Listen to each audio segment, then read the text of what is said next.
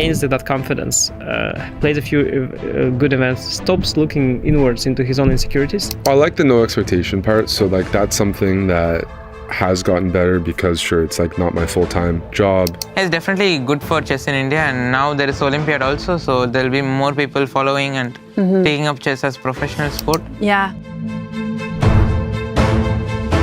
And it's surprisingly concrete still, no? Like, he takes d4, good move, this d takes d4, this d takes d5. This line was essential and forced, but also not rocket science to map out.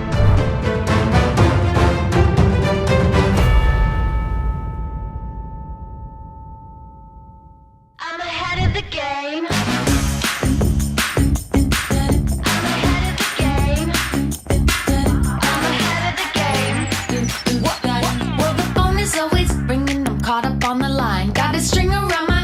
Remember who am I? I'm a boss and I'm honestly off my rocker, but follow me, I'm ahead of the game. I'm ahead of the game. I'm only ever slinging, I'm working overtime. Got the song and I'm the singer, the melody, the vibe. I'm a prodigy, logically, I'm impossibly wanted, but they'll remember my name. They'll remember my name.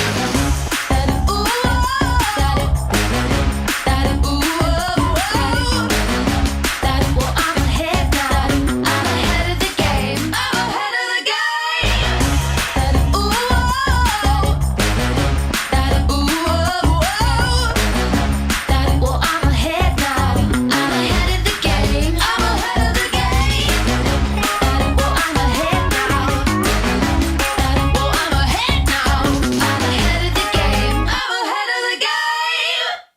Welcome everybody. My name is Jan Nepomniachtchi, former world chess champion. We're starting a new course here for Chessable. A very special Chessable course. Master your chess with Judith Bolger. You know what? I learned a lot.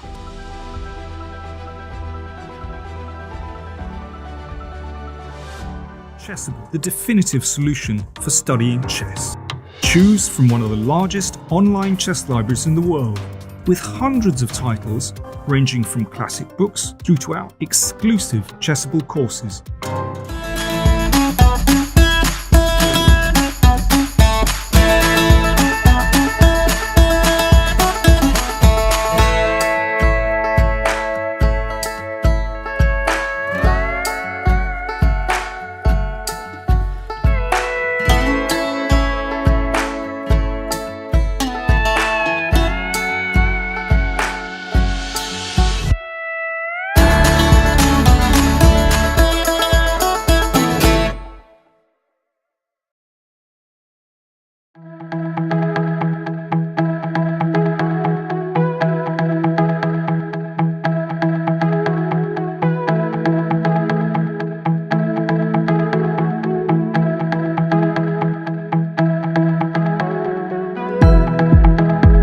He played the Berlin,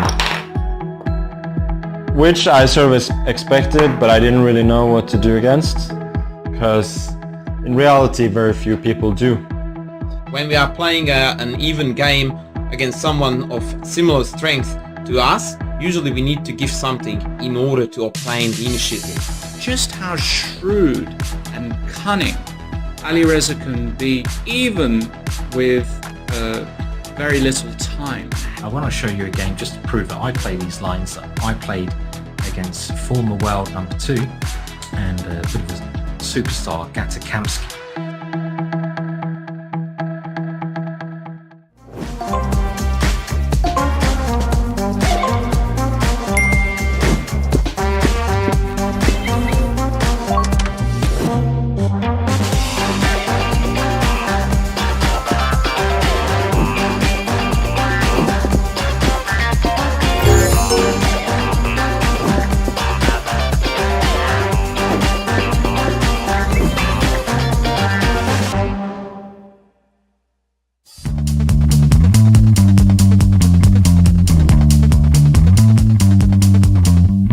First of all, I think white goes queen f4. Here the move is still queen f5, right?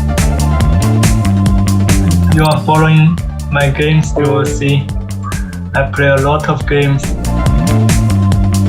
Finally, guys, so much work for just one pawn. And so much happiness.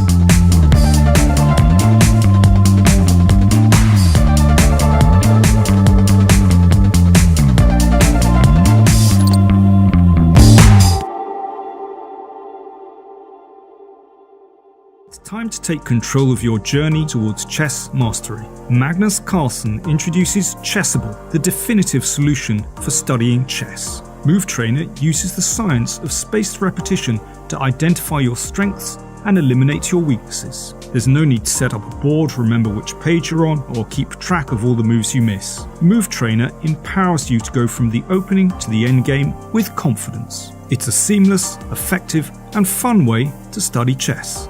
Choose from one of the largest online chess libraries in the world, with hundreds of titles ranging from classic books through to our exclusive Chessable courses, including over 100 free courses.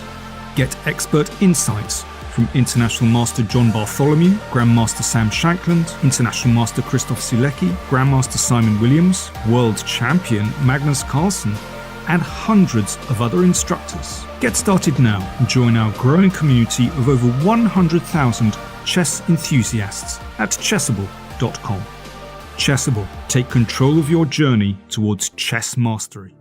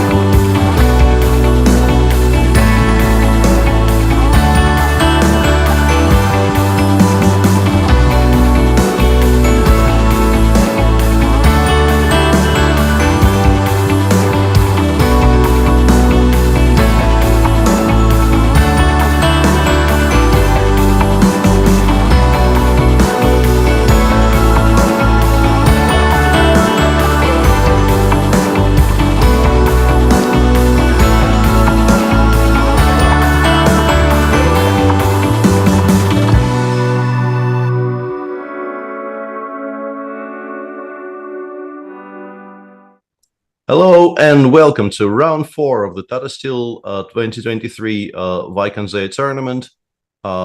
It's me again, Peter Svidler, and with me is my friend and colleague David Howell. And we've had a very long day yesterday, haven't we, David? For seemingly not very much payoff, only one decisive game. But there's never any scarcity of content, though, in Wijk. Exactly. Yesterday, I think we were live for over 7 hours. The players in the challenges as well, going right to the very end. And like you say, it was fascinating. There was some study-like endgames. We learnt a lot, and hopefully more decisive results today. But yeah, that would be good. Fun. Even though, like the round was maybe somewhat drier than some of the previous ones, I don't think it would be a lie to say that the game we had much hopes for, the game between Magnus and Dinglieren, did end up being a very kind of a dry, correct technical game that sometimes happens between players of that level. I mean, the one decisive game was very, very exciting with Jordan van Forest showing us a completely new concept in the Petrov. It's very rare that you see a position which really looks like nothing at all by move 6 in the Petrov. That is a very, very unusual occurrence, I have to say. And Jordan did somehow manage to provide us with that yesterday, but it didn't eventually pan out. It was I would have liked to have discussed it with both of them afterwards, because I think there's a lot of talking points there. There's a lot of things which I think from both of their sides would be interesting to hear their opinion, but we did not have that opportunity. As for today, we have a lot of very exciting pairings. Once again, we are sort of continuing to put our eggs in that basket. A game of the day has to be Giri Carlsen. At least on paper, this is, two of the leaders of the tournament playing each other. And also, there is a long history of sometimes it seems like, very friendly and bantery, and sometimes it also feels like maybe very fraught and weird relationship between the two. So it adds a little bit of spice. Mm-hmm. What's your take on how things stand between them right now? And once again, I'm not asking you to like dish the dirt or anything, but like, what's your outsider's view of how they are with each other these days? Yeah, that's a good question, Peter. I'll save all the juicy details for my autobiography when I retire. But no, I mean, I think they get on very well. They like hanging out. They respect each other a lot, of course. And often it does depend on the results over the board. I know that Magnus has had the upper hand in the last few years. A lot of draws in between. When Giri is white, I don't expect too much. He tends to not take too many risks against Magnus. And Magnus, I think, has so much respect that he doesn't provoke him as much as he might provoke other players. But yeah, I mean, the Twitter banter, all that stuff, it kind of comes and goes in phases. And now it's on a bit of a lull. Yeah, I mean, for years and years, I thought this was sort of entirely good-natured and there was really no particular bite to it. And then there was this period where it seemed like it suddenly acquired a bit of an additional, venom. Yeah. But it definitely is, I think, on the mend, in as much as I can tell very much from the outside.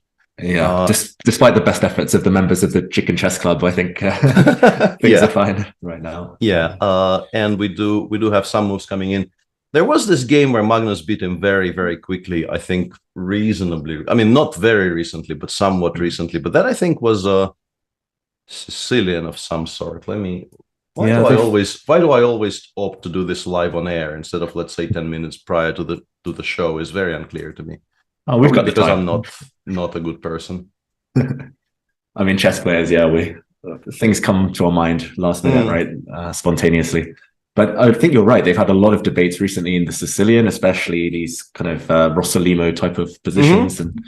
There was a specific game I remember which Magnus did something very, very risky, and it looked like he will get punished, and then somehow that very quickly became just a blowout from his side. But I'm a bit struggling to remember what that was. Hang on a second, maybe.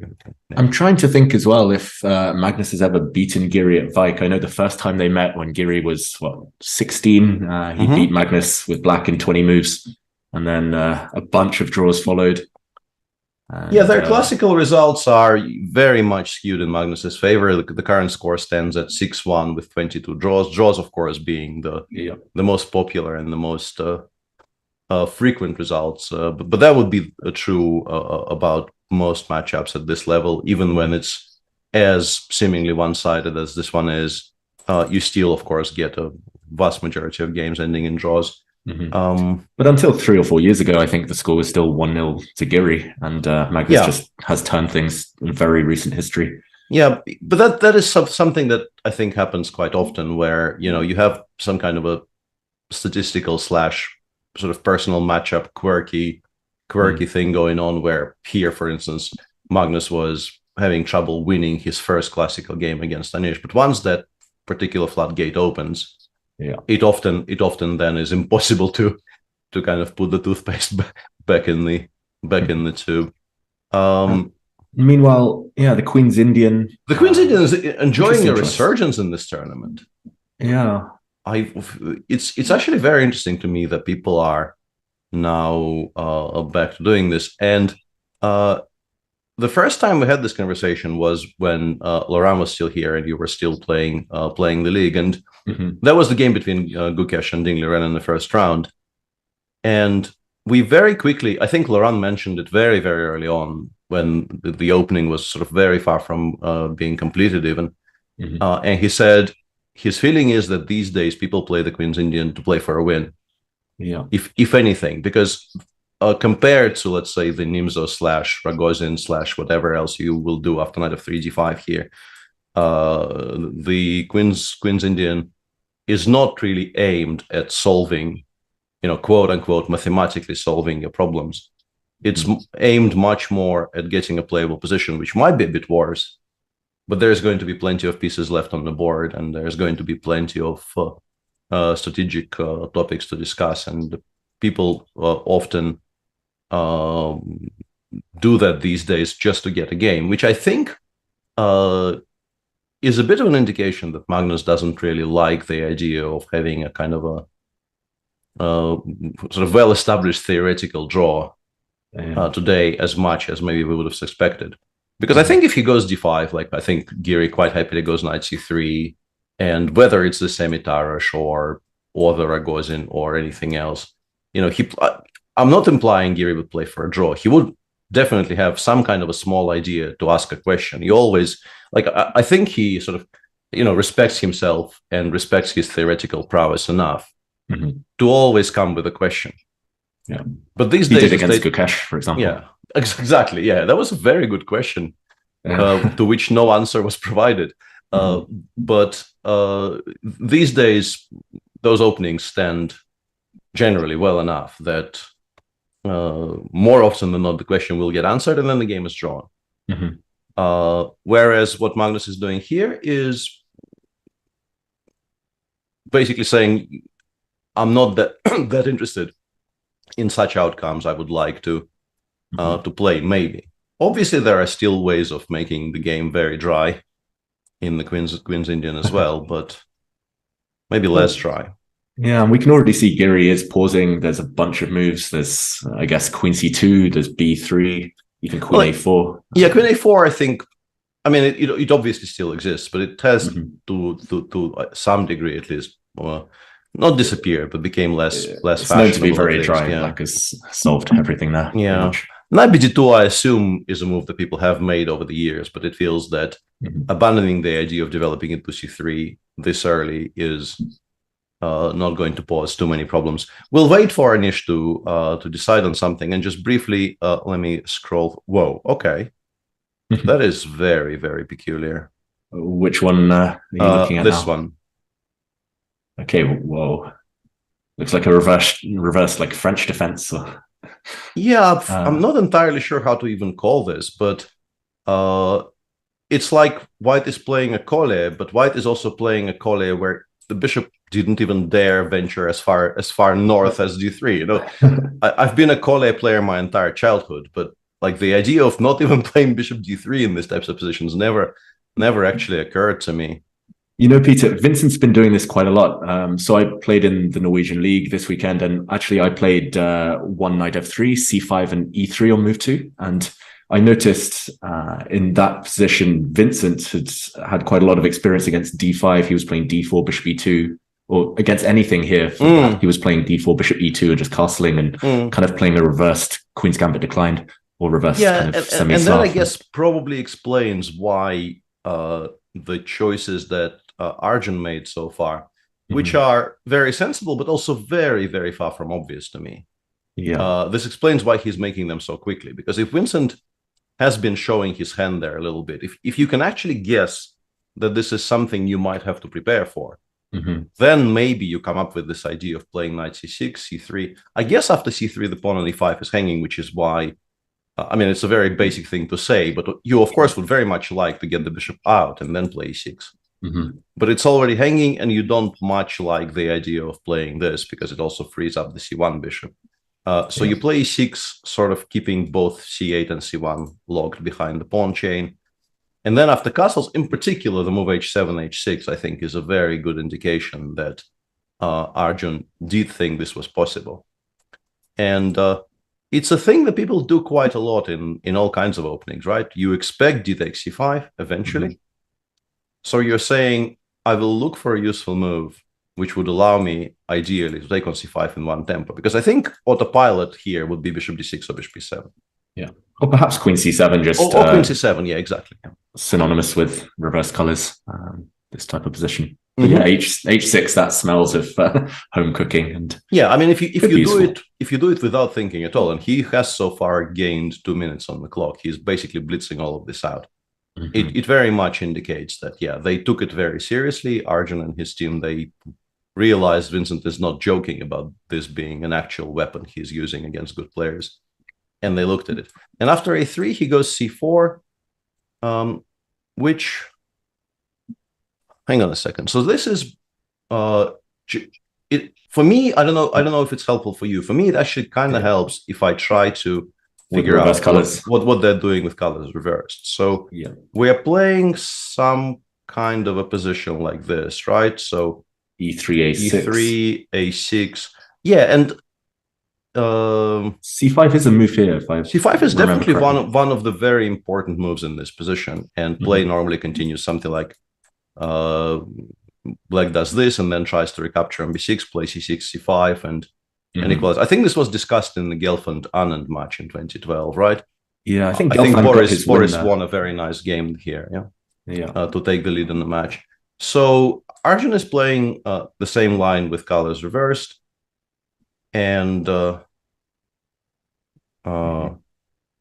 White had... hang on a second.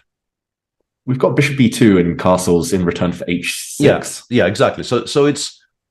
I was going to say black has an extra tempo with h6, but white actually got a lot in already. Yeah, the bishop b2 and castles has already been played. H6 is a kind of a general all-purpose useful move. Not going to be extremely useful immediately, but always going to be, somewhat useful in the future. No back rankers later on. Yeah, and now I think it might actually already be a somewhat important choice, because if you don't play b3 straight away, if you, let's say, start with knight b2, you might not get that opportunity to actually break the structure again, because currently, if you play b3, b5 is sort of semi-unplayable because of a4, and there is no time to play a6. Your rook on a8 is unprotected.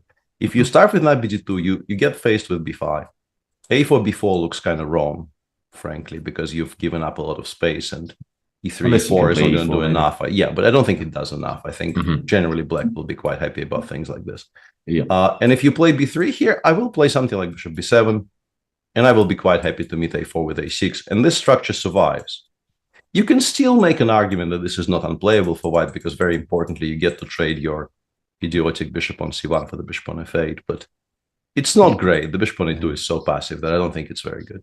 Doesn't feel like you're playing for advantage here. Yeah, so I'm expecting b3, and then c takes b3 seems logical. And I think they do generally start with knight bd2 to give yourself slightly more flexibility as to what you're going to be doing in the future. But generally, I think it gets captured on b3 with the queen anyway, in some kind of distant future. Yeah, often you want to play knight bd2 c4 and kind of keep the option open, keep your opponent guessing. And yeah, exactly. Because the pawn on b3, as long as we've forced black to take, we will recapture at our leisure at a future date. On the topic of quirky openings, Jordan is very serious about putting the queen on d3 we in briefly every mentioned it single yesterday, Sicilian. right? Yeah, He's, against the Najdorf, he's done it with success. Queen d3 now against, what is this, the classical, like, or some kind of that was the four knights, which was completely declined by the move bishop b2. And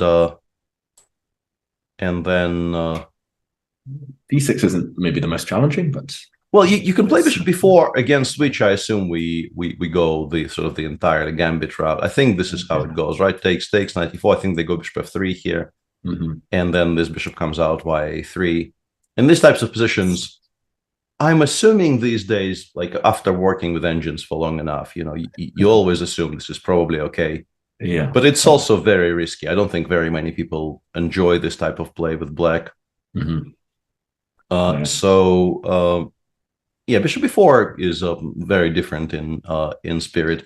I think d6, like switching to a very classical Scheveningen, when White has already committed to bishop b2. It's a kind of a running gag on this channel. Like commentators trying to pronounce Scheveningen is a well-established running gag. So the actual classical Scheveningen more or less entirely disappeared for, I think, a reason that is very obvious to everyone by the year of our Lord 2023. You just cannot allow the keres, which I think is very easily understood by the fact that against the Najdorf, people very seriously play h3. I think if anyone had any reason to believe the keres is strong, the existence of the move h3 in this position, which later actually gets supported by h3, h4 once you get the pawn to g5. We're just basically playing the keres a tempo down, and it's a very serious opening. Even rook g1 is very serious these days. Even rook g1, So you just straight up can't allow the keres. You will be in trouble in the keres. But I think if bishop e2 was promised to you, very, very many people would just play the classical Schev, because I think your position is just very healthy. But queen d3 is something that, as usual, I don't quite understand. I assume the point is quite simply that if you play bishop b7, I will take, I will play queen g3, and I will claim that reacting to this is a little bit awkward because castles runs into bishop h6, knight e8, and the knight on e8 is not that great. It's still, I don't think it's like horrible or anything, but yeah, it's still very unclear to me kind of whose attack will be quicker if White castles long. Maybe you don't castle long here with White, I'm not sure. But this must be the idea, right? At least at some point on the next few moves. Yeah, maybe not immediately, but if you don't do it immediately, then there will be much less of a threat, contained in the move queen g3, which is why I thought we are probably doing it straight away. Yeah, because also, like, if we're not doing it here, why have we played queen d3? Like, what's the next move?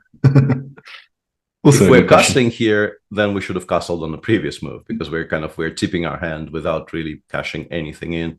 Yeah. Bishop d2 looks a little bit too weird for me to even contemplate. Bishop e3, I think, kills off the entire idea of queen d3. Bishop g5 pretty much never works against this setup. Yeah, I'm expecting this. We'll see. I've seen the Van Forest brothers put the bishop on d2 several times in the Najdorf. So I mean, it's not impossible, but it still kind of absolutely boggles the mind that people do this unironically, unironically being a very important part of the mix there. In the meantime, let's briefly, we have a very, very dry position in the Dinglieren's game against Prague. I'm a bit surprised. Ding really is a kind of switching between being extremely ambitious and doing this, because it felt like he was playing for a win from the get-go with Black against Gukesh in round one. He played a very, very complicated and a very nicely, ambitiously played game with White against Maksudlu in round two. But this approach against why would you ever be better here with White? It feels about as dry as they get. I mean, I've actually had it argued to me that this structure is not as simple as it looks, but I think that maybe is when you already have some space gain on the queen side, and here I mean, even a6, a5, and then queen d7, b6, and eventually everything gets traded along the f file. Doesn't look like much. Yeah. It's really hard to imagine this is going to become too exciting. I'm Slight surprised by update. f6, e3. Yeah, slight update on our Queen's Indian. This is about as sharp as they get. This line, I think maybe Boris Gelfand was at the forefront, I think, of making it popular with White, maybe, I don't know, 15 years ago, thereabouts. Yeah. And then, at least in my mind, it kind of got solved.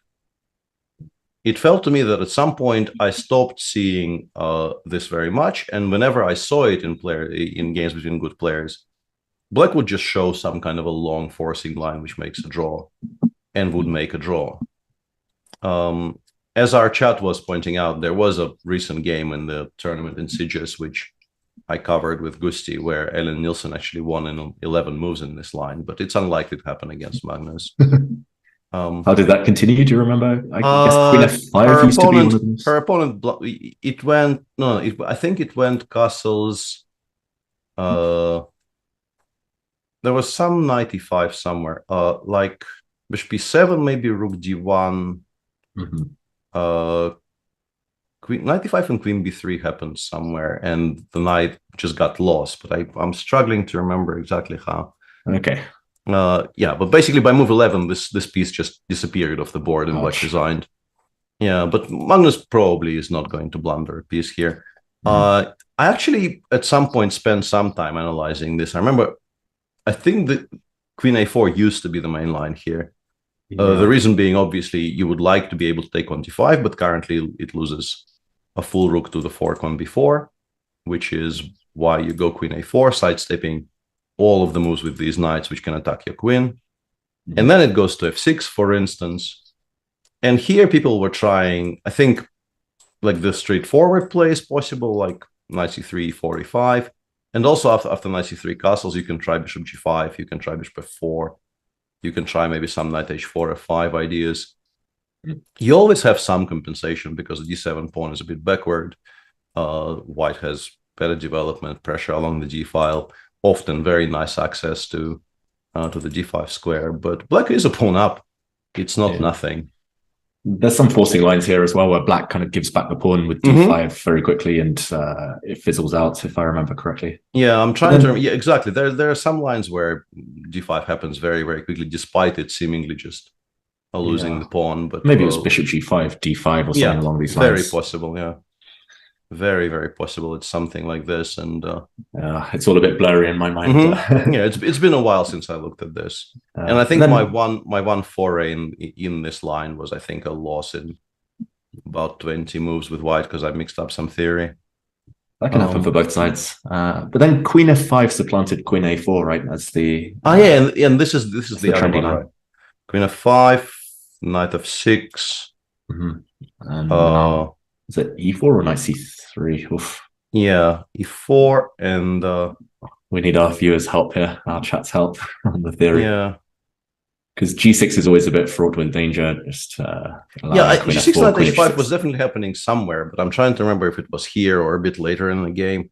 There's also some queen c8 lines I'm kind of struggling to remember. Queen f5, knight f6, e4 is good, says Half Dinosaur. I mean, I'm pretty sure good as in this is a draw if Black knows what they're doing, but it's at least testing, right? Yes. On other boards, just briefly to do a bit of a roundup. This is a very sharp Rogozin adjacent position because it wasn't actually a pure Rogozin. It went c4, e6, knight c3, g5, d4, knight f6, cd5, e5, bishop g5, kind of asking, would you like a classical, very, very classical Carlsbad? And Fabi says no. I would very much like to play Rogozin if you go knight f3, and Richard goes e3, which is immediately met by the very, caveman-y approach here with g5, h5, h4, knight e4, knight g2, bishop g4, queen b3. Fabi is still blitzing everything out. Richie either finally or maybe very, very recently has started thinking. Have you seen this? I don't know anything about this at all. Yeah, I saw a lot of, I think it's young Armenian players have been playing bishop b4 and kind of similar ideas with very quick h6 g5s. I must say this exact position I'm not familiar with, but I think instead of queen b3, I've seen similar ideas before there. And yeah, I mean, it's just chaos, right, already. White has a bunch of very tempting moves. Bishop b5 looks very interesting. I don't know whether you ever want to take on g5. I don't really know where I decided planning to castle either. It's definitely going to be quite exciting, this one. And yeah, for me, I'm not sure Rapport will be too familiar. It doesn't feel like his type of position where it's very forcing, very kind of direct. Normally he wants something with, you know, a bit of flexibility to stamp his own mark on the position. But yeah, I mean, I like the idea from Caruana if it does indeed solve Black's position, if it is sound. Richard's approach to openings is, I think, very kind of dependent on, I don't know, the day of the week or something, because what you're saying that like he generally, at least he has a reputation of somebody who very much just likes playing chess and would very much like to play a, you know, non-standard, non-theoretical position, regardless, more or less entirely regardless of how it's evaluated. I think it's still largely true, but he also, I think, occasionally just get very kind of detailed, very pinpointed opening prep out of him, which is really not that surprising considering, you know, he qualified to play in the candidates and did extremely well in the Grand Prix. And in those types of, you know, rarefied atmospheres, it's very difficult to get by on, you know, quirky, semi-correct openings. You will at some point be, you can hate it all you want, but you will have to do some work on openings. But today it definitely feels like he probably has some clue, because I did check the timings. He's only really started thinking here. Up to this moment, the longest thought he had was about h4, and that was 5 minutes, so it's not really all that much. But he finally is having to consider his options. I mean, on the surface, it looks very nice for White, frankly. I don't quite understand why we shouldn't be happy here. I mean, I guess you just have to solve what's happening after g takes h4, which is a small threat. But like we can create our own threats on the other side of the board, right? I'm assuming something like queen. Oh wait, queen d6 hg5 is. Yeah, like there's a lot hanging. There's a lot hanging, and if the bishop departs from this diagonal, d5 will hang. So it's a non-obvious question what Black does here. Do I have time to take on h4? Maybe I was wondering about that. I mean, I think you do. I just don't know if Black will like the resulting positions. I was even kind of considering doing something stupid like this. Yeah, or maybe I don't know whether you flick in bishop takes c6 first or not. Yeah, that was also a debate, because allowing bishop d7 is kind of weird, but I still don't know what the reply to queen c5 is, because it feels to me that I might still be winning the pawn back, because I don't really understand how you're protecting d5 here. And if I do flick in bishop c6, as you mentioned, I do give this tempo to rook b8 very early on, and it worries me a little bit. Queen c5 and castle long next move. Yeah, but that is sort of the position I wanted to aim for. Queen c5, the bishop goes somewhere, we castle, and we want to play knight e2 and just start at least attempting to round up these guys. Because the king on, but maybe queen e7 specifically here, and then you will have time to support it with h4. Yeah, it's very, very unclear. Yeah.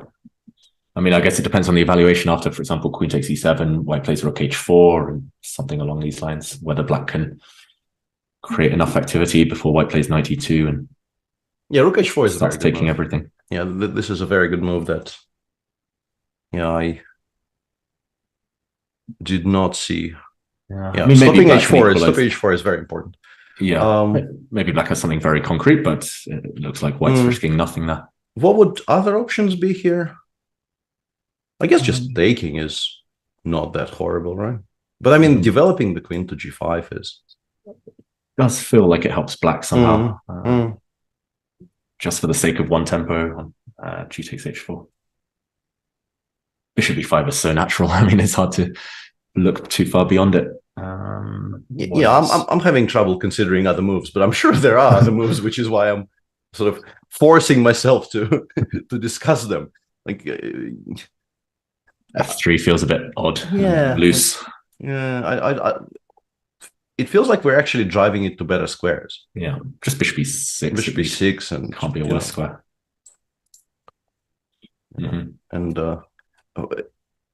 as long as the dark square bishop is still on the board, I don't particularly like playing f3 because I think it weakens our entire setup. The pawn e3 is vulnerable, and the bishop will drop back to d6 if allowed. So, yeah, I'm sure Richard is going through exactly the same reasonings in his mind.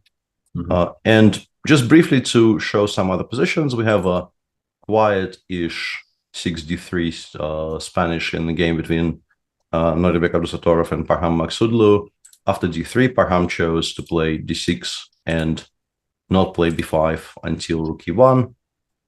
I used to remember what the intricacies of all of these move orders are, but that was when I was preparing the course for Chess24, and that was ages ago. I must admit, I watched that whole course, and I've been terrified of d3 ever since as black. But yeah, I mean, it's just a position, right? This one, knight f1. I think here you go d5. Definitely with the inclusion of h6 and h3, we're supposed to play d5 here. Like, I'm very, very confident in saying that. Without the inclusion of h6 and h3, maybe if you play d5, you get met with bishop g5. But I have a suspicion this endgame can't really be all that bad. Although, knight e3, yeah. I thought I will have enough time, but they're always slightly unpleasant for black. Right? There's a lot of weaknesses. Not a dream. Yeah, not a dream. Yeah, maybe this is okay. Just f6 for black, knight b6, and just cover if knight e3 there. There. So knight e3, f6. I'm even kind of wondering about this. Right? Whoa. Maybe I'll regret not playing knight b6. Yeah, because weirdly, I'm attacking a lot of things for free, right? None of these things are protected. Yeah, that's true. And bishop b7 can't be played. That's something. It looks like I am winning a full rook back, which is a bit unusual for a position like this, but it does look like it. No, that's a nice trick. That's and if black does play h6, then white has time for d4, right? Yeah, you can at least you can definitely discuss this. Yeah, I have a feeling maybe this is one of those really weird lines that I was covering, where like at least the option exists of doing something like this. It looks extremely weird when you see it for the first time, but then you realize that having this very nice extended center and the plan of playing f3, f4 very often very nicely compensates for, quote unquote broken king side. King h1, rook g1, just play. Interesting. Yeah. I'm not even sure black should be taking on f3 this quickly. There are other options. There are always other options. For example, ed4, knight b4, c5, something like this. Yeah. But should be one, but then your knight on b4 gets a bit locked out. It does feel like we're mishmashing the systems with bishop g4. Yeah, so we have this position. We also have seemingly a reasonably topical theoretical English in the game between Wesley and Levon. And this is something that has basically, I think, become the absolute main line of the classical c4, e5, 4 knights, g3 variation, where for, I want to say centuries, probably not centuries, but I wouldn't be surprised if there is like some game from 1899 where black played bishop b7 in this position. People would just absolutely automatically put the bishop on e7 and play from there. I think it's directly connected with putting the knight on b6 here, knight b6 and then bishop b7. Right? Yeah, and then sometime I think mid last decade, people realized that bishop c5 exists, and that allows you to actually not retreat with the knight on d5. It, like all the tactics connected with the knight takes e5 threats, which do work with the bishop on e7, they work much less in all of these positions because the f2 pawn will come under pressure in all of these long capturing sequences. Suddenly you have this move which wouldn't have been available in all the old theory.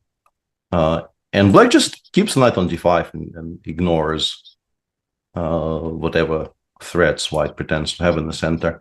And I think I've seen this before. This line takes b3, e4. I think I've seen this before, but I can't remember exactly who was playing.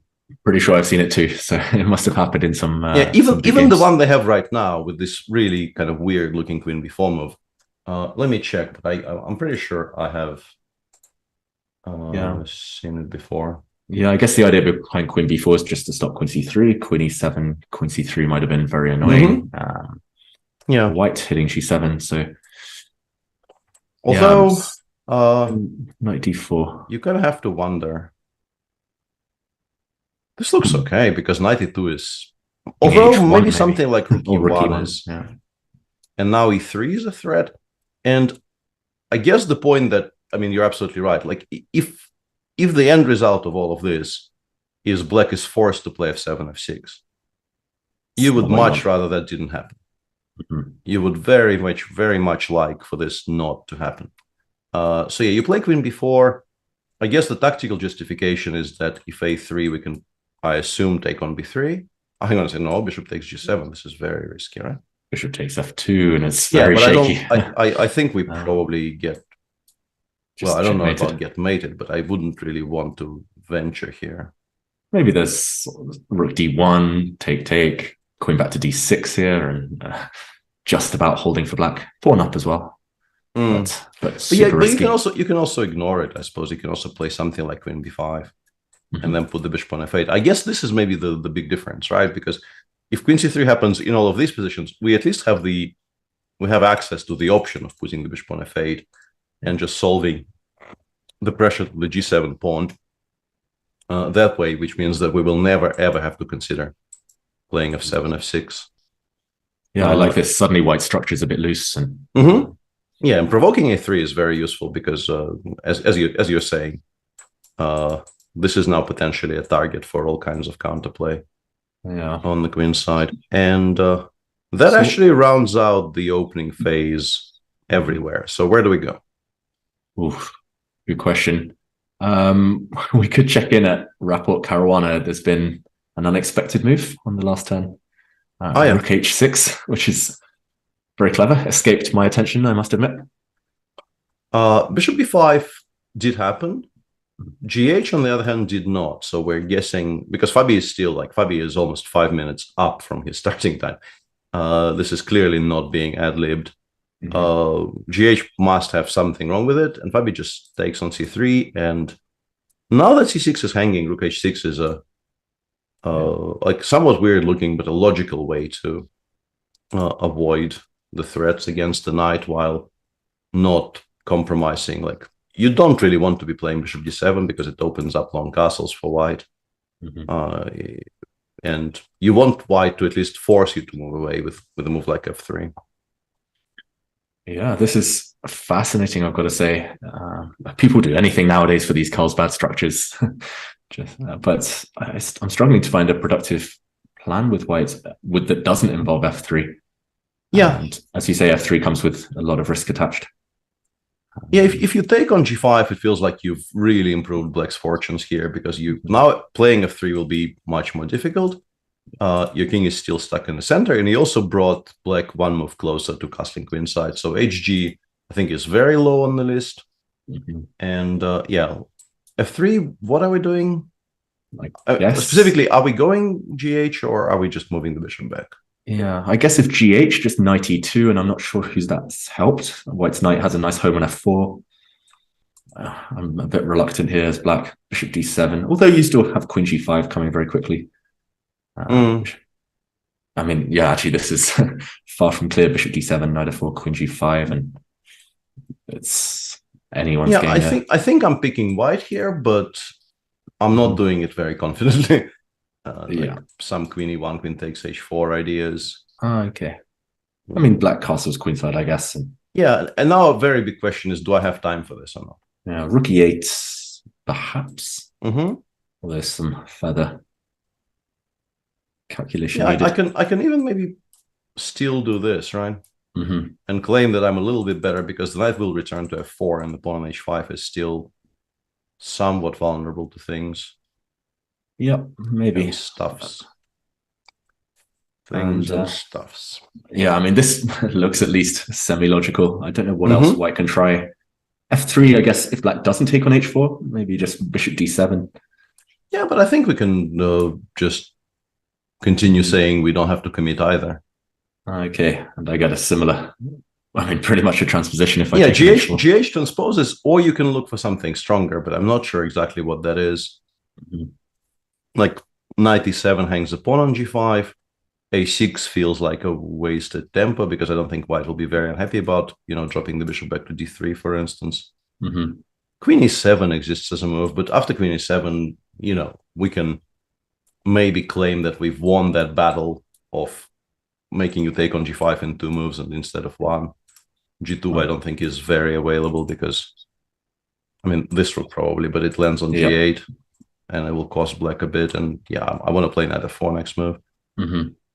Yeah, I'm very impressed with Fabi's, as usual, general level of preparedness. But I have to say, You still choose white. Yeah, if you showed me this position without the clocks and without the names, I would choose white, I think, every single time. But knowing this is specifically Fabi's prep does make you, wonder a little bit. Yeah, White's done nothing wrong. White's played some very solid moves, so it feels like you shouldn't be too worried for report. But yeah, we'll check back in. And we might have a board disappearing off of our screens pretty soon. I'm kind of hoping it doesn't happen, but I will point out that this is the current position in the game between Levon and Wesley. And queen a3 is a very, very clear-cut draw for because after bishop b2, the queen most likely goes back to b4.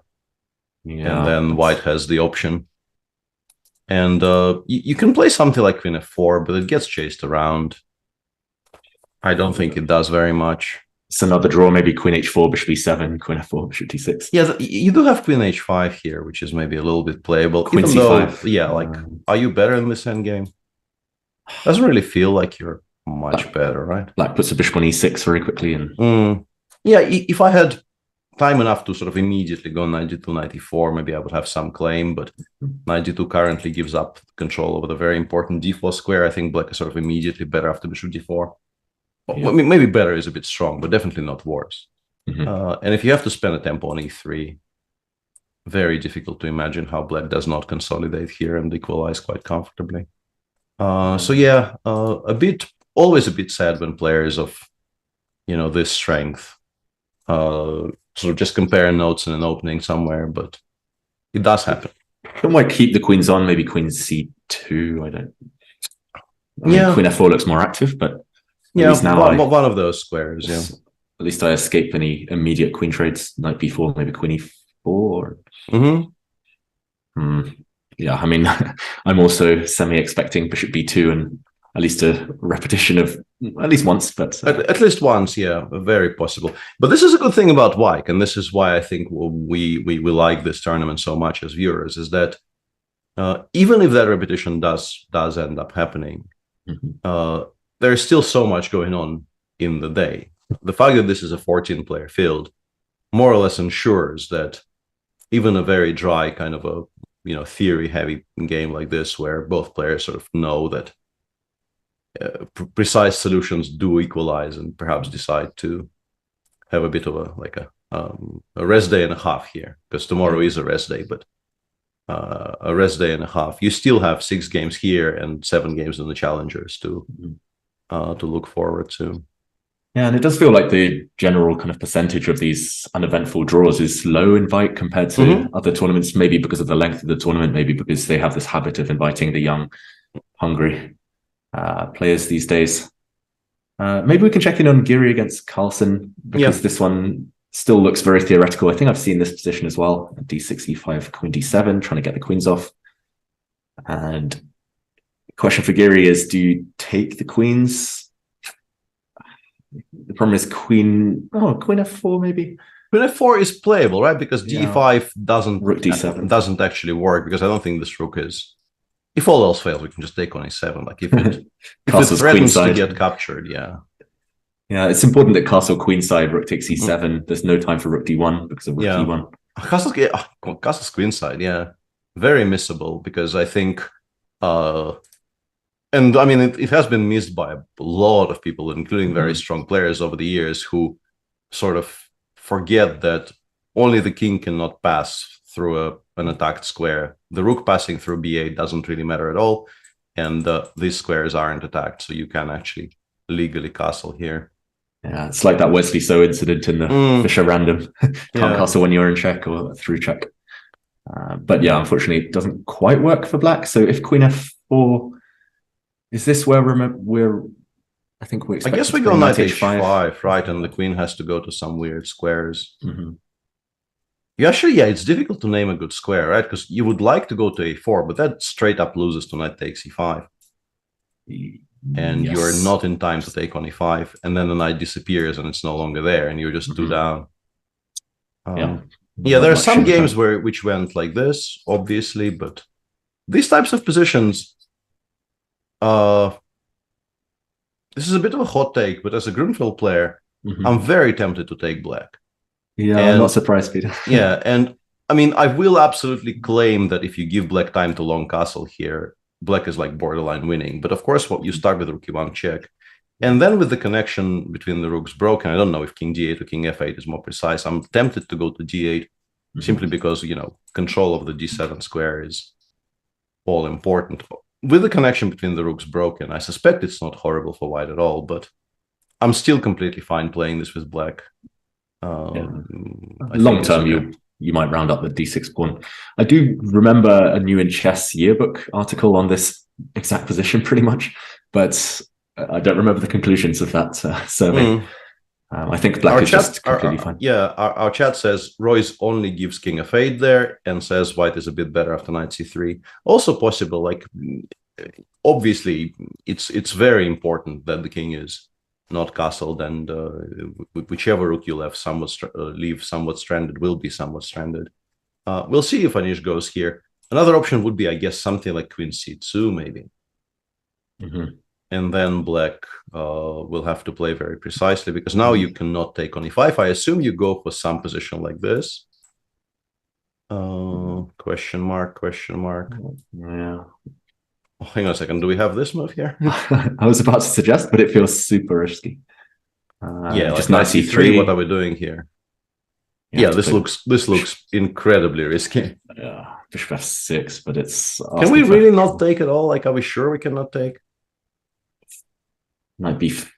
Knight b5. I want to play knight b4. This is the one that I thought I sort of calculated, but maybe I'm still losing to queen a4. I don't know.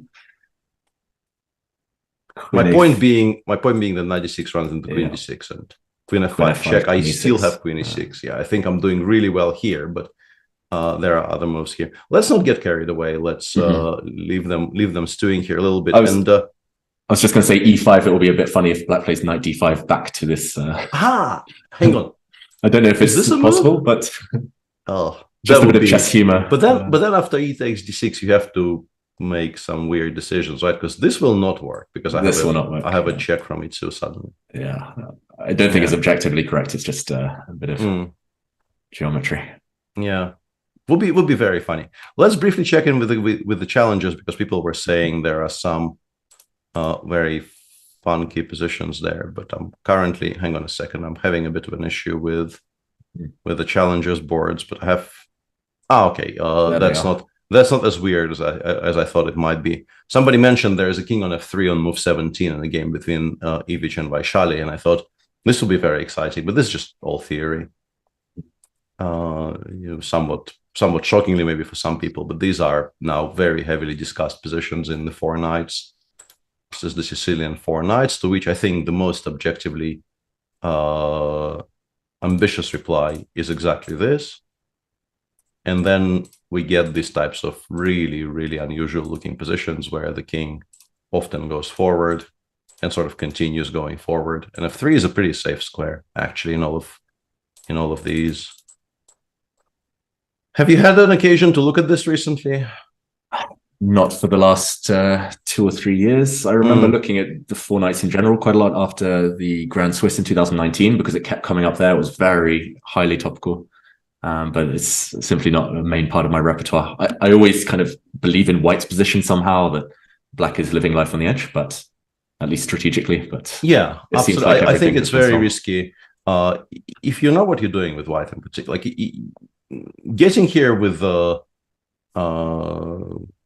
analysis sort of still ongoing is sort of required, because there's a lot of intricacies here, and black does have a lot of very unusual counterplay very often. Like you have to constantly watch out for g7, g5 breaks. The pawn on d7 often just gets given up. It's probably not in this position, but there's definitely some positions where black just goes like king f7 and just says, you can have this if you want, but I will just start piling up on the a file, and then include g5, knight g6 at some point. So yeah, this is a very, very sharp position, but still very heavily theoretical, and it looks like both of them know what they're doing. And just briefly looking through the other positions in challengers, they all look kind of normal apart from maybe this one. I was going to say this one looks like one of my favorite openings, the C3 Sicilian, where we've had a lot of battles. But I mean, a very modern take. This we can show this H4. Yeah, I mean, I would never have dreamed of playing this my whole career. But yeah, just H4 here is really kind of striking to me, because these days you play H4 everywhere. But two things to say about this position are the king is not on G8 and the pawn is not on G6. Yeah. And you haven't developed anything as white, really. Yeah, so you're doing this more or less into absolutely open air. You're saying wasting these two tempi to gain some space on the king side and perhaps disincentivize castling king side in some distant future is a good enough investment, which is not at all obvious to me, I have to say. I've got to say, I'm curious. I know there was a chessable course that came out just a few weeks ago on the C3 Sicilian. I haven't had time to take a look yet. Maybe this is suggested by. I think it was it Rustam and someone? I need to double check. Yeah, chat will know. Yeah, if you mention this, chat will know. Yeah, will Ganguly and Rustam. Yeah, yeah, Ganguly and Rustam. Yeah, and I heard there were some really creative ideas there. I haven't had time to look. I wouldn't be surprised if this is one of them. I mean, of course, instead of H4, Bishop C4 or Knight C3 are the two main moves, but yeah, those are far too boring. Yeah, and I've had a lot of very, very harrowing experiences trying to play this position with black without ever actually preparing it. Like I think I've had this on the black side maybe 3 or 4 times, and I've always done this without spending a minute in my entire life analyzing it. Which is one of the riskiest lines for black. I think it's probably not the right way to do it, to be honest. Because this is extremely, extremely dangerous. Yeah. You really are advised to have some clue. I haven't even lost every single one of them, but they were mostly blitz games, which probably explains why I haven't lost every single one of them. I mean, taking this on in blitz as black without knowing, wow. Yeah. It's another level of courage. But yeah, I feel like all of these games are reasonably recent, and they're more or less explained by me just becoming progressively bored.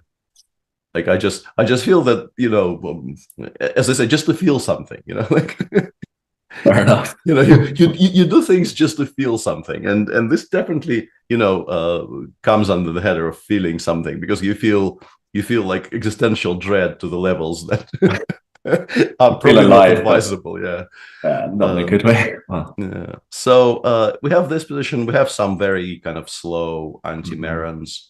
Yilmaz Varmadam. Max plays a very solid opening after what turned out to be a very exciting endgame. It after move 40, I think it had every reason to be a kind of a slow and boring-ish conclusion to a game in which he struggled out of the opening against Elina Roberts. And then it became exciting again. Probably not in the way he wanted. Yeah. He'll be glad he's not playing Elina again today. Yeah. In this position, for sure. But this setup also very solid. Elina is playing white against one of the rating favorites of the tournament. I mean Tabatabai, and this is kind of curious. This is a Richter Rouser in which played Bishop D7, and Elina instead against this has done something which I think would have been completely unthinkable in the years when I was a semi-active player of the Richter Rouser with both colors, which was like the mid-90s. The realization that knight takes e6 is playable when BC is a move that you can make. I think people only sort of started slightly entertaining that thought maybe in those years. In particular, there was the line which I think made all of us kind of sit up and take notice. And these days, I think this is just considered to be unplayable, and people specifically choose other move orders not to allow this. The existence of this line, I think, was the very, very early warning that something that we all thought was just wrong, because nobody ever, wants to allow black to capture towards the center in the Sicilian, give black this wonderful pawn center and blah, blah. All of those things were considered to be just kind of wrong on a very fundamental level. And then people realized that white just has tremendous dark square control. Jordan's favorite idea of putting the queen on g3 is extremely strong. Castling kingside often is fraught with extreme danger. Like there are lines like bishop e2. I'm not sure if I'm not bungling the move order, but lines like this, and then suddenly the rook comes to g3 and you get mated. So people were only just starting to realize that you can actually take on c6 in a lot of these structures. And these days they do it in every single position, which is evidenced by Elena just snapping on c6 after bishop d7, where, untold generations of players would just play queen d2 without thinking, because that's what you do. Even in the French nowadays and other Sicilians, like you say, knight takes c6 is just played on autopilot nowadays. But I'm not sure about what she's done, giving up both giving up the bishop pair here. Yeah, this is an interesting one. This is a decision that I would not have taken lightly, but she seems to be quite confident about it.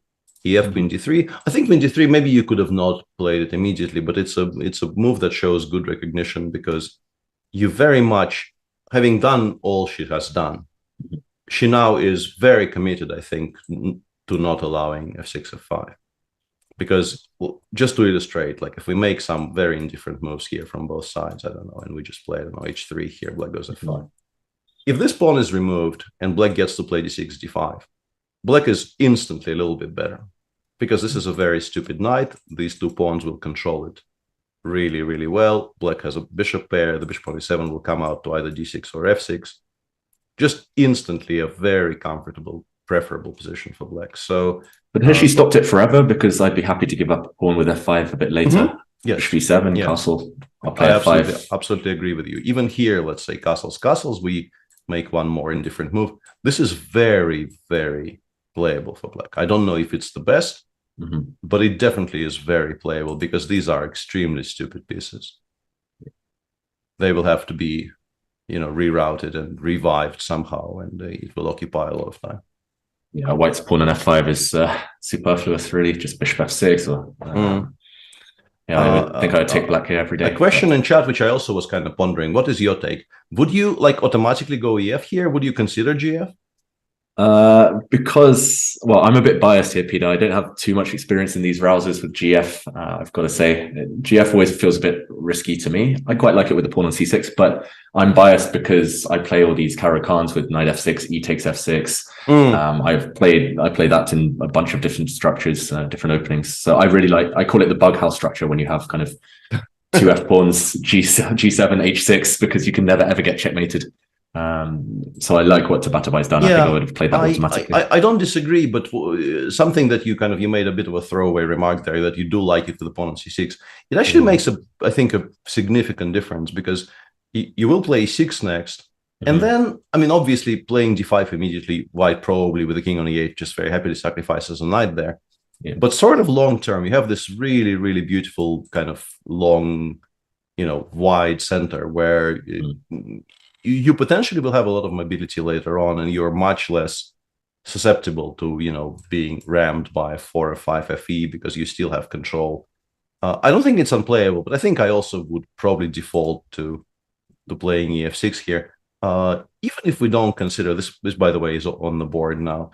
Even if we don't consider the F5 sacrifices, you can actually prepare it, and like G6 F5 is also not unplayable. And strategically is just going to be very, very good for black if you do manage to land that idea. One final position, I don't want to do all 7 for now, because some of the positions just look theoretical. There is a very kind of a quiet theoretical Catalan in the game between Mishra and Lamy. I'll just bring it on the board. for a second, but I don't think we absolutely need to go into the details here. But this is a bit interesting to me. How much of a King's Indian aficionado are you? From the white side, I quite enjoy it. From the black side, I've dabbled, but not with much enthusiasm or success. How about yourself? Yeah, this is a kind of a very recognizable, from the structure, you can more or less immediately tell which line it was, and it was actually that line. This is a pure Azamish, which is a bit of a rare guest, I think, at the top level.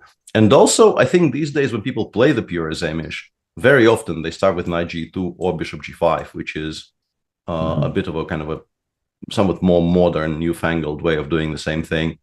But this is the very, very old, very well-established line where after bishop b3, black just goes c5. There was a period when I tried making myself into a King's Indian player. I never really succeeded, but I wasn't the c5 player here. I was playing some random stuff. But c5 has always kind of existed. And White definitely isn't obliged to accept this pawn sacrifice, but they sometimes do. But what interests me is what happened afterwards, because I'm not sure I've ever seen black play this directly with knight g7 and bishop takes c3 before. Yeah, I'm being told here by a producer that Satiris that this has happened in a game between Van Foreest and Gawain Jones, and I think that game rings a bell. Gawain, he loves taking on c3 whenever possible. Apparently, rook d1 is quite rare. It's debated in correspondence games, but yeah, like you say, it's committal, right, for black. It is very committal, and also Adiban clearly. I'm guessing he knew that there was a very strong reason to suspect this will happen today, because he is still basically blitzing everything out, and Sindarov is having to think. Even knight takes c4, honestly, is not obvious to me. Like, why are we not including bishop b6 here? If I had to choose, I would very much like to take on c4 with the bishop and just, trade these guys off the board compared to what he got in the game. There must be some tactical reason, but I mean, maybe they're actually actively disliking this endgame, and now some move. Maybe just take on c4 and king c2. But I should be okay after rook b8, right? Oh, actually, just one. Yeah, I should be okay here. In like, at least at first glance, I find it hard to believe we're in trouble. But yeah, White clearly is showing some kind of prep, and now after knight f4, the bishop coming to e6 has been prevented for the foreseeable. White has the bishop pair. Yes, the structure has been somewhat compromised, but black will find it a bit difficult to develop. I assume we go back. I'm guessing some sort of king c2, bishop d7, bishop b2, rook b1, something like this. Yeah, the knight can go to d5 at any point. Still doesn't really feel very disastrous for black.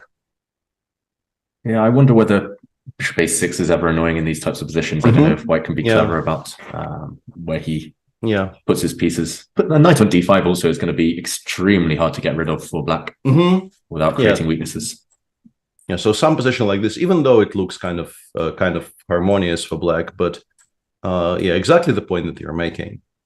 It's just there, and you pretty much never want to play 7 a6. Eventually, maybe f3, f4 will start becoming a bit of an issue.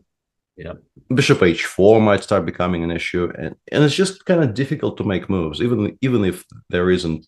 Bishop a6 kind of is already very annoying in positions. Yeah. All right, so this is us somewhat done for the moment with the challengers. Let's go back to the Masters. So the Roy's recommendation did happen in the game between Anish and Magnus. And king f8 was preferred to king d8. Yeah, I have a feeling I've looked at this. I have a feeling the file continues something like this, and then we play. But that was like 20. If I have looked at this, it was 20 years ago or thereabouts. So obviously my memory is a bit fuzzy. Yeah, I mean, I can't remember what I've looked at like 3 months ago, let alone years ago. It's just basically some, remnants drifting up from your, very deep memories. This looks at least a pleasant version for White, where it doesn't look bad at all. Yeah, doesn't look bad at all. Impeded. What are the other options? Still following Carlsen Pelletier. apparently we're being told by chat, which went knight b4, bishop g5, knight c2, rook e7. So Magnus has some direct experience with this. And Magnus is thinking, so reluctant to play knight b4. Is that the game Pelletier beat Carlsen? I know he did once in Biel, quite an impressive game. A few years ago now. Need more information. Yeah, I have no recall of that whatsoever. Let me, as usual, you can just, a very nice life hack is that you can actually Google, the syntax would be chess games and then space and then one name versus and then the second name, and that gives you the very direct results, and takes 3 seconds. Nowadays, I just Google the name, Howell, Svidler, Chess24, and it'll come up. No, that might give you the video series, but no, yeah, unfortunately, there are no games. So hang on a second. We're looking for a Queen's Indian, which Magnus played with the white pieces somehow. Queen's Indian. Hang on. I can pull up ChessBase as well if we. No, I think I have it. I have it. So after rook e7, no, Magnus won that game. Okay. After rook e7, the game continued. Bishop f3, bishop f3, bishop g5. Magnus was on the white side of this. Okay. Yeah, and Magnus eventually won this position. It doesn't look all that hopeless. Yeah, I think it was some kind of a really nice, really nice positional masterpiece, because Black survived. I don't know how interesting it is for our viewers to continue from here, but it's kind of a very instructive, typical, Magnus triumph, because he ended up winning a position like this: bishop b7, rook h6, d7, rook d6, bishop c8. This check happened. The rooks came off the board. There is a point why I'm doing all this. So check, king f1 back, h3, no, h4, king e7, and then eventually this was traded for this. And at that point, I think very many people would just assume that draw will, be coming within the next 5 minutes. And Magnus just quietly won that position because he has a slightly better bishop, the slightly better structure. Like if we talk about structures here, the white pawns are a lot less vulnerable. There's a very, very beautiful square for this bishop on c4. The knight is maybe, ever so slightly misplaced, but still, I think very, very many people would just immediately assume there is no way a strong grandmaster, and Yannick, of course, is a strong grandmaster, loses this with Black, but lose it he did. Wow. So again, night before played actually by Magnus. Wow. So he might be banking on saving a position such as that one. No, I think he probably knows how not to get it, because I think even if he would very confidently hold it with Black, I don't think it's anybody's dream to actually, go directly into a position like this and then hold it 50 moves. But it does look like for the first time in the game, he has paused, slowed down. I spent a bit of time on the last few moves. So, yeah, I mean, maybe he's also kind of hoping that Anish isn't too familiar with the details. That's not 100% obvious, I guess. Bishop g5, rook e7. Yeah, and also chat says that bishop g5 is inaccurate. I don't know what is accurate then, because it does look like a very, very logical move. If this is a way to stop Black from cashing in with knight c2, I think. And also, we should probably try to explain why Black cannot just take on e7. And I think the reason is after d7, king e8, knight b5. I don't think knight b5 f6. But even there, why is this not playable? Oh wait, I was going to say rook e1 there. Whoops. Can we take start the with other c1 at somewhere? Yeah, but I want to play f6 anyway. And there's no reason we can take with the other bishop, or with the other piece. Bishop takes e7, maybe. Yeah, this is what chat is telling me. Yeah, that you're actually not. I was very much hoping to go for mate here until I realized f6 is a move you can play. Yeah, so you're supposed to take with the bishop, but then it's in a way even more interesting to me because you have to rook c1, I guess. Yeah, and then maybe something like knight e5. I mean, knight e5, bishop h3. There's a few options, right? Yeah, this one is very critical, probably. Could perhaps play. Yeah, no, a3 wasn't quite working. Bishop h3 looks Tempting. Very tempting, yeah. Because I was looking at a very sort of similar in spirit position, and at first I thought this is the one you were referring to. But I mean, black would be much happier to have their bishop on h3 and not the white one. And if you take on f3 and takes on d7, the bishop survives, which I think makes white's prospects of actually landing that pawn on d7 much better. Yeah, it still looks scary for black. Does look very scary. We'll wait for Anish to decide. In the meantime, yeah, I'm very curious. This is I have a very bad habit of calling these types of approaches Scandinavian minimalism, but neither of the players are really all that Scandinavian. Yeah, I mean, this one is not exactly a thriller minute type of position. Yeah, you still get a bit of a pull, I guess. You play d4, knight f7, knight c4, right? Yeah. And you ask the question.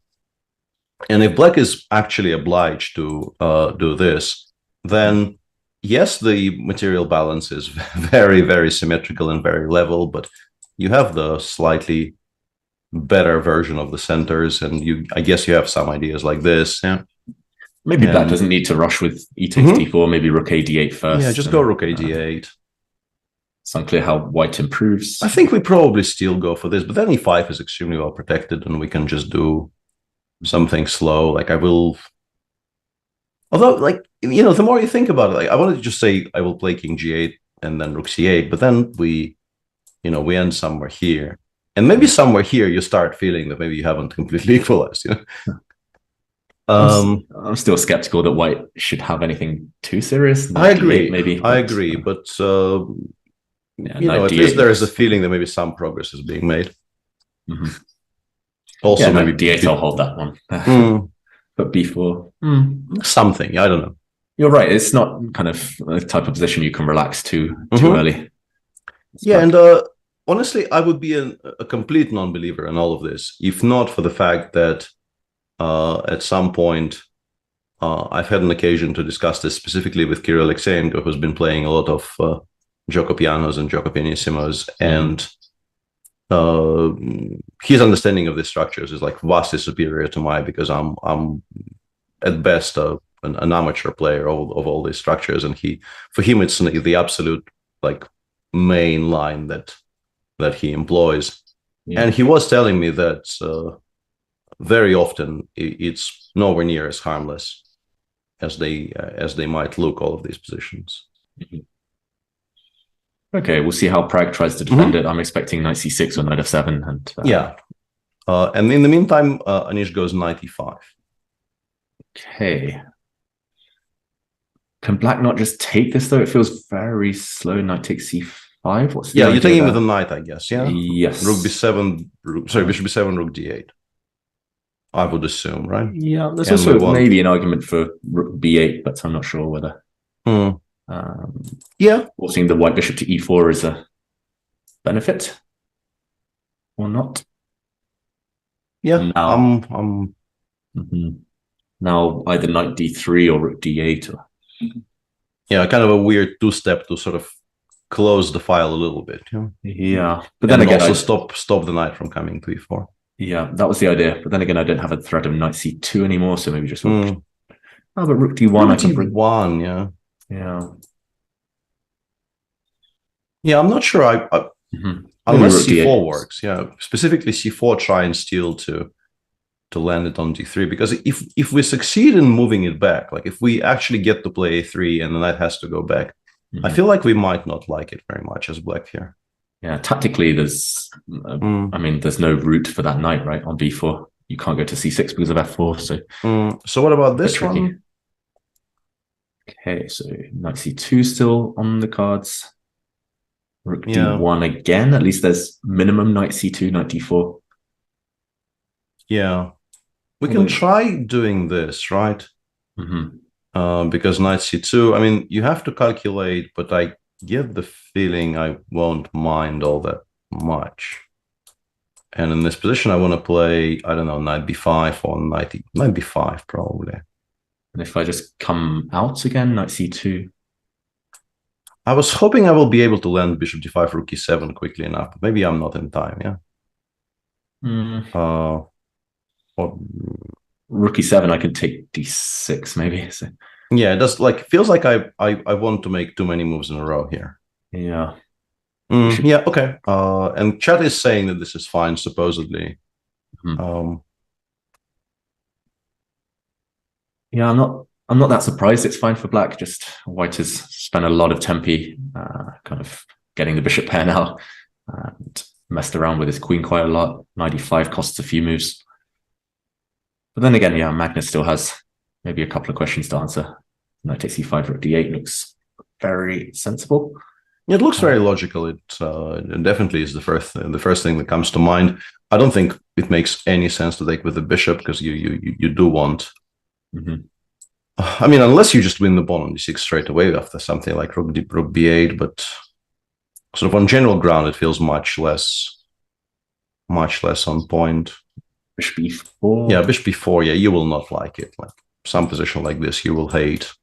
Yeah, rook d1 great. And rook d1 might just be straight up winning. Yeah, so I think we always taking with the knight, and then looks like we probably play rook d8, and the ball is very much in white's court here as to how you want to proceed. Rook d1 does exist, sort of sidestepping all of the threats, but as you mentioned, this option exists and looks very attractive. Knight e4 here, maybe. True. True. Yeah, I mean, maybe there's something more accurate than knight c2. I guess we can aim for that next move. We can.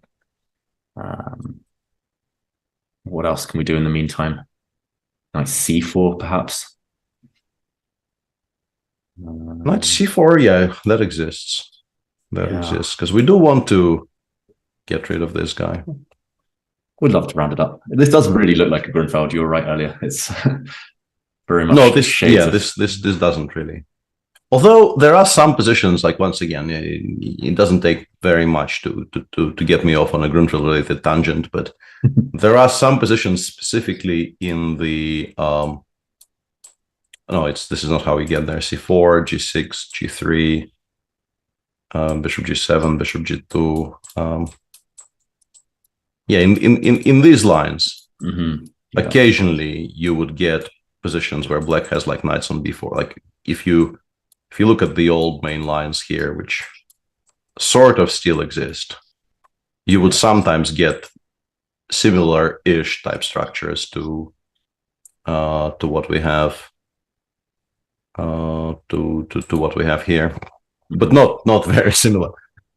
Somewhat similar. Similar structure, at least. Okay. We'll come back to this. Magnus, I think, will play knight takes e5. Yeah, we were sort of impugning the good honor of Wesley So apparently a little bit because no repetition. Let's play a game of chess. At least I was. I'm trying to kind of collective responsibilities of smearing my name as well. No, but I'm surprised, I've got to say, because I don't think this is too promising. No, white.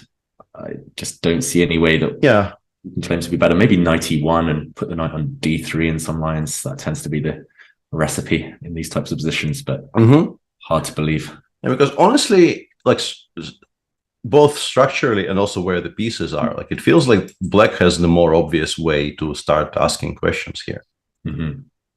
Okay, if I have this position with the black pieces, I actually am giving up the d file, perhaps, to let's make a move to keep the other rook on a8 and to start digging at the white at the white queen side. Yeah, I think this is. I'm not saying this wins, but it's a plan. That's why I wanted knight e1, just to hint that bishop takes c6 might be on the cards. I'm not sure whether you ever want to change the structure like that, but in some scenarios, I think it's not unplayable even here because of just how quickly a4 comes in, right? Maybe it's fine even here. Okay, knight c2. Yeah, knight c2. I'll have to drop all the way back somewhere, and you can play knight d4. Something like this. This is starting to look a lot more sensible for white. I like your knight e1 move a great deal. Yeah, but if we want to just equalize, how do we just make sure we're not worse? rook d1, rook d8, just I mean, really cynical chess, but just for argument's sake. He's gone knight d2, which is, I assume you didn't want to play knight d2 because it gives an additional option of bishop d5, right? And also, I mean, d3 is a nice square. Nice square, but this is a bit curious to me that he chose this one. I really liked your choice, honestly. Also, what about this? Yeah, and I can't grab a pawn. I guess you make an immediate draw if you want by taking, and going knight c4. Yeah. Maybe even from a slight position of strength, weirdly, because if this is best play for black, then you will have to allow the rook to land on d7. It's not very much, because I don't think white will be in time to attack f7, and maybe I will just go king f8, king e8, and I think this is fine. But, you know, if anyone is better, if anyone has the more active pieces, it definitely is white here. Yeah. But otherwise, I would have thought knight d4 is a very decent choice, because if you go, let's say, king f1, I think knight b5 is potentially very annoying. Yeah, that looks beyond bishop b5 f6, and like you start getting like this is very dangerous territory. Like occasionally this works out tactically because you have bishop takes b7, rook b2, rook c2, maybe your knight's trapped on b1. Yeah, but we're definitely entering territory where you will have to find some tactical justifications for the things you're doing, because otherwise you will just be down material. Maybe I can throw in g5, bishop b3, so that the knight on d1 has additional targets, and do it here. Yeah, knowing Wesley, he's banking on going for that slightly. Yeah. I don't think he ever allows knight b5. Yeah, I think whatever he's planning here, it's not allowing knight b5. Yeah, he's got to take on d4. But then you probably snap on d4, like, because what else can you be? You don't have very many choices. So we take, and rook a d8 is such a strong. I mean, you can maybe throw in e3. Yeah. Although here rook d6 maybe, and knight c4 is less effective. Yeah, we take and go c6, right? But then still rook b1. Or maybe rook b8 rather than c6. Yeah. Rook b8 and then b6, yeah. Just very level. Yeah.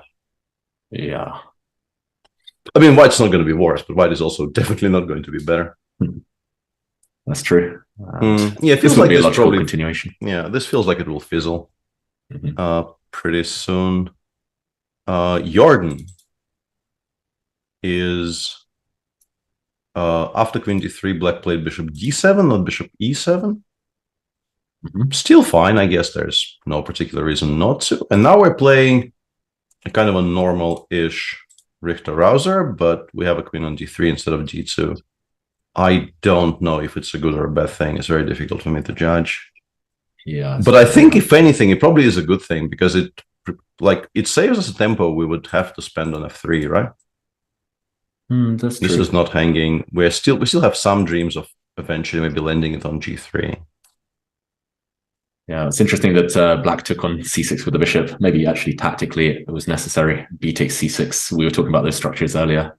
Just wasn't quite playable. Rook d8.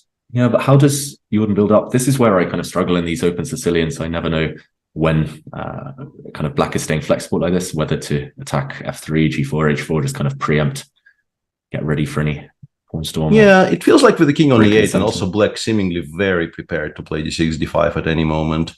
Yeah, this is a bit too slow. Like I don't think you will have time to play all those moves and also not have something happen to your center. But then that begs the question: what else? Do you kind of hint at breaking with e5 yourself as white? Maybe queen e3 and just stay flexible again. Rook d2. I like queen e3. I think I just want to play b5, knight d5 or something like this.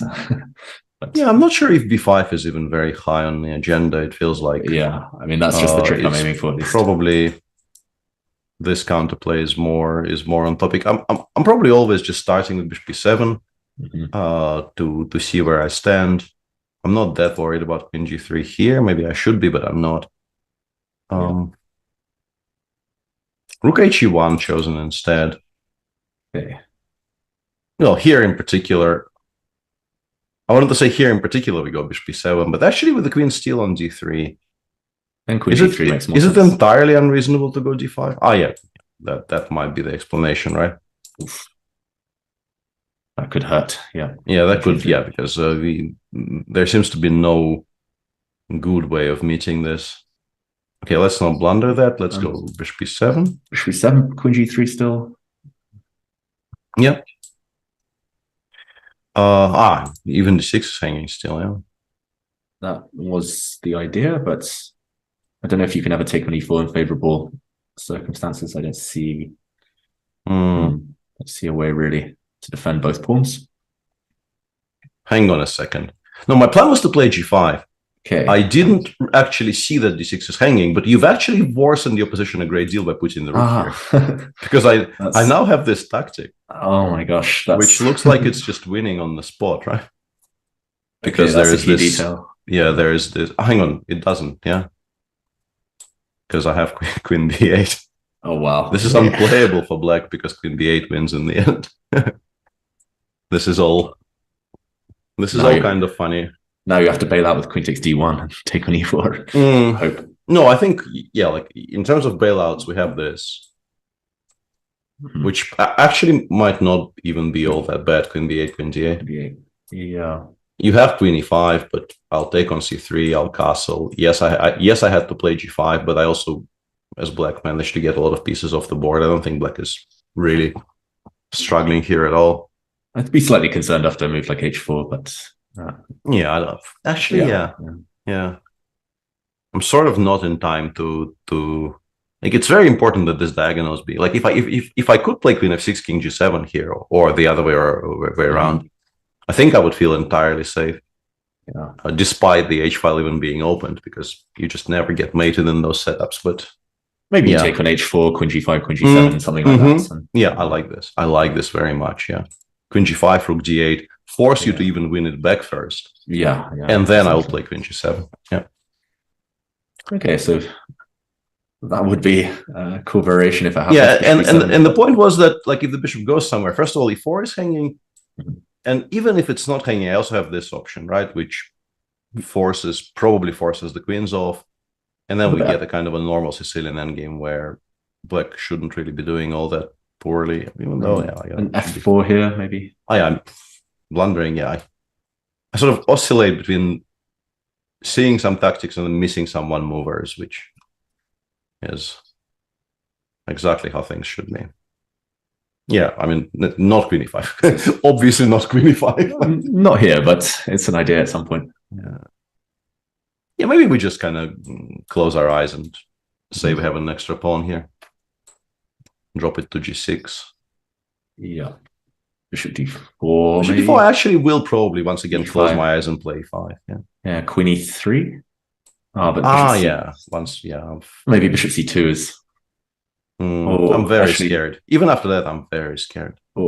Actually, wait a second. Doesn't work. So queen e3 is basically a threat against anything here, right? So even if, let's say, I don't play e5, I still have to have a reply to this. I mean, this is really. It looks like I'm castling into it a little bit, but at least here after queen e3, I could maybe entertain some ideas of positional exchange sacrifices like this. Also, queen f5, I think, would have saved material. Yeah, that's a good point. Queen f5 and c2 is hanging, and I even have further squares down this diagonal if I need to. Last result. Yeah, it's an interesting position. It's plenty to discuss. In the meantime, just briefly, this one will very, very likely be a draw. I think rook d6 is a very sane decision, as you mentioned, just so as not even to allow white to assume any control. Yeah. I mean, this process of elimination, there's literally nothing white can try other than knight c4 or e4. Rook a d8 is a threat. If you go knight e4, you are immediately quite seriously worse. Yeah. With this coming in and the bishop pair, like, this is unthinkable. Knight c4 is like strictly the only move you can even make. We take. Yeah, I think c6 is playable, but I think what you're saying is absolutely right. Just go rook a b8, put the pawn on b6, and then, like, the g file, the bishop on e6 is there for all eternity. Yeah. It's just, I mean, I don't think they even play very far from here. they find a way to like trade all the rooks along the d file. Like in this position, you go rook d1, b6, and at some point, some sort of nudge, wink, wink happens, and the rooks get traded along the d file. That's a good way of describing top level repetitions. Yeah. I think it basically is what happens, right? I know what you mean. You do make eye contact if it's a dead drawn position. Yeah, it's like, we'll find a way. But I don't think there's a rule, like you said yesterday, on draw offers. So maybe one of them will just kind of, take the lead. And in the meantime, in our headliner game, this is the position on the board. So so far we discussed this idea, and there's also the idea of starting with knight c4, trying to make knight c2, knight d4 stronger for the future, and perhaps even put the bishop on d4 in some positions. Yeah. Because knight e4 is slightly annoying as a threat for white here. So yeah, I wasn't able to find anything here that satisfied me immediately. Because like we're a little bit stuck. I don't know what the threat is. Maybe something like b4 is a threat. Knight takes f6, bishop h6. Oh yeah. I mean, apart from the obvious, which is very relevant. I remember I tried to calculate whether this is okay. And then I kind of became discouraged for some reason. First of all, I think because knight takes f6 isn't even forced. You can start with bishop. No, knight e2 check though, yeah. All right. Hang on, this might be relevant now. Okay, maybe we can check that position after knight d6 then. Yeah, so knight f6, knight d6. You have knight h7, but I don't think I'm much worse here. Although I think I'd still take white, although maybe knight e2 you could remove one bishop. I don't know if you can get away with. That's a very good point. Rook h. Oh, you can maybe even take, right? Because rook h6 is coming back. Yeah, so maybe you have to even go king h1, which is a very awkward move to make, and then I think this has to be okay. Rook e6, king e7. This has to be fine. Yeah, but on the other hand, if the pair would survive, I would definitely be picking white, which maybe means that we have to investigate bishop a6. Yeah, to stop knight e2 check, because I don't think knight f3 check does anything.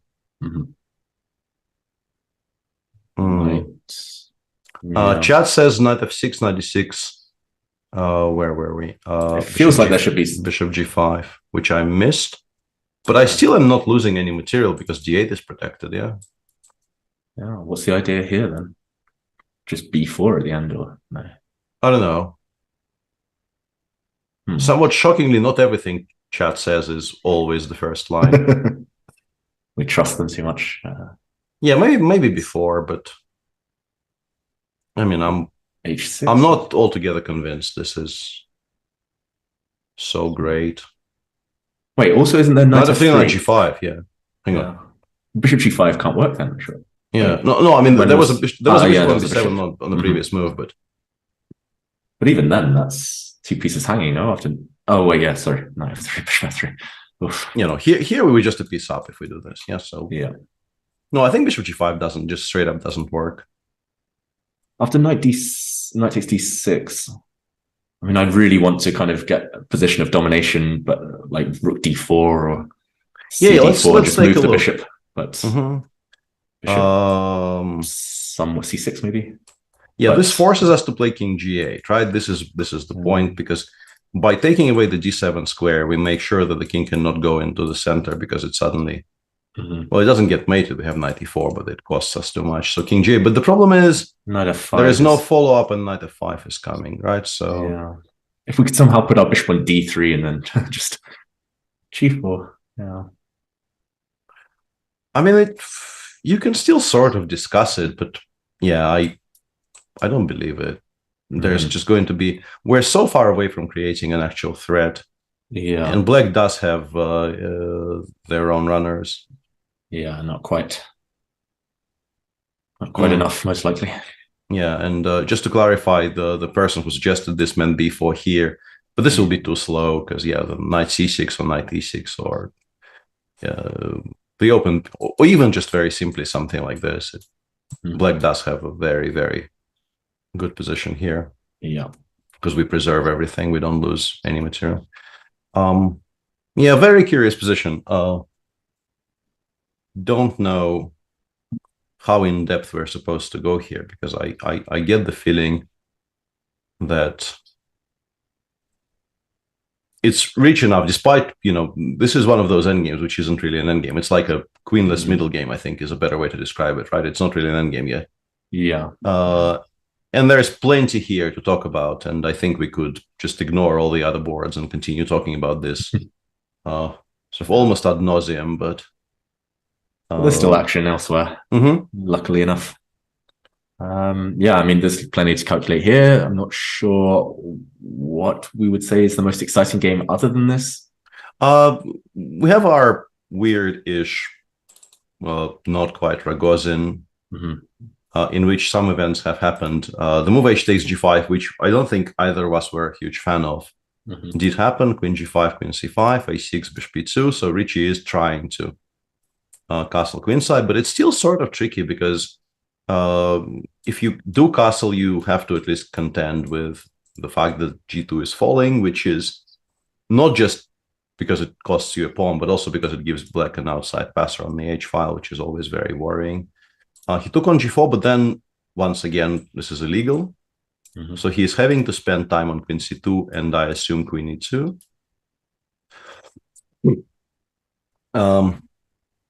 But this is still kind of sharp, right? Yeah, I mean, it depends whether black can keep the queens on or whether white does get greedy and take on h5, for example, if queen g6. Or... Yeah, I'm looking specifically at the move queen g6, because if you, I want to play h5, h4. If you castle long, this is just going to be very, very awkward. So you do have to, by this point, bite the bullet and take on h5 with, I assume, the rook. Yep. And now I'm looking for a good move for black. Maybe we just play rook h8, rook h6, rook h6. But then the king on e1 is quite safe, right? We can just go rook c1, and eventually it will find a pretty good home on d2. I could also potentially castle, but it does feel a bit risky. Yeah, my hope was something like castle queen h7. Yeah, even here though, like b3, king b2. I was, or queen d3. I don't know why I'm being so fancy. Just queen d3. Maybe I could take on d3 and rook h2 and regain the pawn at least. Yeah, that's a good point. So queen e2 hasn't been played yet. I guess he is wondering if maybe queen d1 is for some reason slightly more precise, but okay, it's now on the board. Yeah, I was going to say there is no way anyone in their right mind chooses queen d1 over queen e2. And Fabi says, no, I'm not going to be playing any gambits. Let's just go rook h8. Keep the h5 pawn alive. Yeah. So how do we feel about the straight up endgame of the queen takes g4? Yeah, I was going to say, if white wants to play it safe, it should be enough to just hoover everything off. King. No, I mean, white is, I think, with a structure as healthy as this, white is never, ever worse.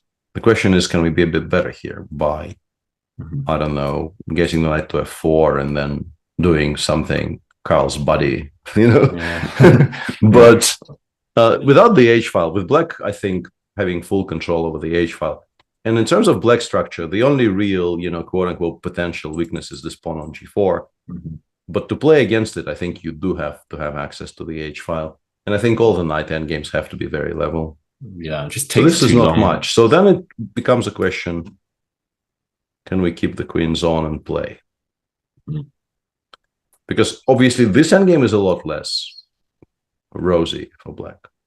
Yeah, maybe still playable. Maybe you can go like h4, c6, knight g6, and sort of hang on for d alive. But I don't think very many people do that to themselves. Can black play very directly? Maybe if for example, castle queenside, rook c6 check, queen g6, and h4. Yeah.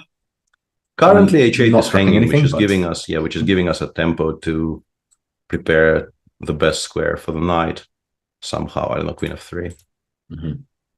Looks a bit iffy. Looks like I'm trying to get mated somehow, but I'm not sure there is mate here. Minimum, I play rook f6 there and repeat after queen f3. Yeah. So it's not queen f3, it's something else. But then I'm not sure what it is, because knight f1, I don't think you can play. I just take. Rook Did h2. White offer a draw? Asks chat. I guess, yeah. And in the meantime, queen takes g4 is on the board, and I think we're being shown this board, and the move is not being made, which absolutely means that a draw was offered here because, yeah. And I guess Fabi said that's very interesting to me because I can't really imagine black is better here. Wow, that is actually quite interesting to me because, yeah, like why are you? Hang on, actually, I just realized that this particular endgame, maybe I'm a little bit interested. No, f3 and if g3, I have king d3 and d4. Yeah, this is just still going to be equal after knight h4 or something like that. Rook h6 played. Rook c1. Yeah, this is assuming we kind of read the situation correctly there. They're also playing so quickly that maybe Fabi said, like, sometimes your opponent replies, let's play a few more what are you doing, dude? There's a 30-move rule here. And then you make 30. This is also something that occasionally happens. But yeah, Rook c1 to me, though, it looks a bit kind of wishy-washy. It doesn't really do much, right? I don't see the idea there. Black's king on d7 is a better place now.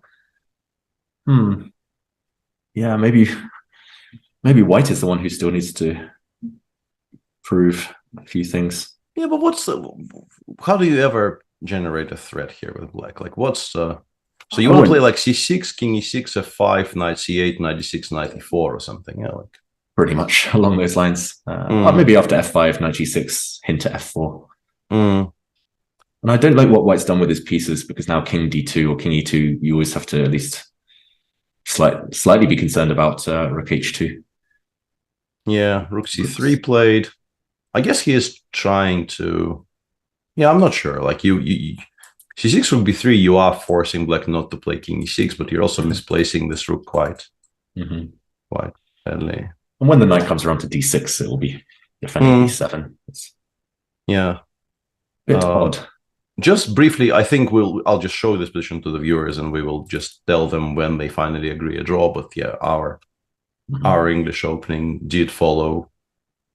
He actually played c6 and not rook b8, which I guess means that rook b1 wasn't creating enough of a threat. But yeah, this is not going to. I mean, they're doing it the very professional way by just trading everything off somehow. But this is a draw. Yeah.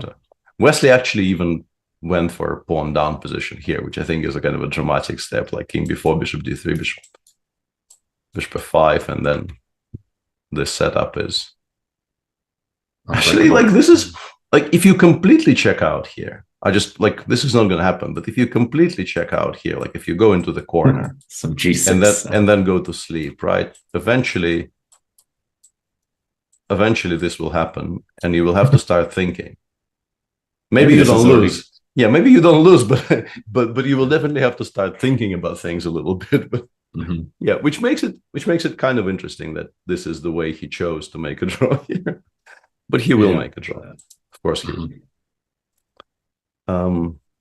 Anyway, what's happening in Abdusattorov Magzulu? Looks like they've been playing very, very. At least Parham has been playing very, very slowly. He did play g6 instead of the move h6, h3, bishop g7, knight g3, and he pushed d6, d5 here, which is all very logical. To which Rebek replied with d3, d4, which is kind of a very concrete way of dealing with what Parham is doing, which sort of either works or it doesn't. And the idea Parham, I think, thought for quite a while again and played d4. I'm assuming knight takes e4 is the plan, because this I can't imagine working out too well for White. Like it's still playable, but it shouldn't be very much. Like bishop b4, rook b8, and I mean you still probably pick White, but margins are extremely slim. b4 looks like b4 counterplay. Even this position you generally don't lose very often. Yeah, strong bishop pair. Yeah, I'm struggling to see what else. Yeah, and the quote from the regulations there in chat. Thank you very much by Foxuba.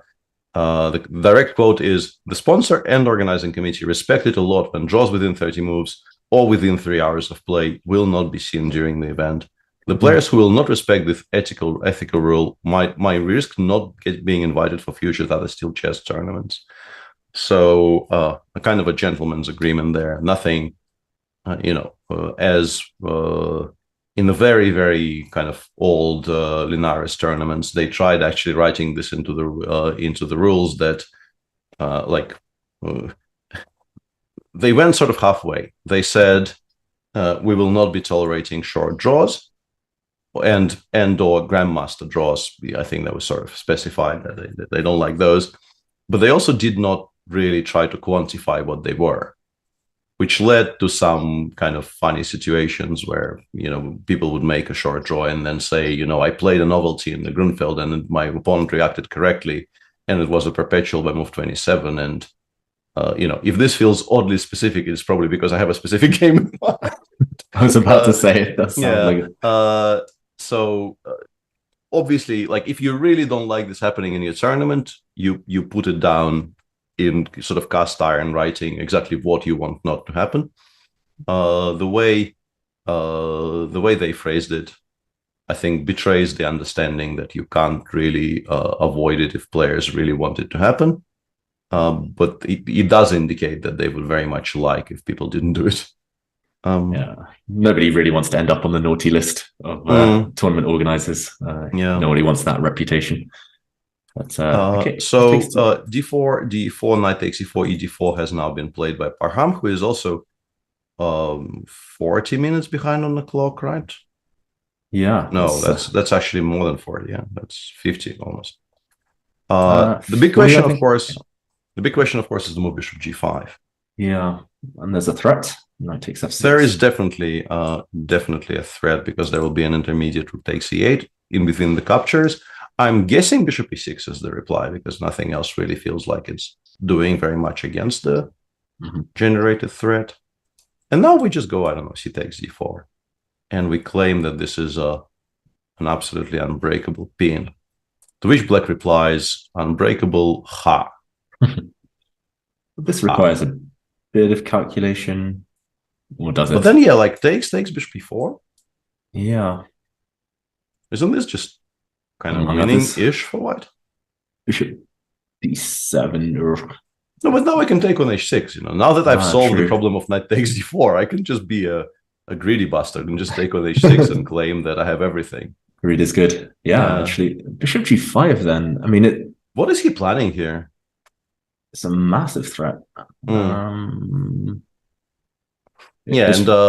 column 2007 also, I think, absolutely correctly says that, on the topic of greed being good. Yeah. This also looks pretty decent, I have to say. Yeah. Thank you, Column. This also looks pretty good. Yeah. Yeah, that's a nice move order. Yeah, no, I'm very worried for Parham here, unless we're missing something very simple. But I'm struggling to say what that would be. Like rook e6 is ugly beyond words, and also bishop b3 will re-ask the same question. Rook f8 just looks too... No, I mean, rook f8 c takes d4. Yeah, it's... No, you're just not equalizing this. Yeah, bishop f5, but... Yeah, bishop g5 played as well, yeah. I'm very, very curious as to what he thinks is good here. Like, no, I'm guessing it is bishop e6, but then after c takes d4, maybe he wants knight b4 first. And then having dealt with all of those pesky d5 threats, he feels he will have enough. But I don't know. I'd be absolutely terrified here with black. Take knight d5. Knight b5. Yeah, it actually sort of survives, right? Because you have bishop f6 and knight f6. I mean, it is hanging. But even that, honestly, like takes, I go knight g5. Rook e7 maybe doesn't lose. Knight e5. Yeah, actually, queen d7, queen d5 is okay. Okay, I'm overselling it a little bit. Yeah, but you don't need to rush with bishop f6. That might come next move. Maybe knight e5 exactly, or rook c1. Or no, but this, knight e5 in particular, and now I'm threatening to take on f6 twice and just win the f7 pawn. Rookies. Something bad is going to happen here. Black for sure. Rookie 6, I was going to say, but there's all sorts of knight jumps. Yeah. Looking very shaky for black. Yeah, and also I gave up and briefly glanced at the evaluation, and yeah, the engine really hates it for black, and it really isn't surprising at all, because you aren't supposed to allow these pins for free. In the meantime, money for nothing, pins for free. Exactly. Yeah. In the Geary game, knight c4 did happen. d7, chat was telling us, was the only good move, but it's a very understandable good move. It's not difficult to fathom. Knight c2, knight d4. And now, apparently, the only good move in the position is b2, b4. But once again, I think it's findable. Okay. I think it's fine. I mean, depending on how difficult the solution is after rook takes d7. Bishop a6, perhaps? Yeah. Just to gain a tempo. Yeah, I mean, it allows knight f3 check, but maybe it doesn't do that. No, hang on. No, is this good? Wait, knight d2, I'd missed. Yeah, because we have knight d2. We have knight d2, and I mean, it's not D4, really even in trouble. I have minimum. squares. Yeah. This has to be fine. Like, black probably isn't better, but this has to be fine. But definitely not worse after bishop d4. No, bishop d4, bishop d3. I'm a little bit worried for that knight now. Okay. Or f3, I don't know. Some move which denies you the e4 square. I don't know which one I prefer the most. Okay, so knight d4 and just accept equality. But okay, so knight d4, b4, rook takes d7. Yeah, and the weird thing is, rook takes d7 apparently is so suspect that the engines don't even play that and play knight e5 instead. But this, I think, is very easy to understand. Like, the line I see on my screen right now goes something like this. But despite black being a pawn up, this is very, very clearly very nice for white. With this construction still being in place, it's going to be very difficult to complete development. c5 is weak. White can just drop the bishop back, start threatening rook b7. Yeah. This position, you show it to pretty much any kind of a competent player. They will pick white despite being a pawn down. Rook d7, on the other hand, is very, very concrete. Is it bishop d5, maybe? Yeah, I was wondering. Bishop d5 as well. And yeah, that's what finally somebody. Because there's no. I think some people were trying to give us an opportunity to think, but that never lasts very long.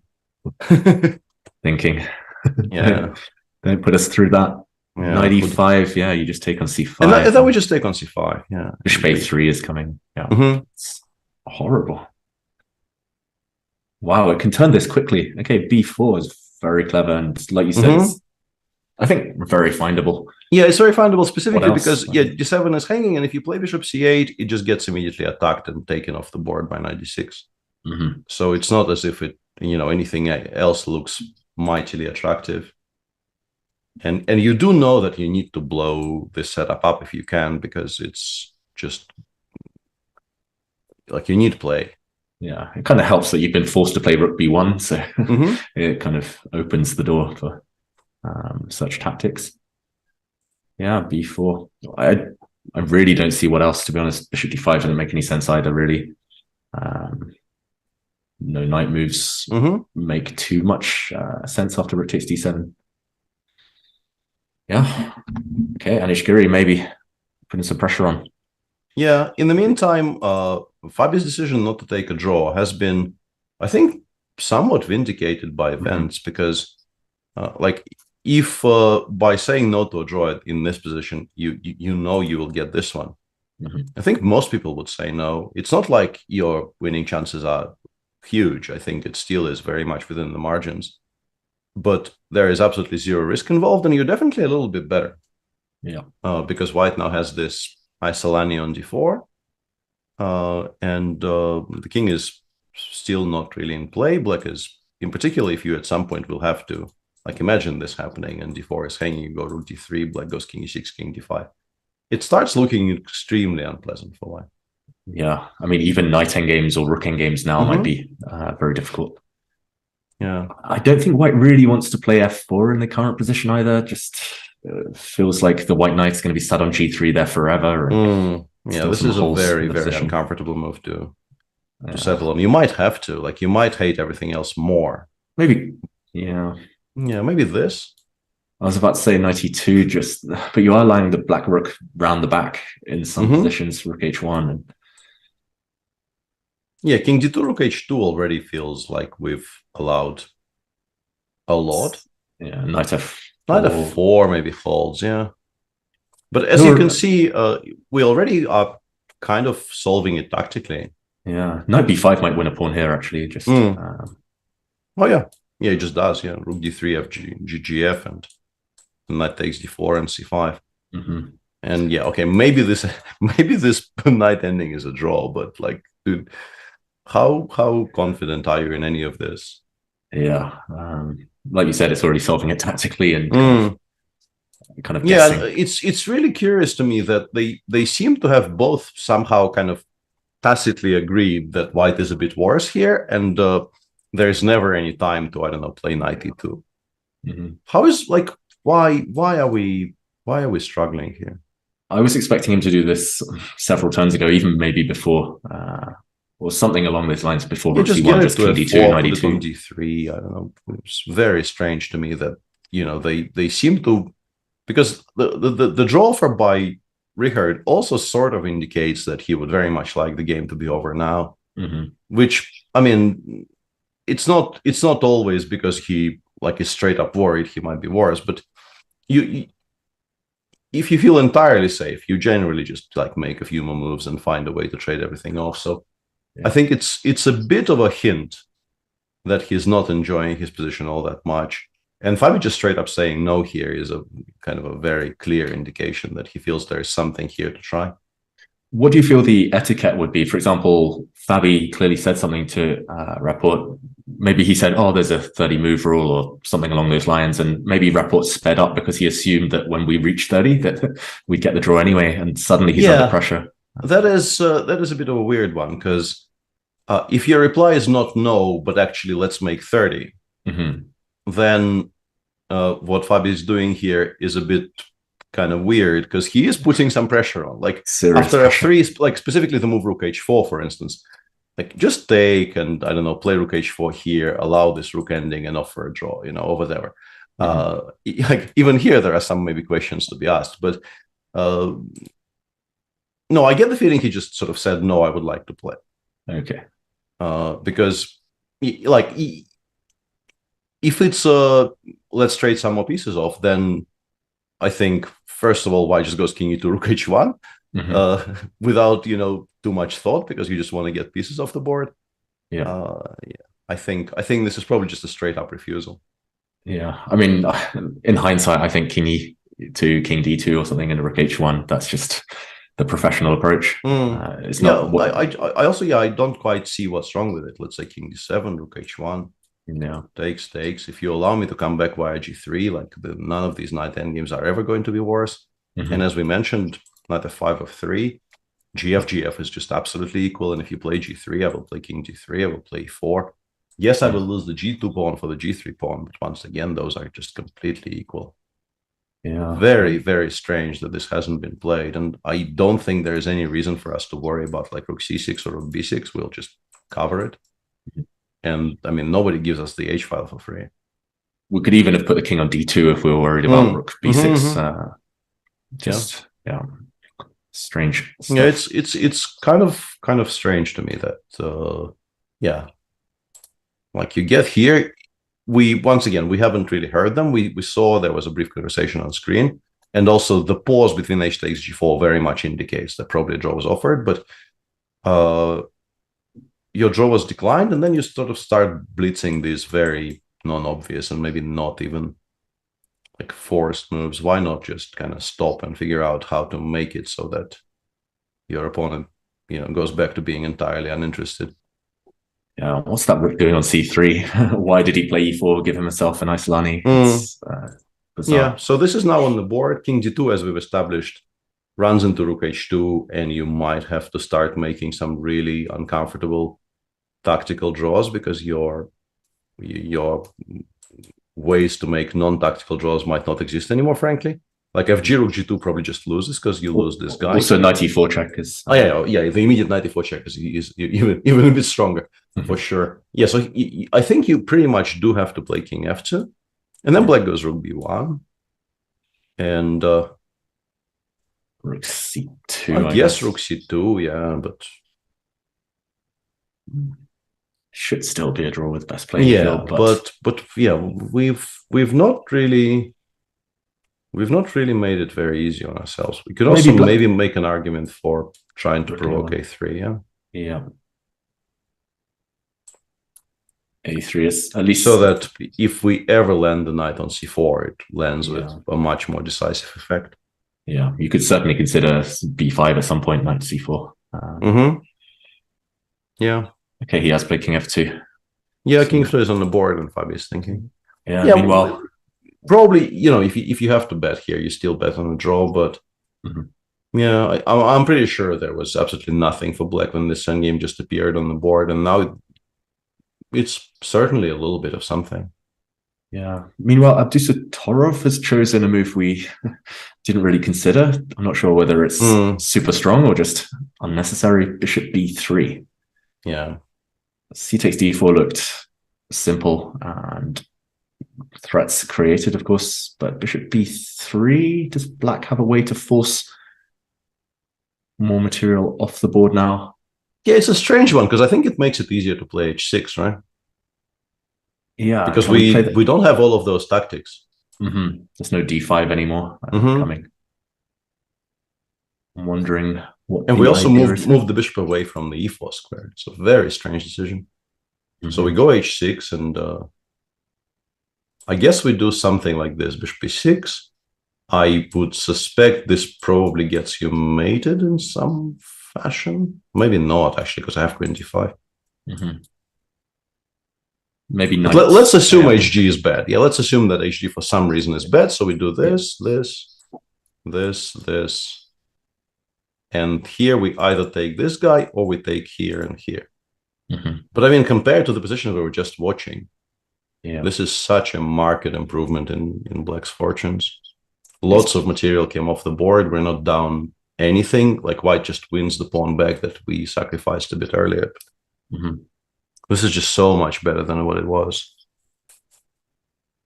Yeah, I'm not sure what happened there. Bishop b3 just feels like he's trying to be too sophisticated somehow. And maybe just hustling a bit on the clock, just giving the opponent a bunch of options. Yeah. I'm not sure h6 is even forced there. It's not, but it feels like, you know, the moment you are given an opportunity to do something about that pin, you should probably be taking it. Yeah. Trying to look for ways to kind of give up a piece and grab a bunch of pawns, but I don't think it quite works. Yeah, maybe h6 is the kind of simple approach, usually with half an hour. Yeah, it's not along those lines. I mean, the position still remains very dangerous. And like what this move does is, by keeping the pawn on c3 and not moving it to g4, we're denying knight b4 altogether. We're also denying bishop g5 for forever and ever, which means that your moves are still extremely limited. So I don't know. Like h6 is not very attractive, but what would be the other choice? Like dc actually, or I was thinking originally, but I can't quite make it work. Knight takes f6. Yeah, because we're actually keeping an eye on the b2 pawn, right? Yeah, I was wondering whether you could take on b3 maybe. Okay. And now knight a5. But now this is a huge threat. Yeah, I was wondering about knight a5 originally, just to try and get out of.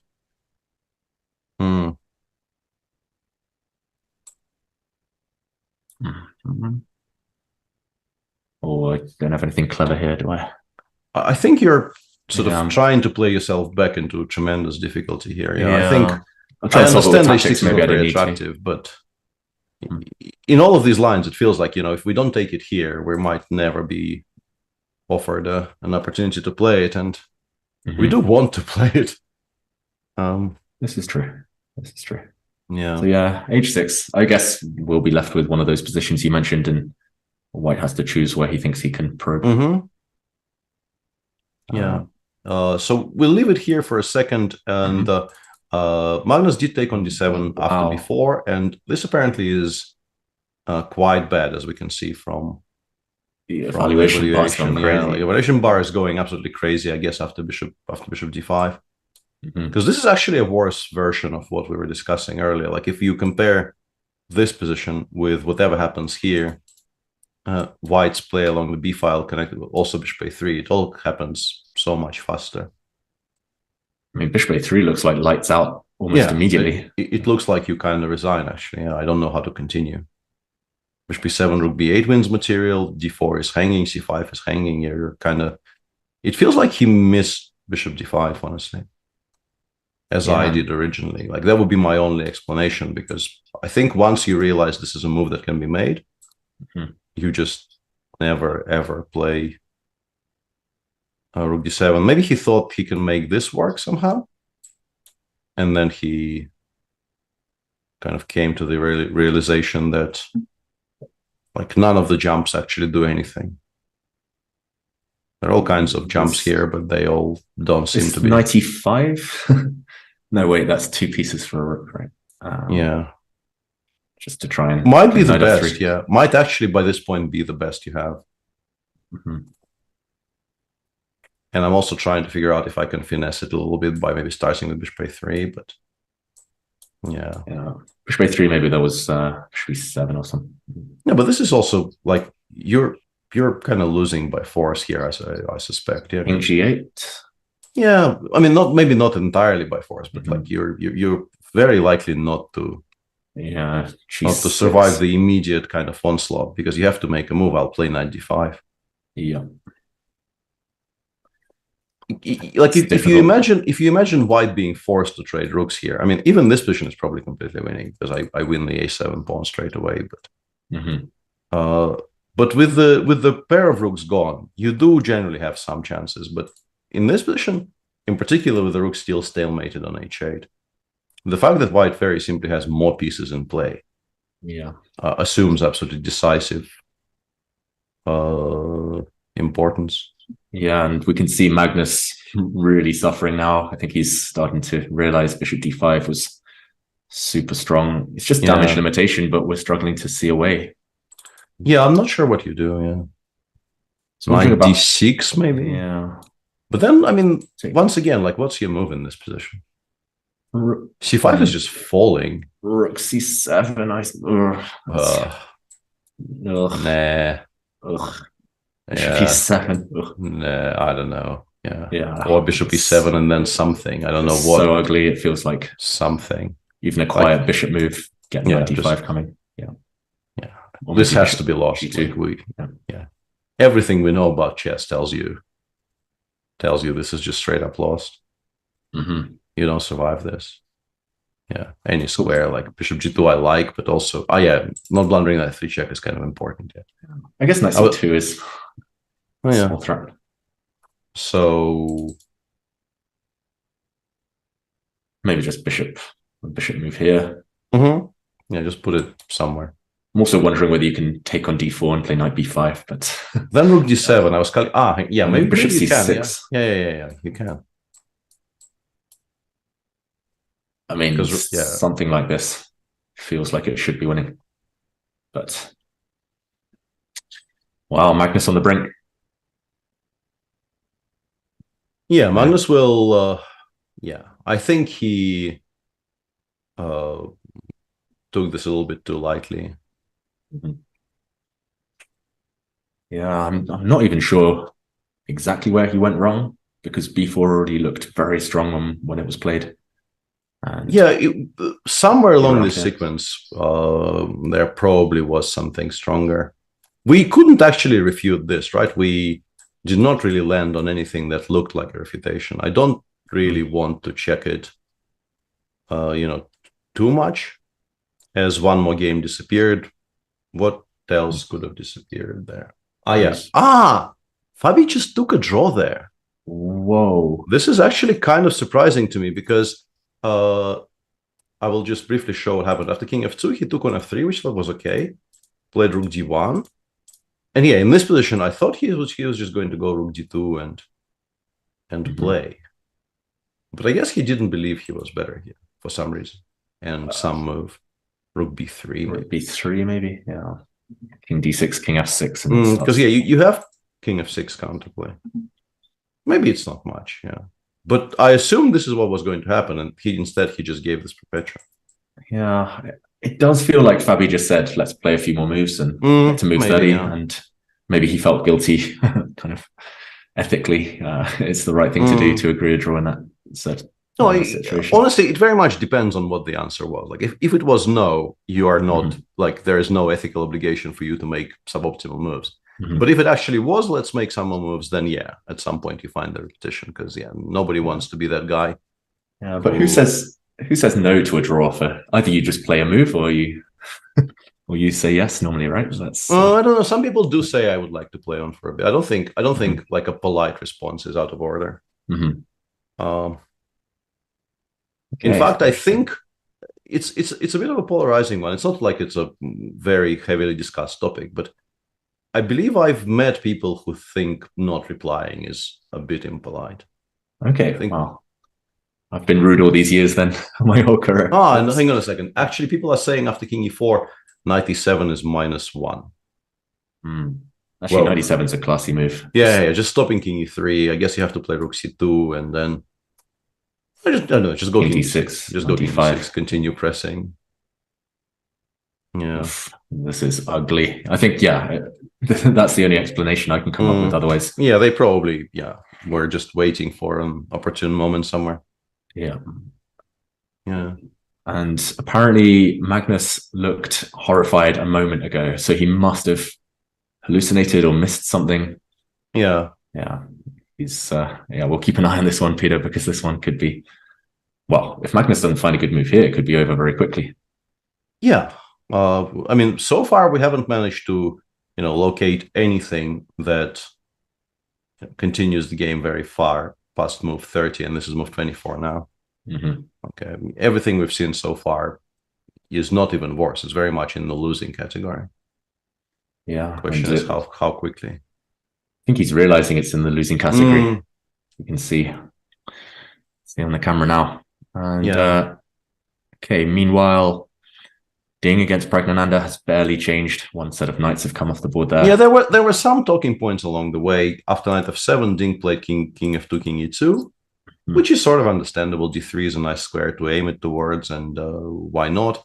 And then Prag took on f3, and this is definitely something that, and Ding took some while on this decision, because creating an even larger center here with gf is definitely not out of the question. But it does generate some counterplay for black as well. And after pondering it for a bit, the Chinese player decides, no, let's play a symmetrical one. Knight f6, knight d2, king g8, rook f1, rook f8. I'm guessing we go king d3, and then we try to provoke e4, e4, and then we try to claim we're a bit better. Rook f8 is a bit mysterious, I've got to say. But yeah, I'm also not quite sure what this is. Perhaps he was afraid of king d3, king c4, king b5. If, for example, he plays knight d7, if all the rooks come off, the white king is marching. Yeah, and you never really want to play c7, c6, at least for as long as your king is not on e7, because softening up like the pawn on d6 like that will generate like genuine targets. Yeah, maybe this is unpleasant actually. Simple. And this is one of those endgames where it feels like it shouldn't be anything at all, but then you sort of continue playing it. You don't make a mistake of just offering a draw and just continue playing it, and it turns out that you're definitely the one who has the more options. The Abdusatorov Max Sudlo game did reach this position, and Noribek is now considering where to take. There was a question in chat which I did see earlier: isn't bishop takes a6 just a blunder because of g5? I don't think so, because queen d3 I think is a very good answer, and there's no good way of meeting this threat without losing the g5 pawn. But d takes c3 is very playable. Queen c2, king h7, I guess is. Yeah, we have king h7 here, and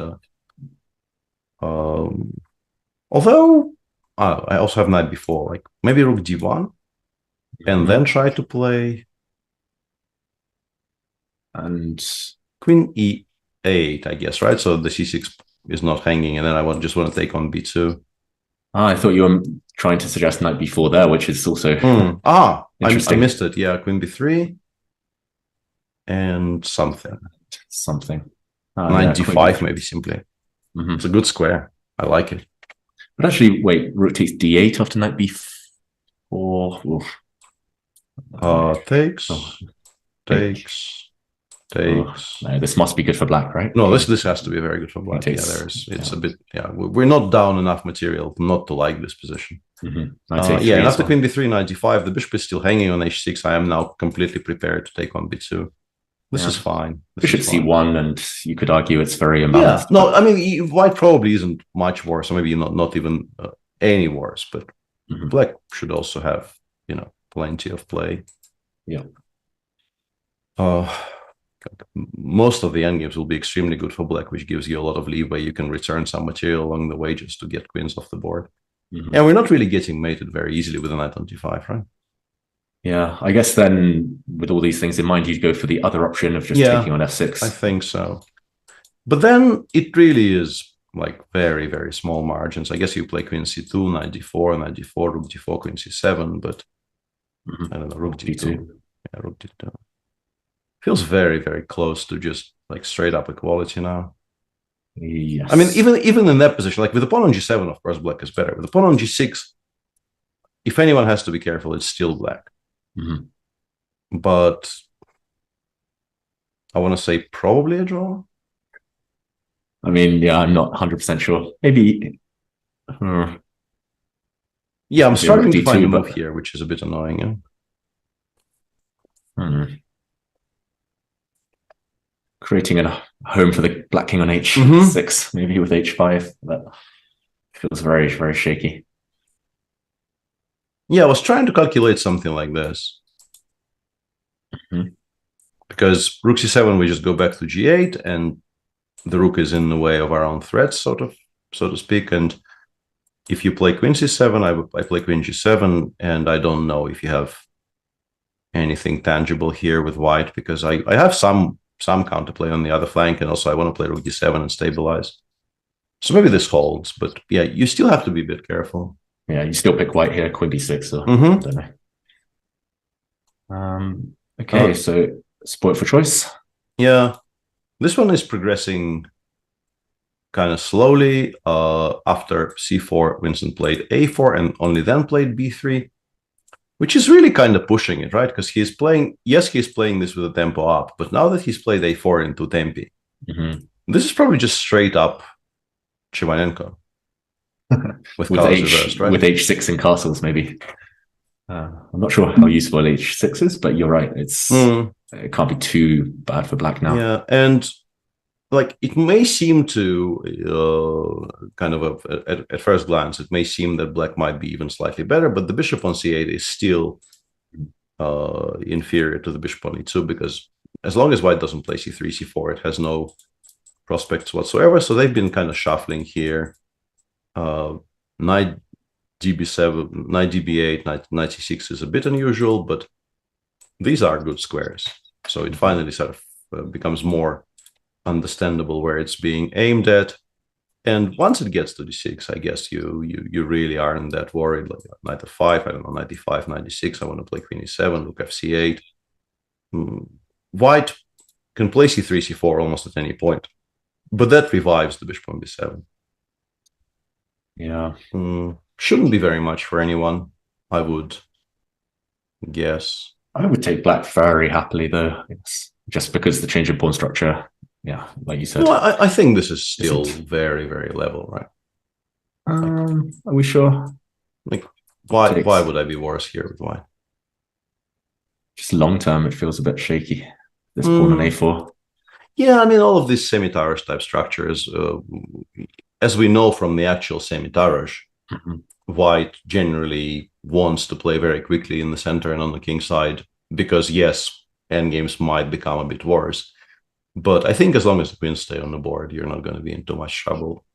Yeah. I mean, definitely, like, if you remove all the heavy pieces off the board, black is instantly a little bit better, maybe even more than a little bit. But I don't think you achieve that very easily. without much cooperation. And by the way, the position we were discussing is on the board in Fun Forest, Gukesh. Wow. It only took them 1 hour longer than it did us. That's but, yeah. Is bishop d2 a move, by the way? Yeah, actually, earlier when you suggested bishop e3, I was going to say bishop d2. At least you don't have to worry about knight takes e4. Still queen e5, this f4. But yeah, no, it does feel a bit clumsy. Yeah, the reason I wasn't suggesting bishop d2 was obviously because I didn't see f4 existed. Okay. And I thought in case of queen e5, I would much rather have it on e3. But yeah, now that you've opened my eyes to the wondrous possibilities of playing f2, f4 in a sit-in, I feel... groundbreaking stuff. Yeah, I feel like a new man. How easy is this? Yeah, it's not 100% obvious, right? Bishop but yeah, but you still pick white, right? Bishop f3, the queen goes to h3, knight d5 will be sort of in the air. And also much of your counterplay has been eliminated. And I mean, black has pretty much no counterplay, lots of weaknesses. Yeah. But what else after bishop d2, which has just been played? Because queen c5, we get bishop e3 for free, which is a nice bonus. That, yeah. Queen c7 looks sad. Yeah, but maybe necessary. Well, there it is, yeah. Yeah. There it is. Okay, do we try to play for f4 anyway? I'm not sure.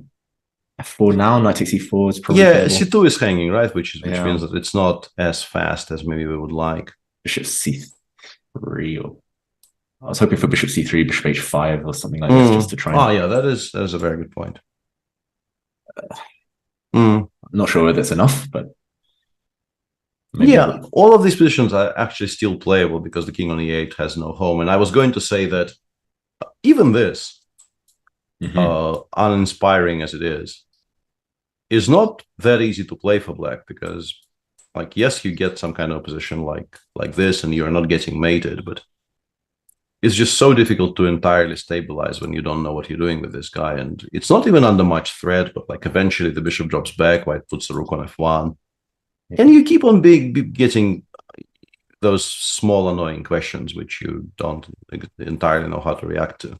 But your idea, I think, is much more ambitious. Yeah, bishop c3, rook is hanging, and then I want to land the bishop on h5 and really start putting pressure on the black structure. Black will play d5 at some point, so it's not 100% clear. But so I don't know, rook g8, I guess. Let's say this, yeah, and. Yeah, d5 is an important move though, because we also generate some important counter threats. Queen h3, and it gets complicated. Yeah, it gets very tricky. Yeah, I mean, in blitz you would take white every day, but objectively, maybe Gukesh is okay. But still, yeah, a lot to ponder there for both of them. They've not been playing as quickly as we've been analyzing, so yeah, they are on under 40 minutes by move 15. So that's about an hour and a bit spent. An hour and 7 minutes.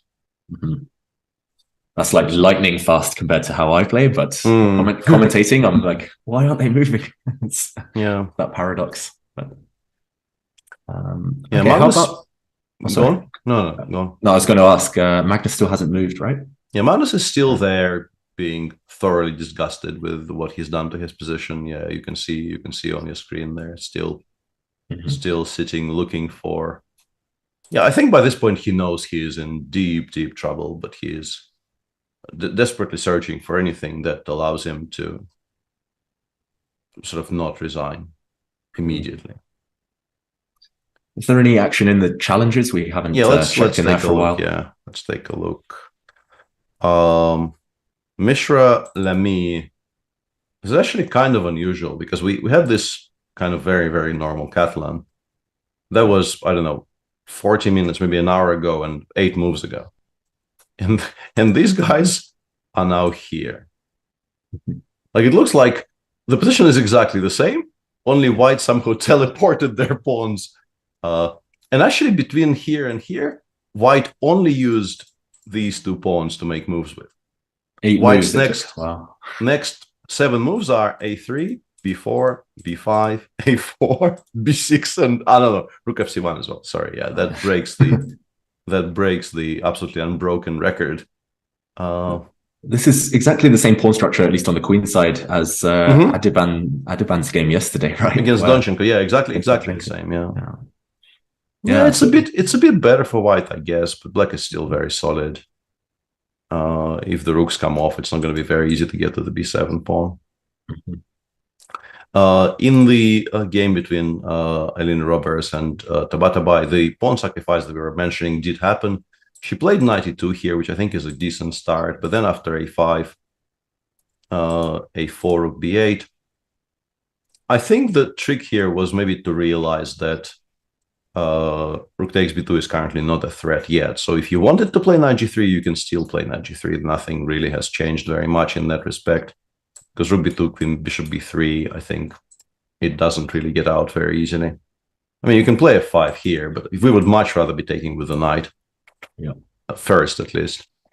She's gone bishop b3 instead, though, and this allowed, I mean, of course, to go for exactly the type of a motif that we were describing earlier. And the current position looks like this, where I think it's very obvious that black has a lot of pressure. Black is still a pawn down, but the rook on b4 is very, very permanent. b2 is hanging, a4 is hanging. The question is whether, you know, black can cash in more than just a random pawn on the queen side. If I play something like, I don't know, h3 or g3, I guess h3. And if I try cashing in now with rook takes b2. Yeah, actually, you just take a pawn and then return to b4. Yeah, and rook c3 is a threat as well. I thought maybe I can take on d4, but I just absolutely cannot, because this costs me. Yeah, that's right. This costs me a lot of material. Unfortunately, this is a check, right? Or yeah, it took me a second to spot to realize. This would have been mate as well, but this is a check. And the problem is, you pretty much never want to play b3 and allow rook c3. But what else can you do? I guess you could try and get rooks off the board by playing bishop b1, but it's a bit sad. Yeah. I'm not sure whether black even exchanges, but if he does... Yeah, just like sort of to check out the simplest reply, what's happening here. Yeah. I guess now we play h3 or something. Yeah. But it's very much one-way traffic. Black will we're still fighting for equality here, and I'm not sure if we're succeeding. Yeah, this is going to be a difficult game for Eline, and yeah, I want to say pairings could be a bit kinder to her, because I mean, this is a very strong field, but she is still playing like specifically the very top of the player pool for the third round in a row. Yeah, I can just take an a4 here maybe, but okay, let's see how she tries to defend. Any other big changes since we were last here? Maybe the Adiban game, the Ivic game, they've both changed a bit, at least in terms of structure. Oh yeah, so the knight landed on d5 and was just taken off the board. Okay.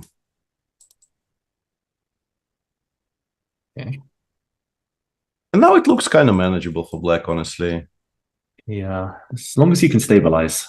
So how do we do that? How does black I would like to play b5, but I guess the rook goes to d4 then, right? Oh no, I was trying to calculate this, by the way. I was trying to work out why this doesn't work, and I so far have no answer for you. Maybe I just move the bishop there.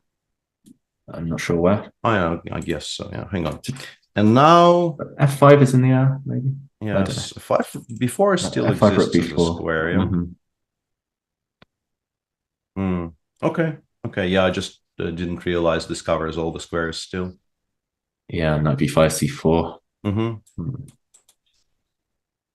Yeah, and with that in mind, maybe b5 looks like a sensible try.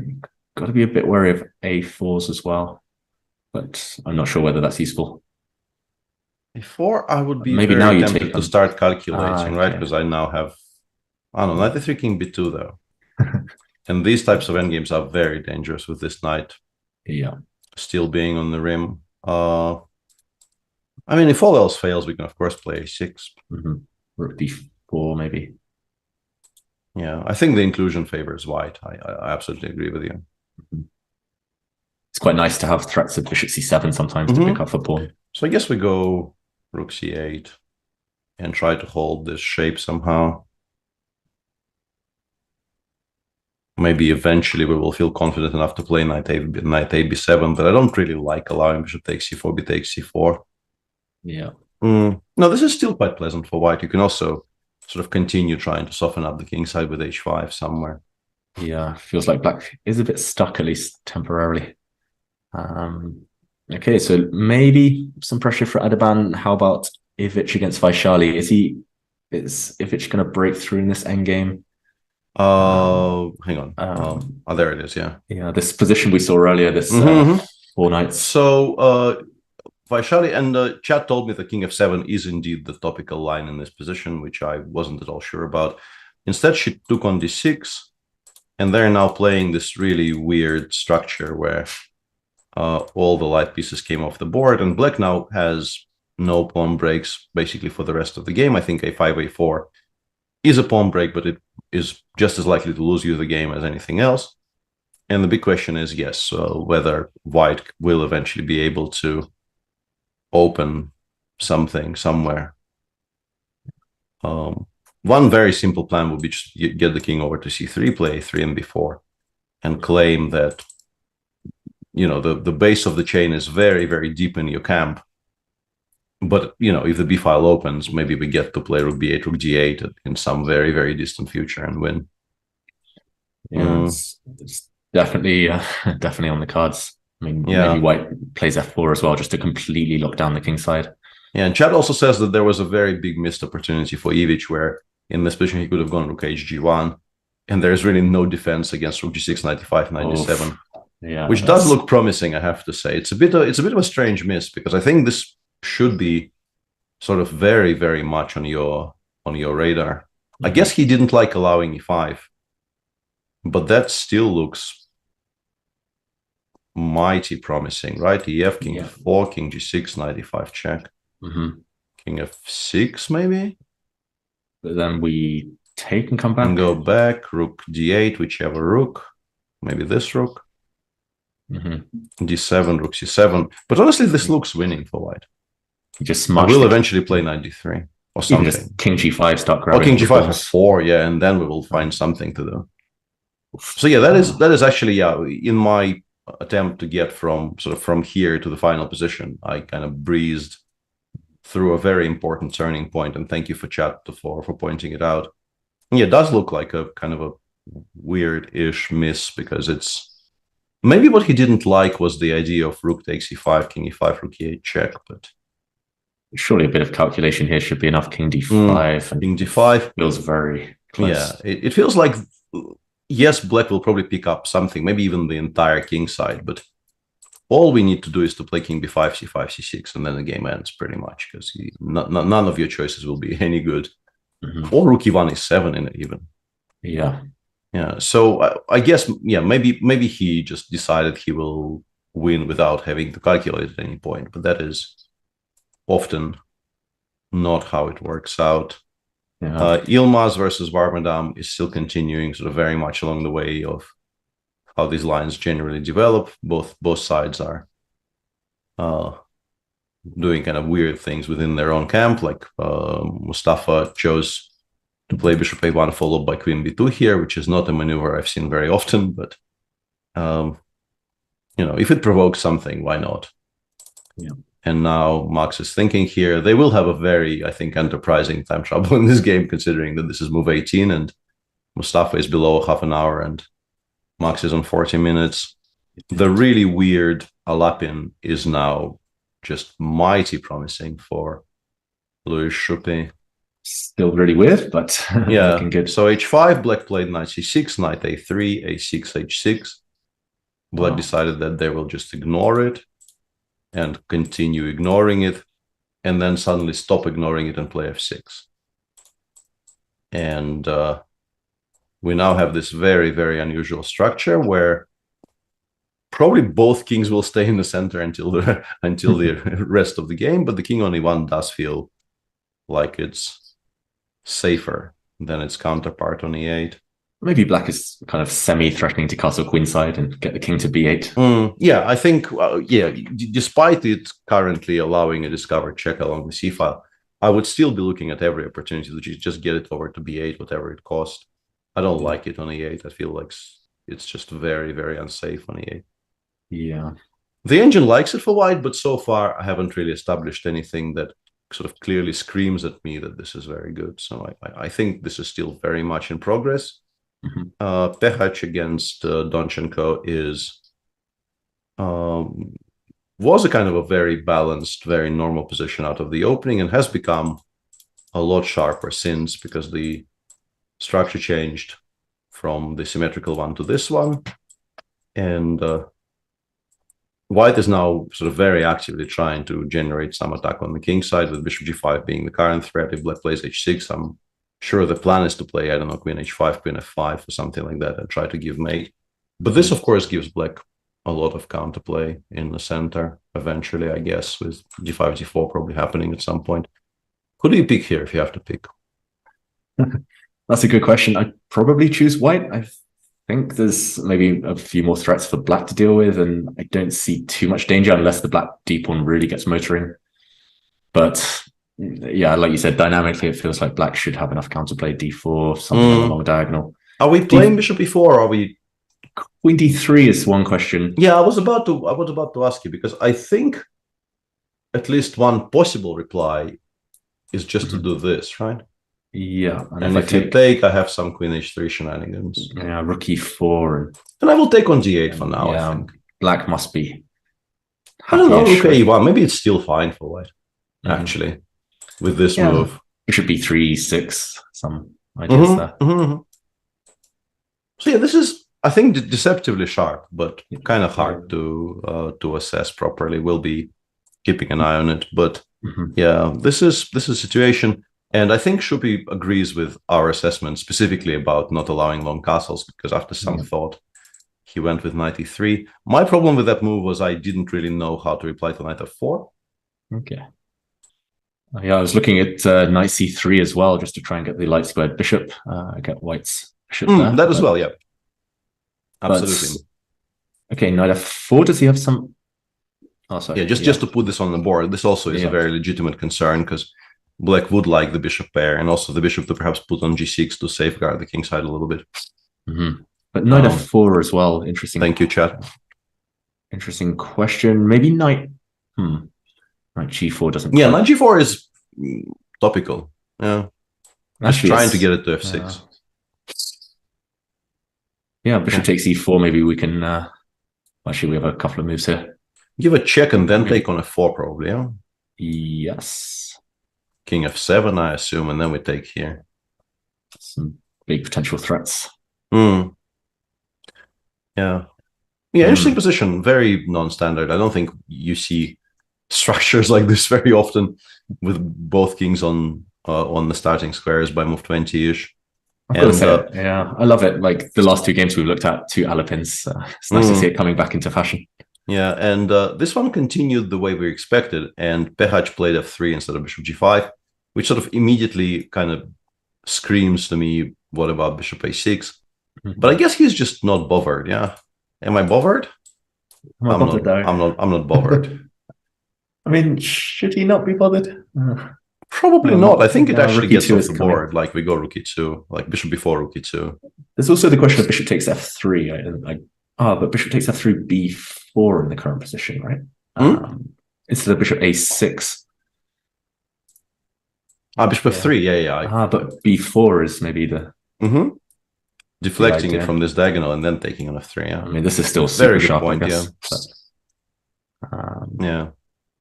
And Nisp says, the Kleine Bier never plays standard games, and that's probably the Thomas Beardson, yeah. Yeah, I think that's his online nickname. Because there is a person in a very different community I know called Kleinsbier, and for a second there my ears picked up, because I thought, maybe there is some sort of a intersection I did not expect, but I can confirm that's him. He's flagged me many times on online. But okay, queen e6 was played by black instead. I guess b4 also very understandable. h3 is still a very attractive target. I guess we go either king h2 or king g2. I don't think allowing queen h3 is. Yeah. And also these tactics with bishop a6, you want to get them off your radar as quickly as Like possible. absolutely, yeah. Let's get this X-ray switched off. Yeah, king g2. Like normally, you of course prefer g2 because it's sort of more compact. It keeps an eye on the f3 pawn further, but you're also very much standing in the crosshairs of the bishop on b7. So it couldn't have been a very comfortable decision, but I actually kind of like it because I don't know how to use this. Queen g4 does absolutely nothing. Like the move exists, but it does nothing. It creates no threats. Mm-hmm.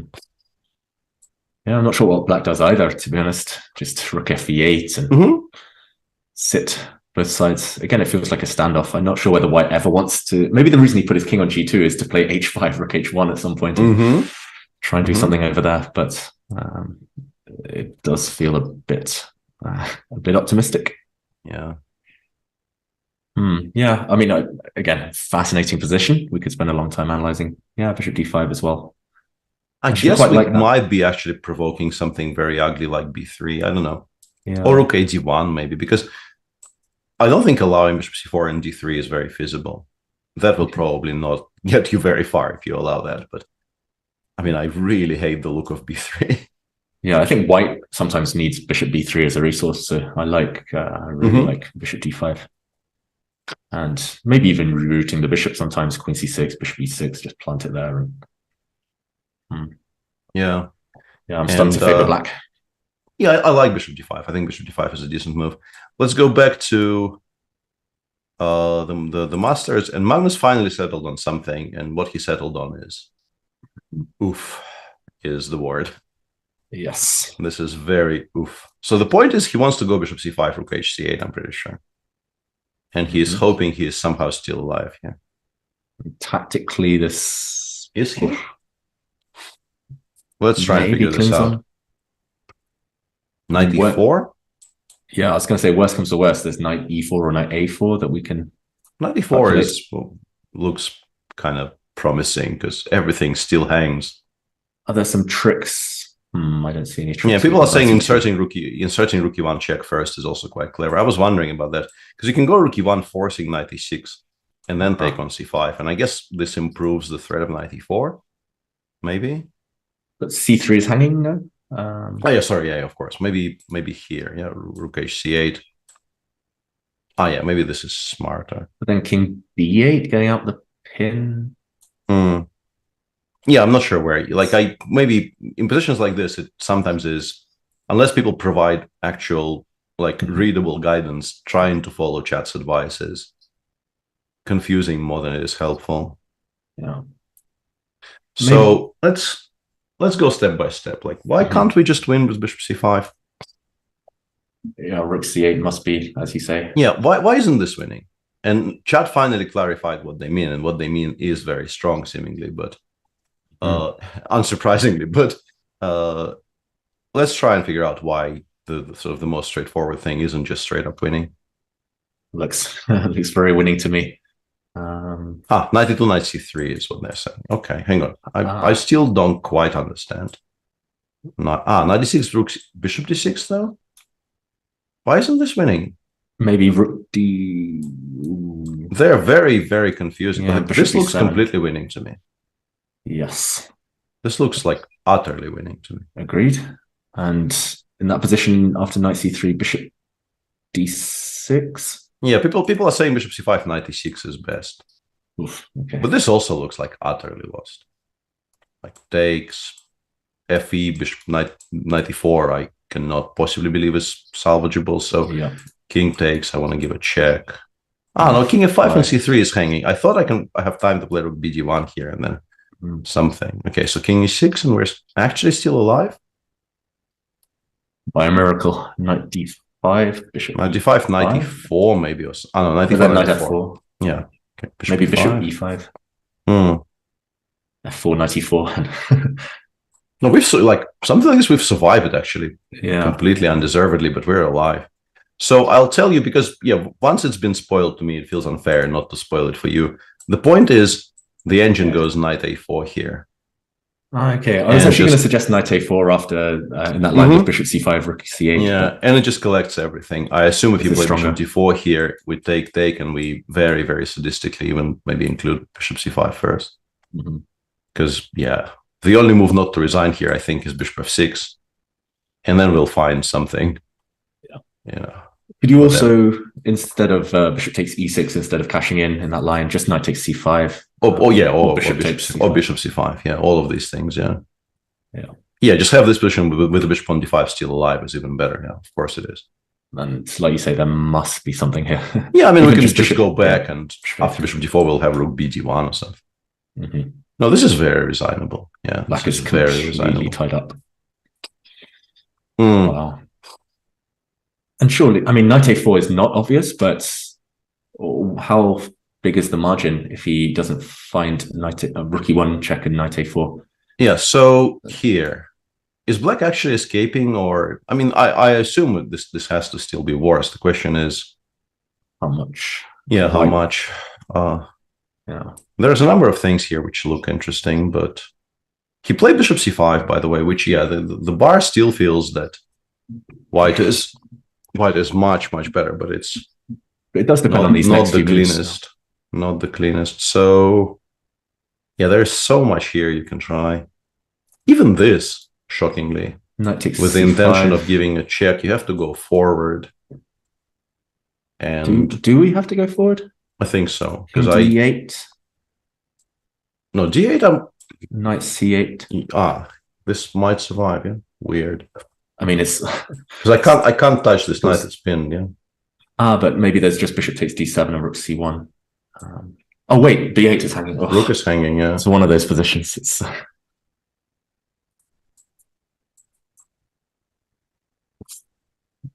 I mean, we might actually still be winning even here because a4, a5 is a kind of a strong threat, but we're not doing it the best way possible. Yeah. Okay, so let's I will stop paying attention to anything but my screen because it feels like the moment I look up, somebody will point out how it is plus 2.5. Let's try to solve it as we would if this was our position, because. Okay, if you sit there as Anish, you are better / winning, but somehow you still need to put the final nail in. Okay, so let's look at the forcing moves. I mean, bishop c6 we've mentioned. We can revisit that perhaps. Bishop takes. Yeah, so this is one option. This is another option. Yeah, knight e4 is not very promising because we don't have control over b7. For a second there, I was interested in this, and then I realized even if the rook leaves the 7th, rook b7 is actually not a move I can make because this is a very nice defensive knight. So I think we've given away very much by doing this. So this is not really an important thing.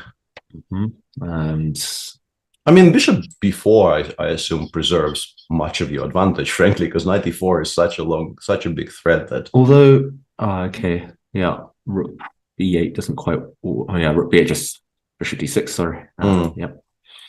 I mean, you have a5, but I think I can actually take. I don't think there is much that prevents me from simply picking it up and then returning it to b4 and saying thank you. Anish will be looking. You're right. Anish will be looking for more, at least for now. Yeah. But at least I think bishop b4 establishes a baseline here, right? We have this option. We are not giving up our bishop pair. We are much better, and that's a good way to think about this position. Most likely, just find a backup plan, and then and then you look for something that wins by force. So where do we start? Bishop e6, maybe. And let's go here and check it again. Knight d5 was one option. Is there anything else?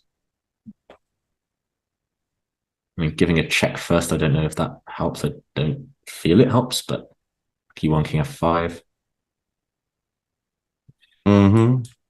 Yeah, I think we're driving black sort of exactly towards the squares. Towards safety. Yeah, like g6 is a very nice safe haven for the future, and I don't like what we're doing here.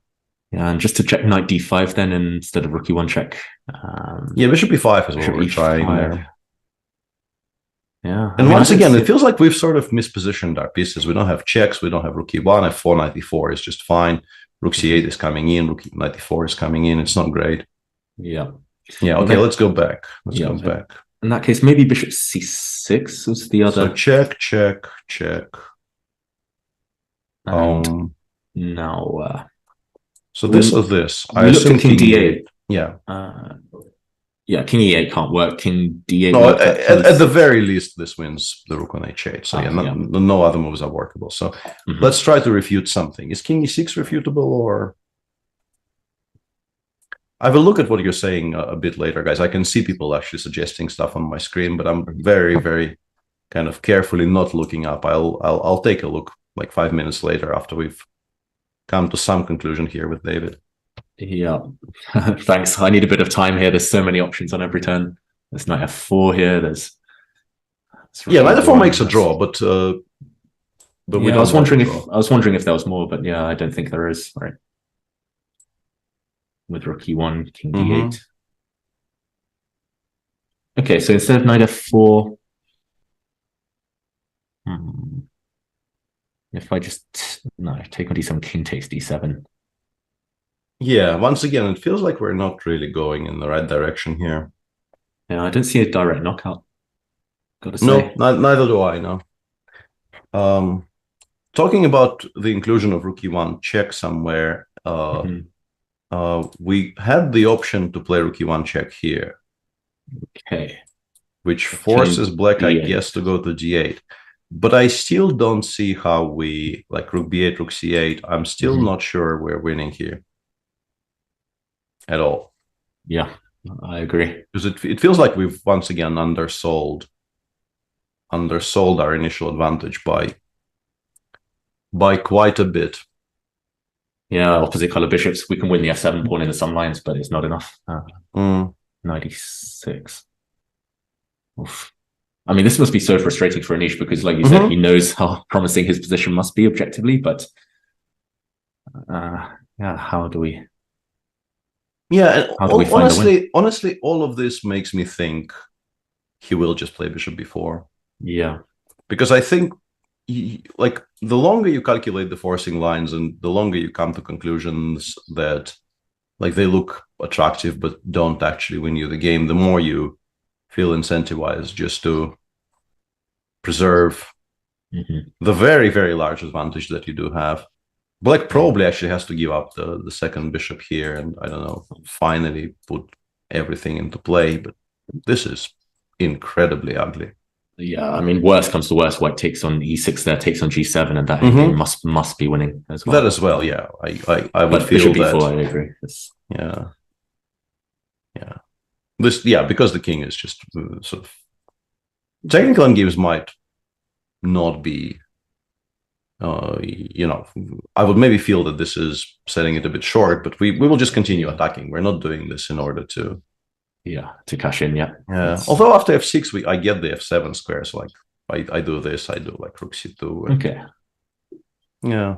For me personally, I would be searching for more because I mean, rook maybe rook e1 here, rook bd1, and rook bd1. Yeah, it's still very very bad. Unless black can grab on a2, but it's. Yeah, maybe you're right. Maybe there's we should be looking more ambitiously. But bishop b4 I really like, and Magnus will struggle, I think, just play a move like bishop takes c3. Were there any other options? You mentioned a5. a5, bishop a5 I don't think does anything at all. No. Yeah. Okay, so Anish just picking his poison. Oof.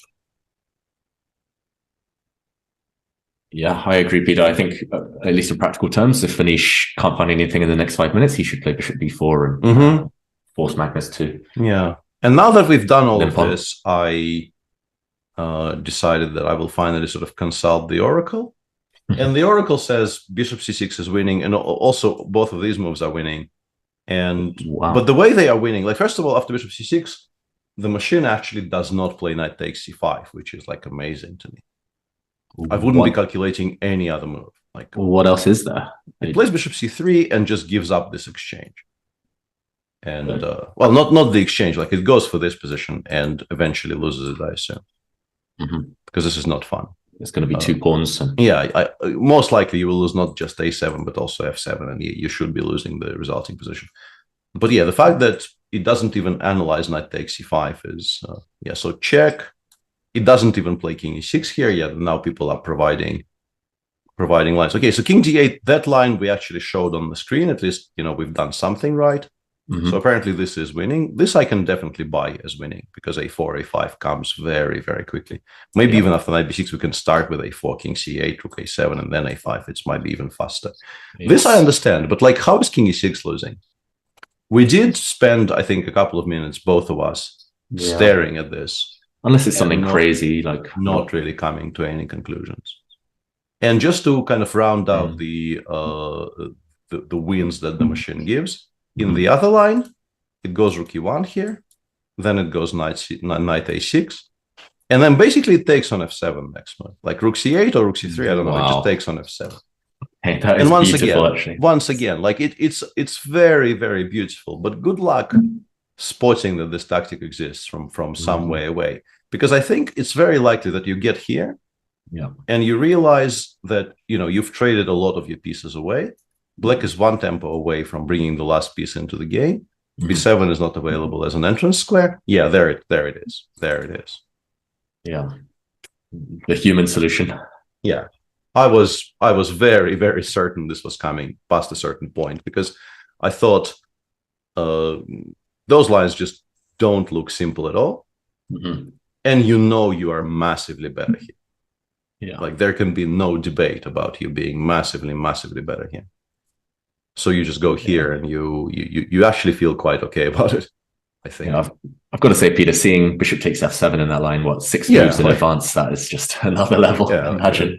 Wow. I sort of just nodded to myself when I saw this on my screen, because I thought, okay. Yeah. This is why they're good and we're not as good, but also I'm very okay with my thought process here. Yeah. And his. Yeah. And his. I agree. It's strong. It's good enough. Magnus has almost insurmountable problems to face. And so something like this maybe is better than what we're doing, because we're trying at least not to give up on g7.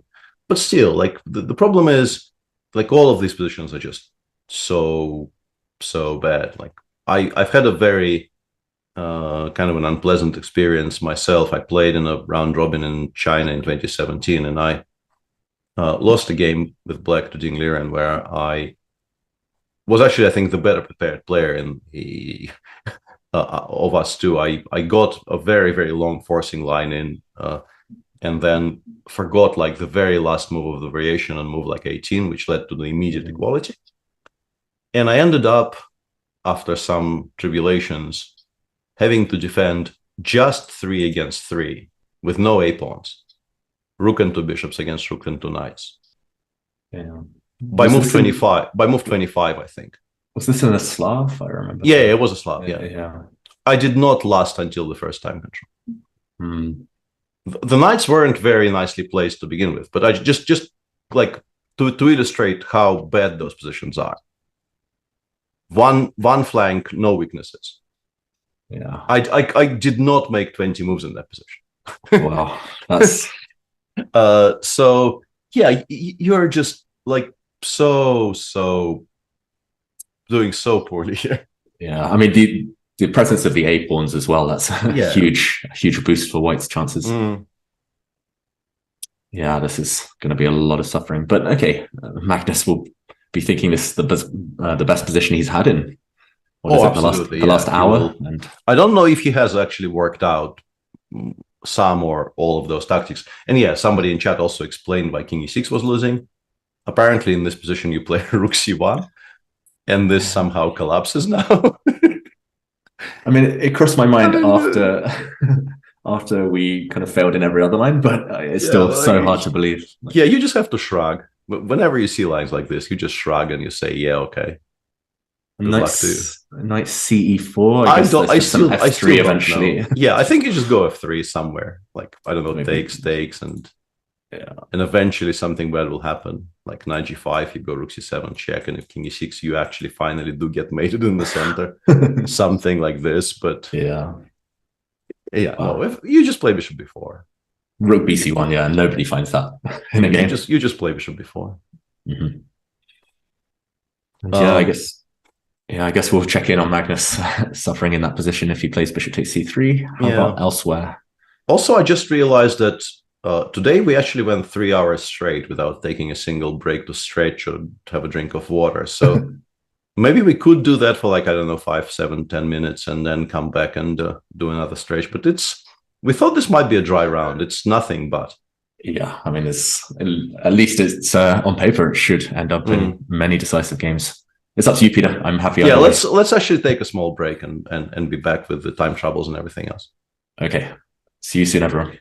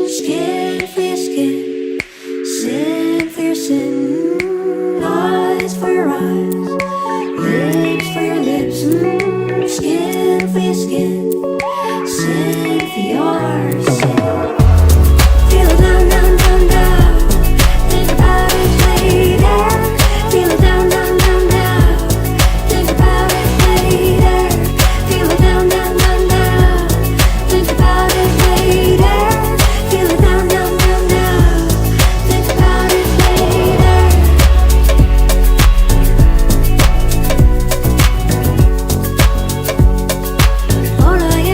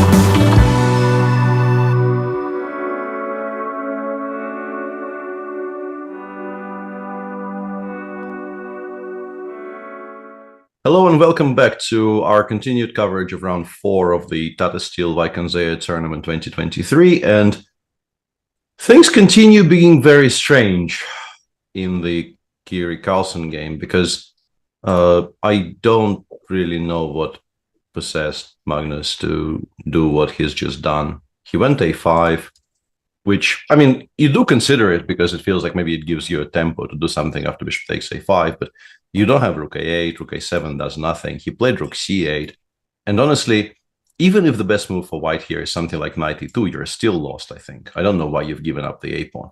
But after knight a4, it feels like you will now actually lose by force. Yeah. Because knight b6 is like such a massive threat. So, yeah, it really hasn't been his day. Mm-hmm. I don't want to take anything away from how Anish is playing this game. Anish is playing really well. It really does look like from some moment on he was on his own and finding, like this whole sequence starting with d7, finding before, finding and realizing how strong bishop d5 is. All of those things are non-obvious, judging very simply by the fact that the world champion missed bishop d5 or misevaluated it or whatever. Like, it doesn't really matter what you call it. He was very, very clearly misunderstood. So, yeah, all credit to Anish, but I would have expected, like, when I went to get a cup of tea and just kind of refresh myself a little bit, I was very sure bishop c3 will have happened once I returned. And then a move. I'm choosing between rook c8 and knight f5 in particular. And if you spot knight f5, yes, I understand it's horrible, but I mean, this is kind of the question is whether you can survive the next 3 moves here. Yeah, there's 2 things that are wrong. Your material down, it's a very important a pawn, and 2 bishops. I mean, like you say, Peter, there's no chance. At least the other position, it was just the 2 bishops. It was just kind of, at least you're suffering with something on the horizon, some hope. I mean, there's some variations here I think maybe we should mention. At first I thought his idea was rook a7 Magnus, but... Yeah, but it loses to everything. This is what I also thought, but like I think it loses to everything. Yeah. It loses, I think, to bishop b4. It also loses to knight b6. Hang on, knight b6 it doesn't lose to, yeah? I can take. Takes, rook b7 check, and then maybe king f8, yeah? King d6. Or king d6 even, maybe. Yeah. I say it reluctantly. So yeah, clearly he wanted rook a7 here, because otherwise it makes no sense whatsoever what he's doing. So what do you think this loses the easiest to? I mean, maybe they're stronger, but very minimum bishop b4, like we said, and take on d6. But then there's rook d4, yeah, this is what I also... And bishop b7, maybe? Bishop b7 wins it actually wins the full rook, yeah? Mm-hmm. Yeah, it wins the full rook. King c7, rook dc1. So, yeah, and the problem is, like, if you could actually survive for the next few moves here, I mean, 3 against 3 is lost, but people have failed to win it in the history of chess. But you're not getting there, you're getting mated. Like, unfortunately for you here, like, there's not going to be any 3 against 3. You will just straight up get mated because of how unsafe your king is. Yeah, I think what you miss is that bishop b7 check exists. You can try knight d4, bishop c8, rook a2, maybe.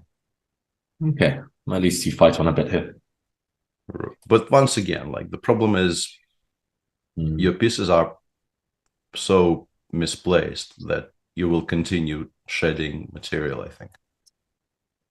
Yeah, and if he can't play rook a7, or if this is the best you can do as black, then it's... Yeah, like, rook a7 feels like the only move you even consider in this position, because, like, how else are you going to step out of this fork?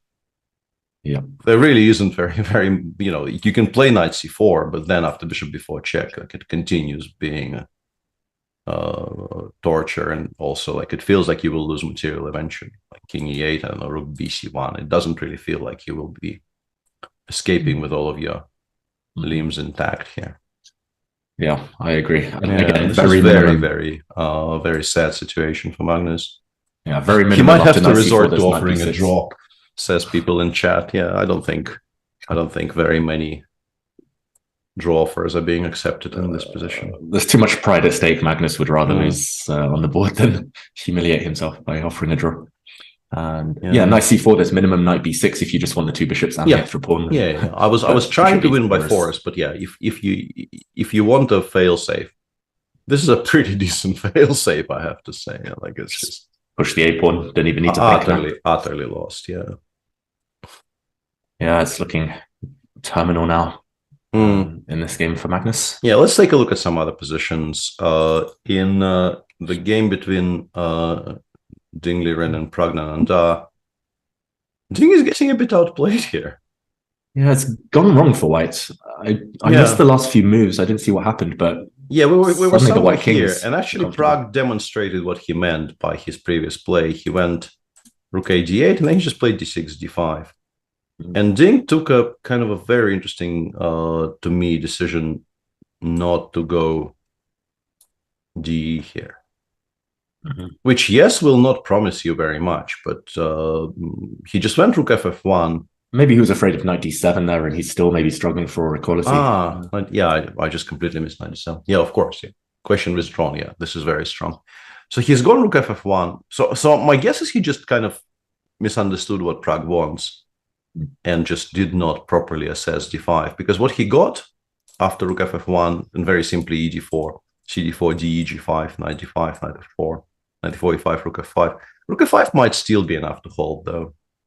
It's an important move, because otherwise the threat was very simply E takes D4 and then C7, C5, forcing the rook away from the D file. And once there is no pressure along the D file, black just goes like Rook E5, Rook D8. It starts looking very, very dodgy for White. But Rook F5 might be enough to solve all of those issues. And if I take on D4 anyway, you take with a rook. Yeah, maybe black. No, if we want a draw, I guess we can still play C5, honestly. I don't see much wrong with this. Does Prague want to draw? That's the question. Yeah, and after everything comes off, we have enough counterplay along. I mean, black is maybe even still slightly better, but I guess like checks along the back ranks will be enough. I thought Rook D6 is a very easy draw, but it really isn't. Yeah, this is quite sharp. Like maybe you make it after King D3, Rook B2, E4, and like start activating stuff, but like you're not guaranteed to. Yeah, this is definitely not plan A for Ding. Chat says C6 looks good. That actually is also a very valid point. Just go C6, Rook E6, Rook D8. Yeah, for some reason I was very, very concentrated on the idea of playing C5, but it's not even required. Yeah, I was thinking about moving the knight, Knight B4, Knight E7 or something, but yeah, C6 looks actually quite. No, I think if one pair of rooks comes off, White is extremely happy about it. Should draw. Not that to argue that White is better, but the fact that I can actually finally move this knight away and not face the pressure along the E file, I think is a huge improvement in our fortunes here for White. Yeah. Which is why sort of keeping this really awkward setup where this knight on E4 is sort of standing on air and moving it away will cost you the E3 pawn, and black will just sort of continue quietly piling on the E file. It's just kind of awkward.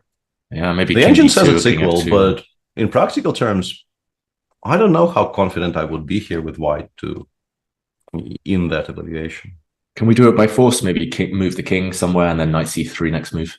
Yeah, I'm probably not sure, like king D2 or F2 or something. Yeah, king D2 was slightly worried, but don't think black can use the pin. Or not the pin, the D file. Rook E4, Knight E7 wins a rook. Yeah, okay. Oh, okay. You can use the D file. Thank you. Thank you for suggesting the theme. Yeah. Yeah. I was looking at Knight F6 rook D4, but Knight E7's stronger. So King F2. Yeah. Knight C3 is the idea.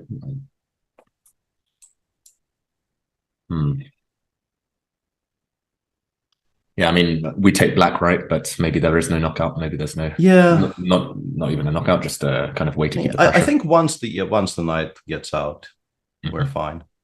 Ish. Yeah. Okay.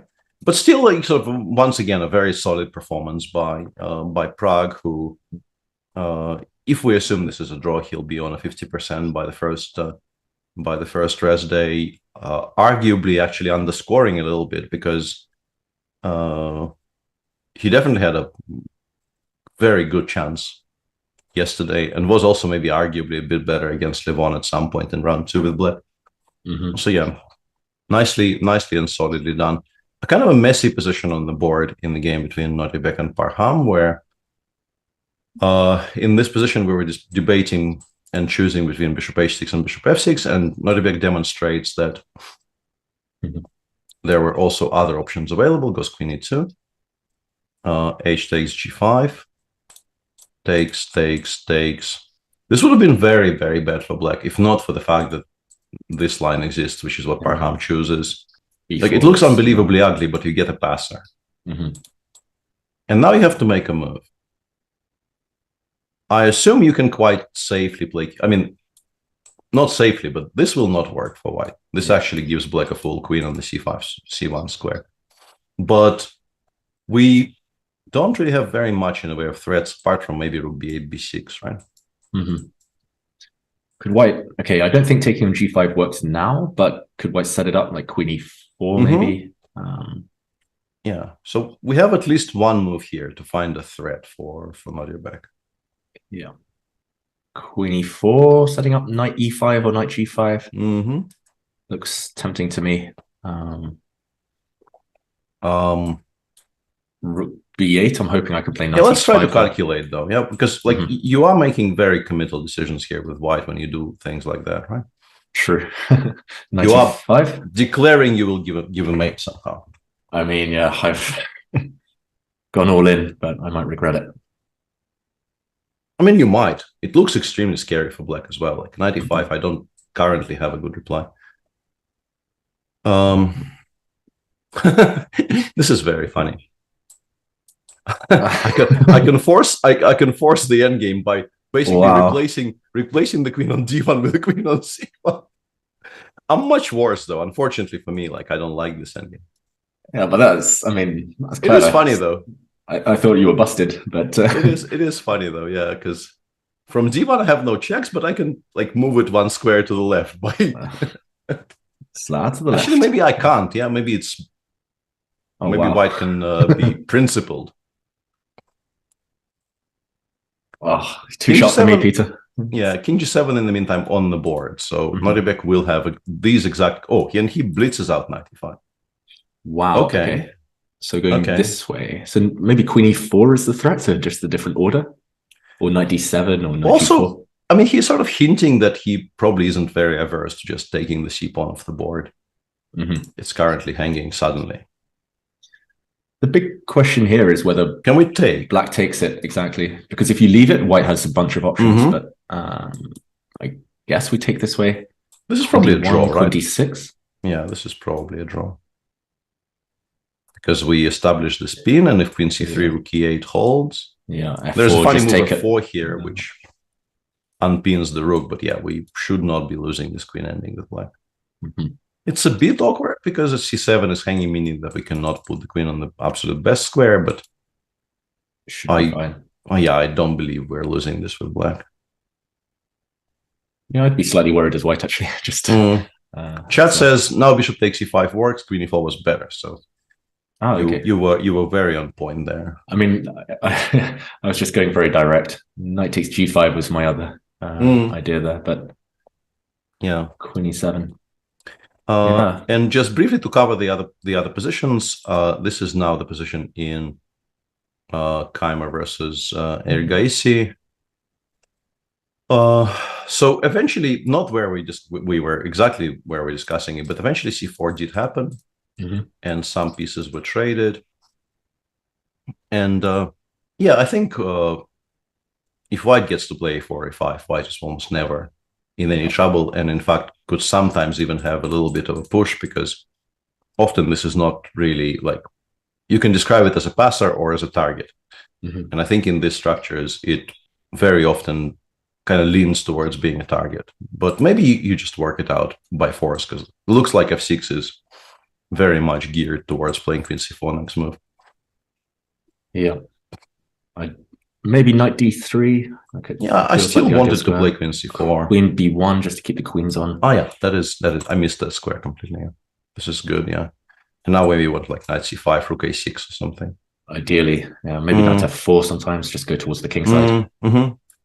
And you do want to point out that like you're never altogether happy about having to play f6. It's not a move that, and even if you don't take the Ben Feingold memes into consideration, which is of course something that you absolutely have to take into consideration. Yeah. Just like in particular when we've already played h6, and this does this much damage to our structure, like creating all of these potential targets for pieces later in the game. Yeah. I mean, I was wondering whether he's looking at knight g6 just on that note to come in via f4. Yeah, just put it on f4 that way as well. Yeah, I think it's very similar because after queen c4, you probably still play queen b1. Yeah, Vincent goes to knight d3 because he is yes. I guess also wants to school keep, of chess. Yeah, also wants to sort of slightly keep an eye on the b pawn because, like, if we compare these positions, if we assume the knight ends on f4 anyway and never goes to e7, not giving black a chance to play b5 b4 is maybe worth a little bit. Yeah, I don't know if it's very important, but it might be worth a tiny bit of something. And Jordan is clearly better against Gukesh. Winning these positions is never easy. It's absolutely not guaranteed that he will win, but it's a very pleasant edge. One thing you just absolutely want to make sure that if black plays something like knight d7, you make sure bishop c5 doesn't actually trade this bishop. I would actually start by playing bishop c1 here, probably, just to make sure black cannot get to it, because you absolutely want to preserve the pair. And would you say here, Peter, there's more chances of converting the advantage with queens on or off the board? Probably off. Probably off, yeah. I think off, because it makes it easier to push, right? Yeah, that's true. Although black's king doesn't feel entirely safe, so it's unclear. I was just thinking if, for example, bishop c5, queen g3, queen e5, or I mean, here maybe you've taken f4. First of all, here I think you've actually lost material somewhat. Yes, yeah. I was just trying to find an example. Yeah. But let's say queen d6, queen d6, and we have a choice of either taking or not taking. I think, once again, specifically here, queen h3 might be very strong. Yeah, but as an example, I think I'm very happily playing this position with white, and then like c4, b4, and play on two flanks. Yeah, it's a bit like the Magnus game, just endless suffering against the two bishops. But this one at least is less direct. Okay, he played knight c4 and rook bc1. Yeah, Anish didn't even give a check from before. He went rook bc1 directly. What's the threat? Because weirdly, c4 is not hanging yet. Yeah. Maybe the threat is just king g2, or just start threatening to take on c4 eventually. And also, I think an appropriate reply would be, I'll tell you what the threat is if you tell me what the move is. Because I don't know what moves for black. I have no idea which piece can actually go anywhere here. Like, you can play h5, but like, apart from the pawn moves on the king side, just nominate a move here. I kind of want to stop bishop b4, so king e8, or okay, king e8 maybe, but king g2. I really don't know what my next move is either. I just never know what it is. Yeah, I think king g2 looks promising. Also, for a second there I thought maybe knight b6 wins by force, but I don't like. I have this option. Yeah. And if you put something on d4, you actually do lose. Yeah, so I have to play knight f8. Or... so you have to play knight f8 or maybe knight c5. Or knight c5. But then I don't see the final blow. Magnus goes bishop e5, at least giving himself the f6 square for the king. And yeah, there has to be something here that just ends the game. Yeah. How about bishop b4 check? Nice. Knight c5. Maybe it's just overcomplicating things. Knight c5 maybe? Just to try and pin and take c4.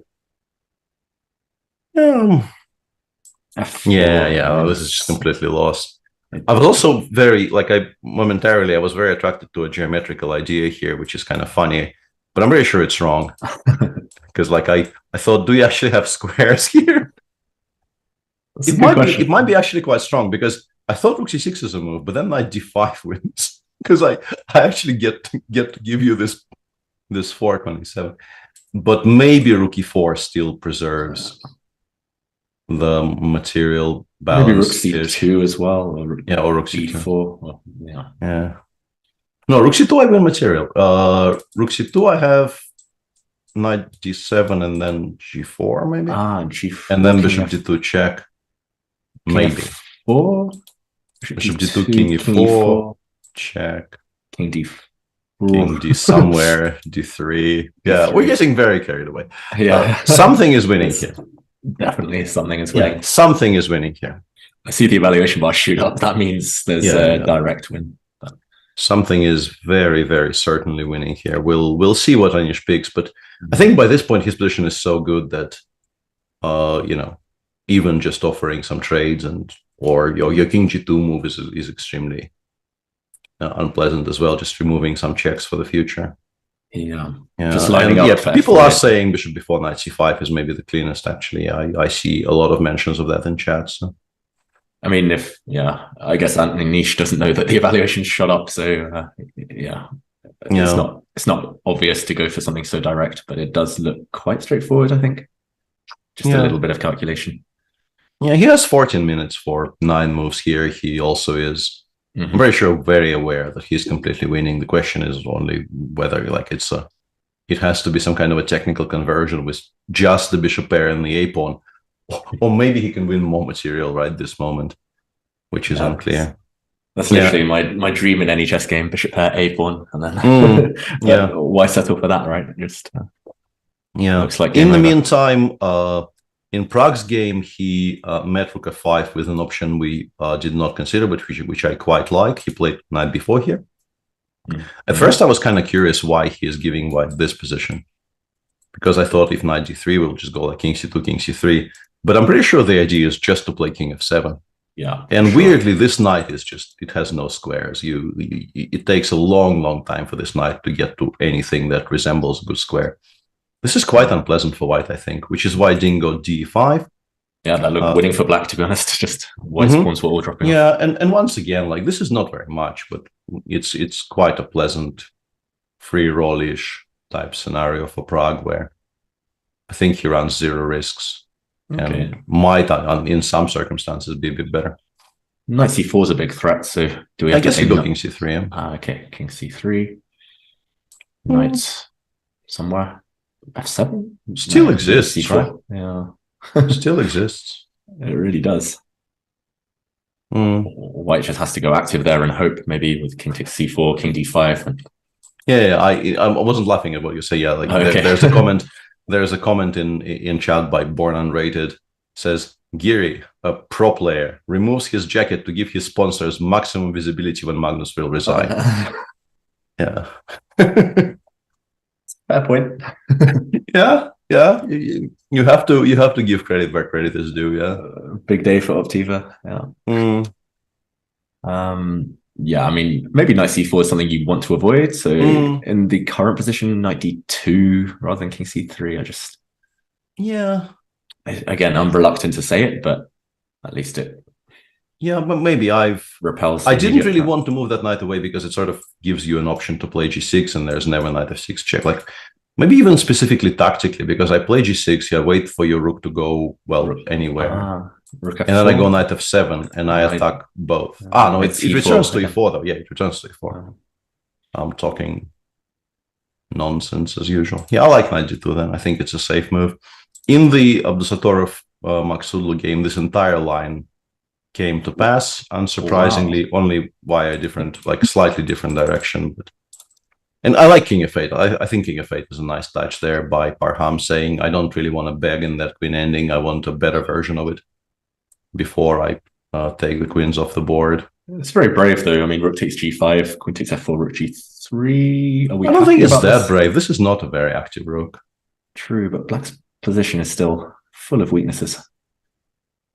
I think it's just like we need one precise move here, I think, and we'll be fine. Because your threat is sort of king g1 or king h1, and we currently have no checks on the back rank. So what I want to find here is a move which addresses this issue somehow. I'm striking queen h8 and picking up the g6 pawn. That as well, yeah. Maybe queen a3, pick up the a6 pawn sometimes. Maybe rook e6. Yeah, but then I'm actually a bit annoyed about queen f1 is here. King g1. I'm a bit annoyed about this rook f3 idea.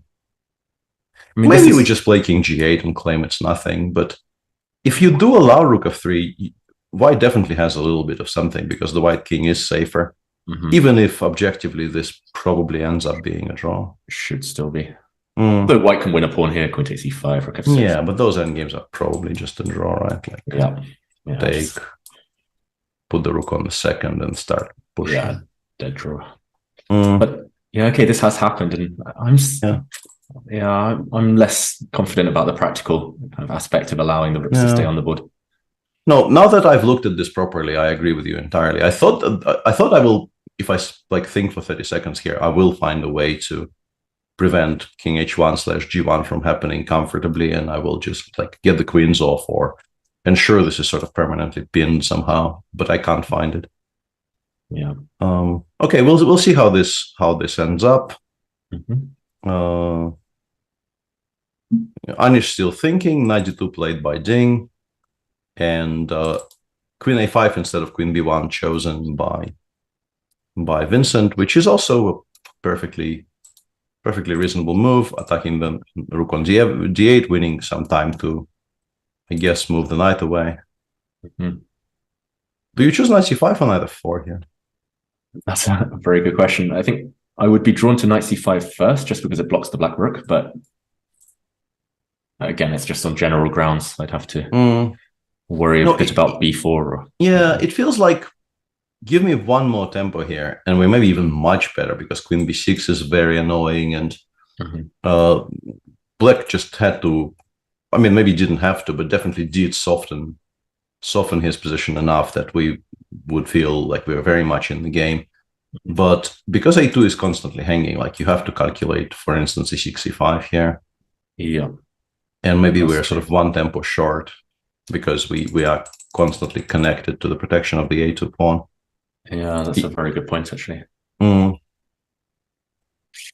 I don't see any attractive moves here for white. And I think sort of similar things apply to this.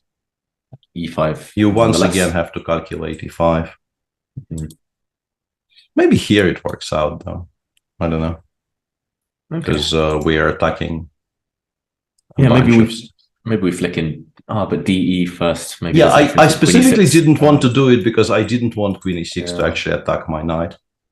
There was a reason why I started with knight g6 without the capture. I don't know if it's a valid reason, but it was sort of on purpose. Yeah, I was slightly worried here about kind of attacking the knight, maybe king f or h7, and I was hoping this will work. Now knight somewhere, and now knight somewhere. Yeah. That's a very good point. Knight b7. I'm not sure. Knight f5, maybe even, because we really don't have good squares. And once again, this is completely untouchable. And if I have to start going back, I might like regret much of it. Yeah, white's major pieces are really misplaced. Actually, I'm not such a fan of queen a5. Yeah, I would also have played queen b1. Honestly, I liked queen b1 a lot more. I thought it was a more flexible choice, giving us more options for the future. Anish gave a check. The king went to f6. And now we're expecting knight c5. Yeah, we think knight c5 is completely winning, and there might be other things as well. Feels like there must be many other things. Yeah, absolutely. Not sure what, but knight c5, can black even fight on? Well, I mean, you cannot not take, like you do need to check out that something like this doesn't work, but like if all else fails, this is completely winning. Yeah, like if we really, really don't want to calculate anything, this is completely and utterly winning. So knight takes, rook c4, once again, choices between this and this. Bishop d6, you probably get mated after bishop c3 check. Yeah. So you go rook c7, but then after f4, you get a version of the same position, which is arguably maybe even much worse. Bishop d6. Yeah, like bishop b2, but like something here will win. Yeah. What move number are they at there? At move 32, so they have 8 to go. Poitoid. Should be plenty of time for Anish. Yeah, this will be move 33 is what I meant, yeah. Parham did play exactly what we were kind of expecting him to play, rook e6, king g8. Rook d3 now was chosen by Noribek, not Rook f3, but I don't think there's much difference after Queen e5. Yeah, should be a draw. There's just very, very limited material. And the king on g1, I mean, it is safer than the king on g8, but not by a huge margin, you have to say. It's still very open to those types of checks. Yeah, I like Queen e5, just lock out the white queen. Yeah, I guess the point is he wants to give a check on d8 and ask you, do you really want to go to f7? And if you don't, it does cost you a pawn in such a way that the remaining pawns are the same, so you can't trade them this easily. But even this endgame, like you're a better endgame player than I am. Is this winning? I don't know about that. It might be, right? Because the base is protected, so we can actually run towards b2. I had something almost identical against Levon once, and I managed to hold it as black by very quickly creating counterplay. I think it was very quickly forcing like g4, getting the pawns off, getting the black king active. But yeah, you make a good point. White is quite quick to run across. Yeah, and like with the pawns slightly progressed, where they present a bigger target, I think this is a very clear draw. But specifically with the pawn on g2, where for now it's protected by the rook on c2, you do have some legitimate winning chances. But yeah, I'm also leaning like it's probably a draw, but you do have to work for it. Yeah, I'd say draw if I had to, but at least the game is alive. I don't know if black can try anything else other than queen e5, other than giving a pawn. Rook d6 maybe. Rook d6, queen. Queen c7. Yeah, queen c7 works. Yeah. This is an important detail because actually this queen has no checks. Yeah, you would like to give a check to unpin yourself and then win this rook, but there are no checks. Yeah. Okay. There's no way to really threaten any back rank checkmates. Not really, no. You can play queen f6. Yeah, that should lead to similar, pretty much. Oh, but well, I mean, and that would be my next question to you as a resident endgame specialist. As black, do you actually ever go here? Only if you have a lot of time on your clock and you're willing to invest it all. Yeah, I think I'm just never touching this because even if I suspect it's still a draw, which it might be. Yeah. Like, why would you run the risk of looking like an absolute pillock? You know, like it's just why? You'll end up a tempo short and yeah, like regret your life choices. After queen f6 as well, there was queen takes c7 in that line, so I think it was wasn't quite possible. But okay, knight c5 on the board. Yeah, I briefly switched to this because I think this one is about to conclude. I don't think that this game is long for this world. Yeah. Very difficult to imagine how Magnus survives to the time control, frankly, because it continues collapsing around him. Yeah. I think like something like rook c1, bishop d6, bishop c3, bishop e4. There's rook f4 here. I was going to say bishop e5, king e5, bishop f7 is sort of best case scenario for black, while also being completely and utterly lost. Yeah. But in fact, along the way, you just lose a full bishop to rook f4, and if you also lose to bishop here, then you start losing your king side without even like trading a bishop pair. Yeah, you also have bishop a5 as well, bishop a5, bishop b6, and just pick up the yeah, rook d7 played. f4 also very, very strong, of course. There's nothing wrong with f4, but I think rook dc1 is maybe. And the reason I'm so confidently playing rook dc1 is I think Magnus will not even try to defend some position like this because like it's just a waste of your time. Maybe some position like this is just like you never ever check a player like Giri in a position like this because there is nothing to check. This one I agree, the black knight is so bad, but how about rook dc1, knight d3? Oh, okay, it's going to end up the same pretty much. I think it's the same. I don't think you ever actually develop enough counterplay against the f2 pawn. Yeah, just bishop c3 check. And yeah, you have bishop e5, but yeah, honestly, I will take. Yeah, yeah, I will take and win this every single time, I think. Yeah, and people continue spamming bishop a5 at us, which probably also just wins by force somehow. But bishop a5, b6 actually, gets there by force. But yeah, why do you think it's the simple way when you can enjoy the pleasure of winning bishop and knight, bishop versus knight? Yeah. Books are nice says most people would not feel like a pillock if they played that line because they wouldn't know what the word means. Which is, I suppose, a fair point. You can explain that one, or they can check out the Urban Dictionary. Wow, Magzulu's played c5 in that game. Maybe we can stick here. I think. I don't know. Yeah, let's stick with Geary, because I really do think this is not going to last very long from here. Yeah. Magnus, what can he even try here? Just guaranteed to lose a knight now or lose the exchange. How? Like rook, let's say d7, bishop b6, bishop. We just continue very, very simply going after the c file. Yeah, it's just not even very sophisticated or anything. We're just winning the knight on c5. Yeah, I mean, this is good enough. Also, bishop f3 in that last position, just threatening bishop takes c5, bishop g4, everything. Whoa, that is very cultured. I like this. I don't know, just keep control, defend things. And that is very cultured. Defending d1 just in case. Yep, no hope now. And the jacket comes back on, so the sponsors have had enough visibility. No, I think he borrowed that move from Gary. I think Gary used to it wasn't the jacket though, right? It was the watch. It was the watch. It was the watch. Yeah, Gary would put the watch back on. That would be so sadistic, Peter, to take the jacket off just to put it back on later. Yeah. And Magnus looking at the score sheet, he's ready to offer his hand.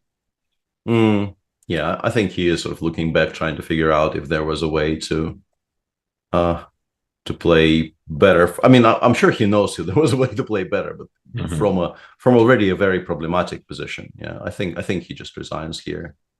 Yeah. He realizes bishop b6 is coming, so yeah, that is not fun for him, because I think their sort of internal dynamic is, he very much enjoyed the recent supremacy he had in his head-to-head against Anish, and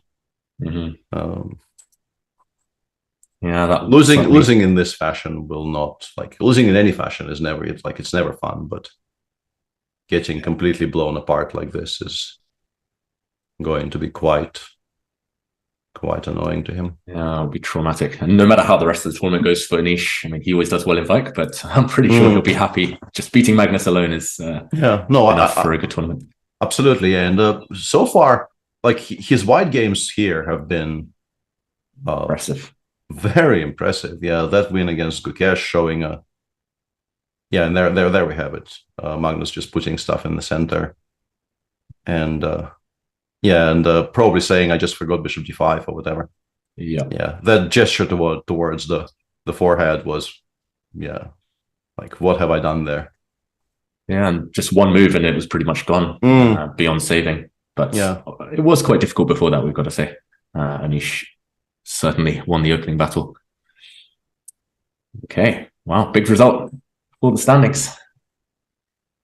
Yeah, Anish kind of taking an early lead here, right? Because of the people on +1, he might be the only one winning today. Ding is unlikely to win, and Noribek maybe is slightly better. Let's go there actually, because Parham is defending this in a very kind of a modern chess fashion. He just went c5. Rook d8, rook d7, king f7, king e8, which is really the only way not to either get mated or lose material. But it's a very kind of a committal way to defend it. And now he might still have to play queen e3 check. I have to say, I'm not in love with this. I think he really has to, because otherwise queen h8 looks like a killer threat. We might be heading for that endgame you mentioned, Peter. And but then you would much rather have the king on f6, right? Like, he's going to have exactly the same endgame, only we were having this one. Yeah. And he will have this one, which is like straight to tempi down. That's a very relevant point. And it's not irrelevant at all. Because once the king gets over to the other side, maybe it starts. Although, come to think of it, like, just if we're to show sample lines,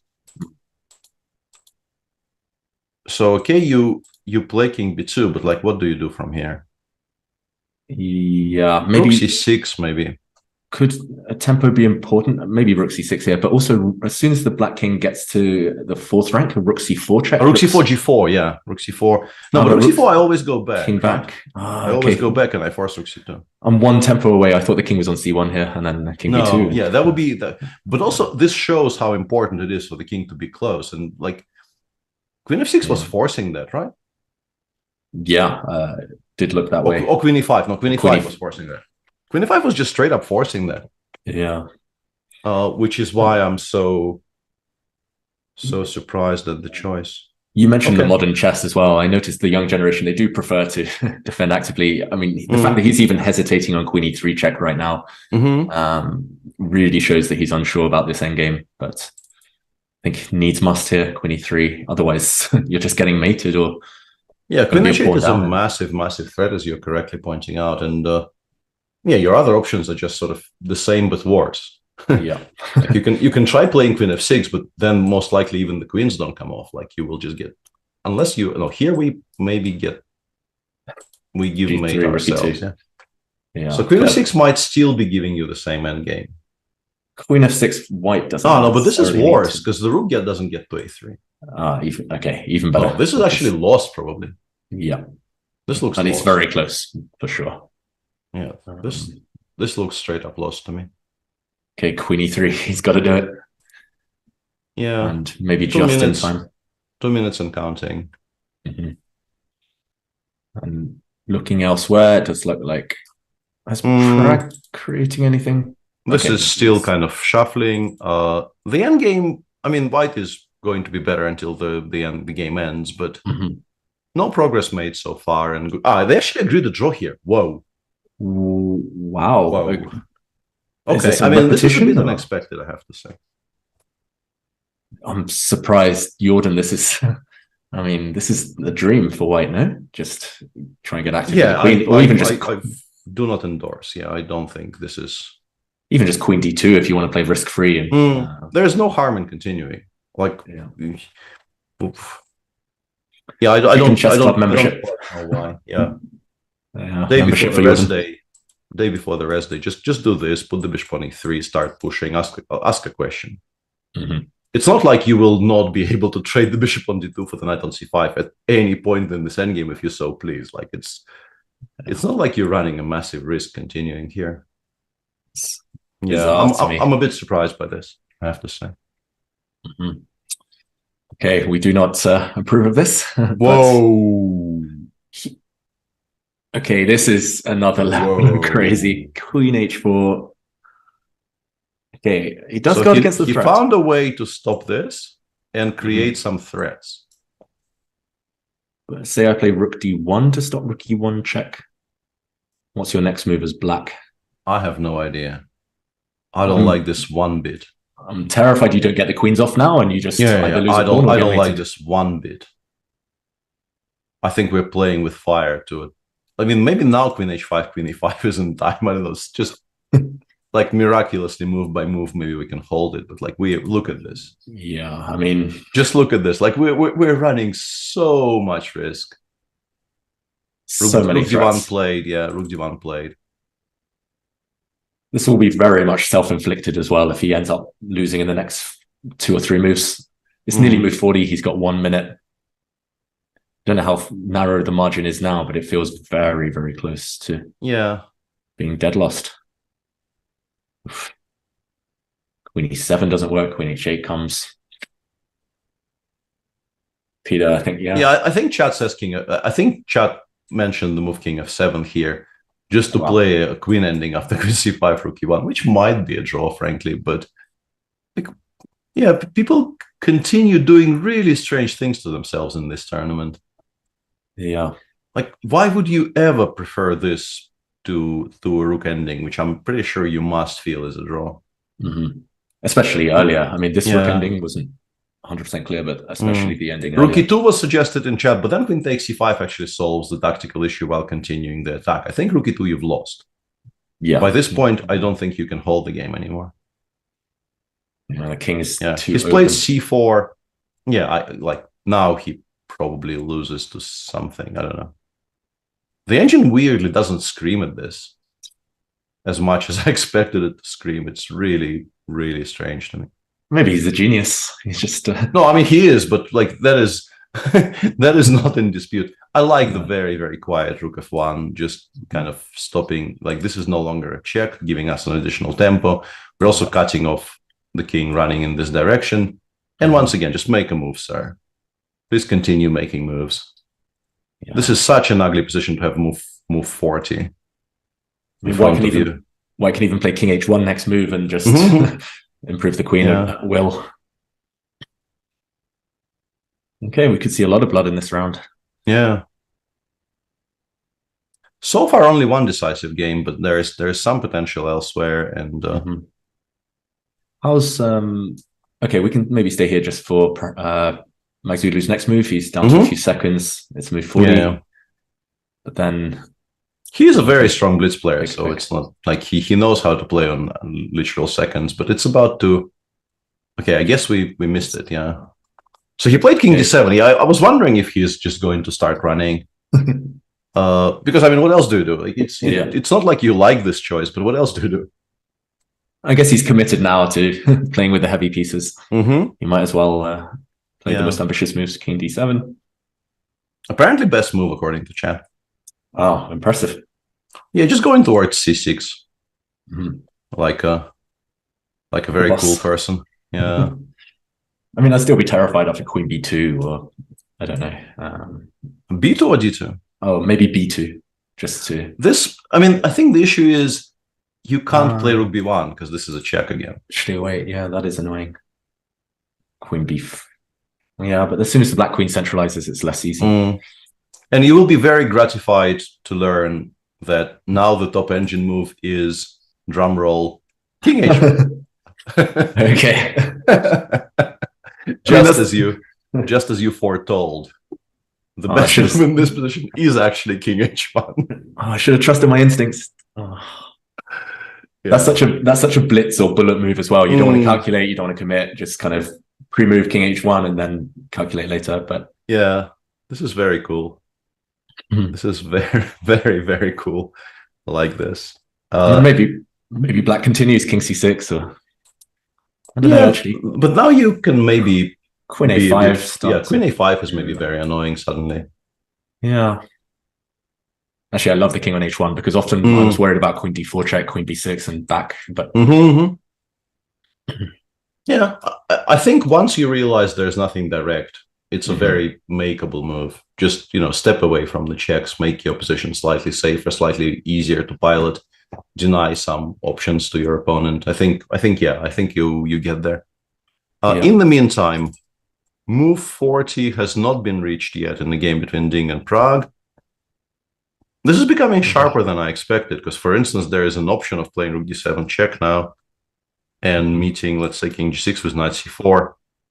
No, actually, we always have knight a6, knight c5. So Prague is still actually keeping everything firmly in control.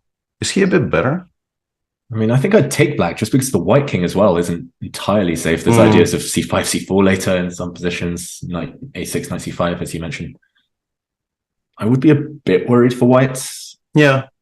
I'm not really sure what else other than rook d7. You could potentially calculate rook c4, but it feels like exactly. King is... You can also initiate sort of the same kind of race by this, but you are so far away from attacking c7, and like you're about to lose the pawn on g5. Yeah, that's true. Like some position like this, I would be very, very unsure about entering it. Here you have to just play knight d4 and hope, or king d4. Or this, maybe. Actually, knight d4. I missed knight d4. But already king g5, king h4, and go the race. Yeah, and go. So, we'll see. And then we also have the end game in the game between Vincent Keimer and Arjun Erigaisi. Now that it's an end game and the black king is completely safe, you're back to thinking, I guess, at least I am, that really only black can be better, but it's probably not very much, right? Yeah. Just f3 and then start attacking the pawn on e6. Black's position feels so loose that I don't think white can ever be in trouble. If the rooks were off, I'd pick black. Oh for yeah, sure, that would be a different story for sure. Yeah, never gonna happen. Yeah, so let's take a look at the challengers for a second. Elin Roberts is defending very solidly against Tabatabai to the extent that I don't think she is really even much worse anymore. And very weirdly, we left it here, and Amin made a move in this position which I would not have guessed if you gave me many tries. Wow. Like this looks so natural, and then just kind of play. I guess he didn't see how to improve, but like even something very slow like bishop 6, bishop d5, White really has no moves here. Just king h8, just ask the question, what's your next move? I mean, I guess rook e1, but even after that, I'm not sure what the next move is. But bishop c6, bishop d5, bishop takes b3 is, just very difficult to stop. And even if you have to allow rook e8 check, even this I think is just entirely safe, because like how are you going to get the second piece to the wraith or move the queen away from f6 to give some kind of a check? But now I think she is just completely fine, because yes, this is a bit weak, but this construction seems to, like, how do you extricate the rook from before? Yeah. Now that the bishops are off, White had that horrible passive bishop. It just feels like complete safety, as you say. Yeah. Even in queen endgames here, rook endgames, all of them. Yeah, I think it's just fine. Yeah. Velimir Ivic is probably just completely winning against Vaishali. I assume this is some kind of mate. Rook I don't quite see exactly, like, it feels like this should just win, but you still have to explain how after this. Can we not just take on d7, say rook e takes, or this? Yeah, rook b7, rook b7. Yeah, exactly. Yeah, and just simplify into this and win this position quite comfortably. Yeah, it feels a bit sad not to win by force, but like it's a really kind of stupid hang up to have. You don't have to win everything by giving mate. It's also okay to just queen all your pawns eventually. Yeah, nothing much wrong with that. So yeah, Vaishali probably losing this game, even though some hope was at some point given. I think the King's Indian eventually ended in a draw in a game between Sindarov and Adiban. Adiban actually played knight b6 here, a move we somehow discounted. I personally at least thought that c4 is playable, but now that I look at this, rook c8 f5, I don't know, f5, rook d4, knight c6 actually loses to dc and cb. So, but rook c8 maybe just wins material. Yeah, rook c8 attacking both c4 and d5. So he played rook knight b6, d6, e5, and then eventually rounded up and won the pawn on d6. Why generated enough counterplay on the king's side to not be much worse, but was a draw. A kind of a really disastrous tournament continues for Yergos Pehac. We left it here. Bishop d5 was played, and it kind of went downhill from there, I guess, for Yergos. He played b3, and then black kind of invaded along the c file.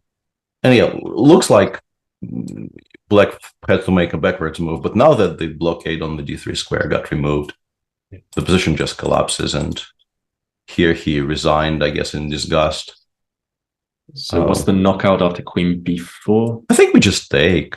Oh, okay. Yeah. And queen e4, rook e5 is not very attractive, and honestly, fe4, queen e5 is not very attractive either. Yeah. I don't think this is unreasonable. Supi against the small beer ended in a draw in a position which the engine suggests is completely winning for black, but I don't know if I would be very confident of that evaluation if this were my game. How did we get here? So after knight e3, Thomas played rook g8, White played knight h2, knight f4, and knight eg4, which is kind of similar to what we were discussing earlier, but with the inclusion of rook g8 and knight h2, which probably favors black. Everything is hanging. Looks like black should resign, right? d7 is hanging, g8 is hanging, e4 is hanging, and all of that is adequately protected by the move knight d5, which is quite beautiful. Yeah. And this is now a mess, because we've not really landed any kind of a killing blow. The king is still on e1. And yeah, I don't know. Here it still feels like maybe white is better. In particular, here it feels like white is better. But then things have gone sort of out of control, I guess. White's queenside just disappeared somehow. Yeah. Wow. Step by step, yeah. It still looks very unclear, but nothing actually happened on the queen side. Weirdly, like knight e4 looks interesting here, but I guess maybe rook d8 holds or something. Instead, rook h7 was played. Rook d8. King h3 is a bit of an abstract move here. And yeah, he gave up on a2 and didn't give any mate. So final position, I guess the machine just counts pawns and says black has 3, white has 2. I like it. But the king on b8 is still not very safe. And also, like, this is a very, very solid plan. Yeah. So I think I would still take white actually in practical terms. But And also, I guess a very nicely timed draw for here, because this is move 40. I assume nobody had any time for the last 15 moves. So like you go knight gf6 and you just offer a draw against like 33 seconds. Yeah. And it gets accepted because it gets accepted. Mishra is in trouble against Irvin because this setup is extremely solid and black has more pawns. I don't know how easy it actually is to win this, but black is, of course, very much to choose. And Yilmaz is just 2 pawns up against Max Warmerdam somehow. Something has gone off the rails. Okay. So they had this very kind of a typical position in which not very much was going on. And then he played king f8, and after b5, with horror, realized that he cannot take, meaning that you have to give up your entire queen side, which is very unfortunate. Why can't you go bishop b7, bishop c8? Bishop. Yeah. I guess something like bishop b2 and then bishop f3. Well, this is less clear, right? Yeah, I wonder why you would choose the other one. This looks like you're resigning a bit less here than you are in the other one. Yeah. A bit mystifying, but... Very, very mystifying. So really only 2 games still running. No, 3 games still running. Actually, 4 games still running. I can't count. But some of them aren't really running all that much. Like, we don't really count this one as being particularly intriguing. Yeah. Elena is still playing this position, but I think she holds it very, very comfortably. Yeah, we'll briefly check in with the Masters, and probably actually that would be a kind of a weird spot to take a break. I don't know. In the Masters, Prague did, after knight c4, play king g6, and they have finally reached move 40. I mean, definitely black for choice here. Yeah. I mean, white's struggling to hold the pawns together. I guess you could play h4 and just sit, but it's going to be unpleasant. Black will exactly reroute the knight at some point. Maybe put the king on h5, just tie down the white rook. Yeah, I very much like starting with king h5 just to... Although it sort of... Yeah, it makes rook d7 more attractive. Maybe knight a6 and then king h5, because the knight c5 will stop any intrusions. Yeah, this is going to be very annoying for Ding to hold, because you have to, like, move after move, you have to solve those small problems. Here, maybe knight e5, knight d3 is not that horrible, but like even then, like, might go to h5, actually, not f5 as I originally thought, and after knight d3, just brute force the h4 pawn. And knight f4, maybe. I thought I could take. Yeah, somewhat weirdly, maybe the way to make a draw here, or at least to like set up a trap to make a draw, would be to make a waiting move and go knight f4 here. And then you do have a perpetual. And then it's perpetual. Yeah, and then you do have a perpetual. Maybe king c4 is a more useful waiting move. Oh yeah, or king c4, exactly. Good point. Yeah. Of course it is, yeah. Just creating an actual threat. Yeah. No, very clever stuff, but that's what he might need, Ding. Yeah. And queen d4 played in Abdusattorov versus Parham. Did not play the move king h1, so now I assume the central control is once again very much the name of the game. I would just immediately start by doing this, and then thinking, and then probably playing king c6. Yeah. Sort of stabilizing, taking away some of the checks. Still no longer very looks scary. that horrible, yeah. Looks scary, but no longer looks that horrible if I'm on. Yeah, but still. Queen a4 check, rook b1. Yeah, like where do we put this guy? b7, a7, b6, a7 maybe. Yeah, but then rook b1, queen b4. Yeah. I have rook b6. Ah. Okay, I thought queen e7 check there won, but it doesn't, right? Maybe it does, yeah, but does it? Yeah. Rook f1. No, I'm still scared, but rook f1 is terrifying. Yeah, maybe you're clinging on. Rook b7 then. Yeah, queen d4, queen d5 looks safer, says chat, which is probably true. Yeah, actually, not giving up as much control. Although, like for me, rook f7 looks... yeah, like allowing rook f7. And by this point, I very much recognize this particular chatter, and he or she is very rarely wrong, and I think I know why. but yeah, for me as a purely carbon base, chess player form, I am stopping rook f7 check. I am not allowing rook f7 check. The only way to defend here might be king c6, king c5. King c5, yeah, exactly. Like you have to go in with whatever this is, like rook c7, king d4, and we run. And actually, I can't find a way to punish it. Maybe it's completely fine, but I mean, are you very certain of that? If that's actually your position? Yeah, I mean, he's going to have to burn a huge amount of time before committing to anything even close to this. Oh, Peter, is it the time for Joyce? I think he is either going to get his walk or already has come back from the walk, so he is kind of happy and needs further encouragement. Hello, Beastie. I wonder what Joyce would play in this position. Okay, queen d4.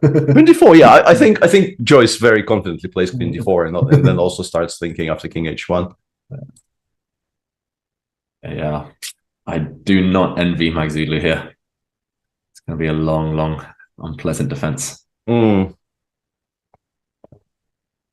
What do you think, Peter? Is this time for a break? As now that I seem to have devolved to canine content, maybe we do take a bit of a break and come back.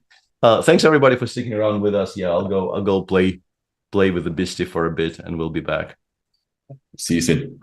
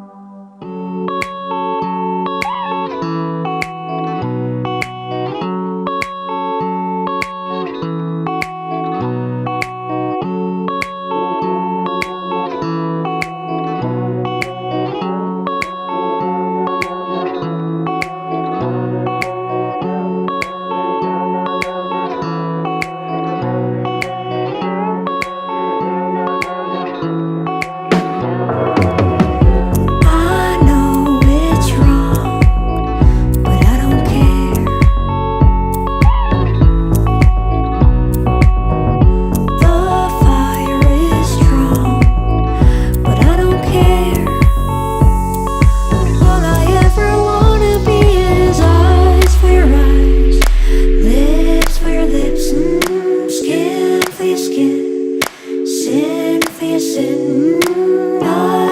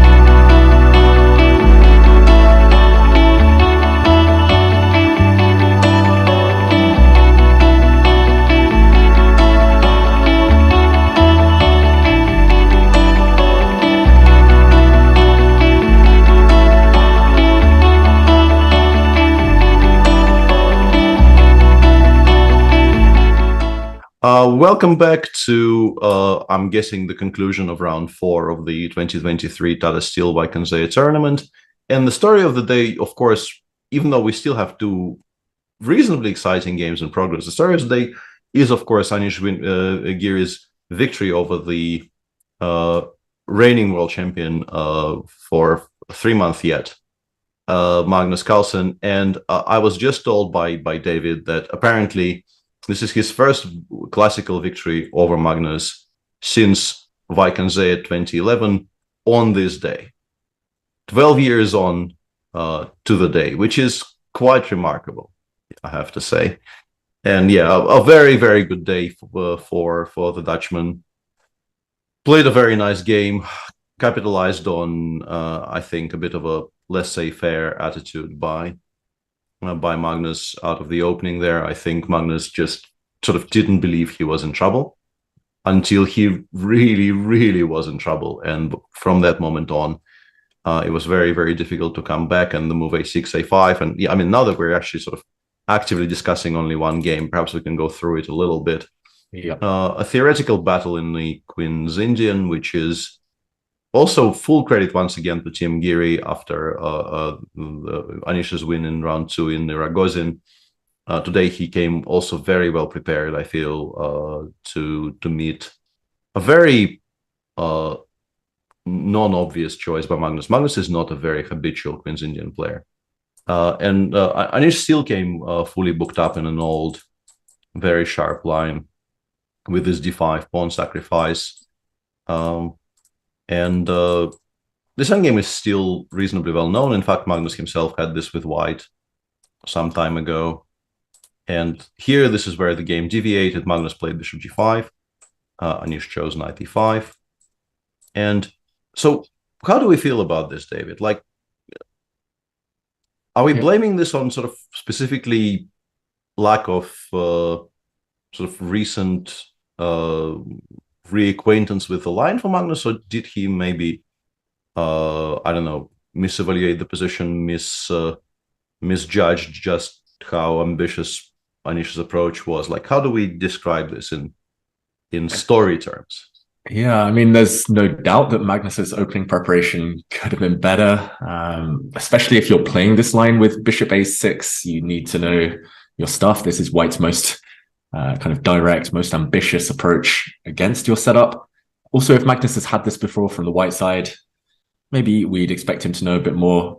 After that, okay, Magnus clearly didn't have a good day at the office, but I think you're right, Peter. There's a certain amount of kind of underestimation of Giri here. It feels like he thought he could get away with anything. Maybe a miss here with knight d4 after b4, taking on d7. But already it's difficult. We've got to say already he's played himself into, in practical terms, a really difficult situation. And yeah, and also it's very, very unfortunate, and it will not happen very often that a move which seems as obvious and as like must play as rook d8 takes d7 here, taking the very, very dangerous passer off the board, attacking the bishop on b7, winning a tempo. And it basically loses compared to the move knight e5, which after a sample line would be, I think what we were showing during the broadcast was something like, in some order, king f1, knight d7, and bishop g2, or something along those lines, with the intention of getting the rook to b7. Even this is legitimately very dangerous for black. But as you will see in a moment, this is an absolute picnic compared to what Magnus actually got in the game, because after rook d7, he clearly missed bishop d5, because after bishop d5, he just sank into very, very deep thought and realized that really there's no way back. Suddenly, b takes c5 happens sort of faster and with much more devastating effect, because you also constantly have to watch out for rook b8 checks. He ended up settling on this. And here Anish chose a very human decision. I think you and we gave a very clear demonstration here of how this looks completely winning, while also being very difficult to actually win as efficiently as the engines win it. How to mess it up as a human. Yeah, because the cleanest solution, according to the engines, was rook e1, knight e6, which I'm sure Anish considered, and then a move knight c3, a4. which your mind, I think, sort of refuses to process a little bit because you're moving the knight away from the center and it just doesn't feel very critical. But in fact, knight takes c5 is such a massive threat that the black position just straight up collapses. Instead, Anish played bishop c5, knight e6. And here, once again, we just sat here for 5 minutes. We can, in marked difference to Anish, we could actually move the pieces around. And we spent, like, I think 5 minutes kicking things around here and came to the conclusion that bishop b4 is good. Yeah. When, in fact, both bishop c6 and knight e4 are stronger according to the engines. But yeah, like, nobody cares. Nobody cares. Also, nobody makes those moves, I think, considering why they're winning. Yeah. And this is where the game really ended.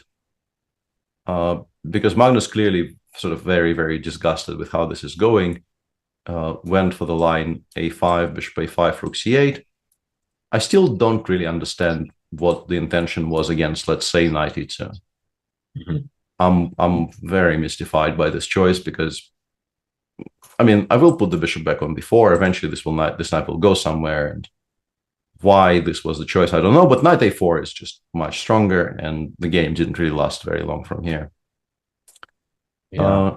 So what else can we add to this? Like, what's your most abiding impression from this game? I mean, firstly, that Giri's in great form, but also we got to mention, Magnus just maybe not fully focused, maybe making some kind of flippant choices about the opening. Something was up in this game, and the tilt, as you mentioned, there were plenty of ways to put up sterner resistance, but he didn't really put up any of a fight. Even as you say, giving up the bishop pair. At least he could have fought on a bit longer. Yeah, I mean, in this position, this is the line that was suggested by Dane. I think it's possible to miss that the knight f5 move even exists. And without it, I think it probably does look very lost.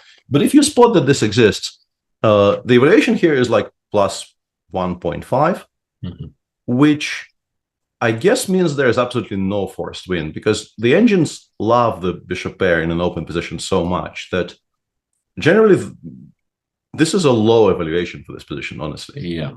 I would have expected more, and it means that there's still a fight going on. Of course, you feel very pessimistic with black. You know that it's one of those, like, at some point I stumbled upon a way to describe positions like this, which I feel is somewhat instructive. It's a position you can draw, but you can never equalize.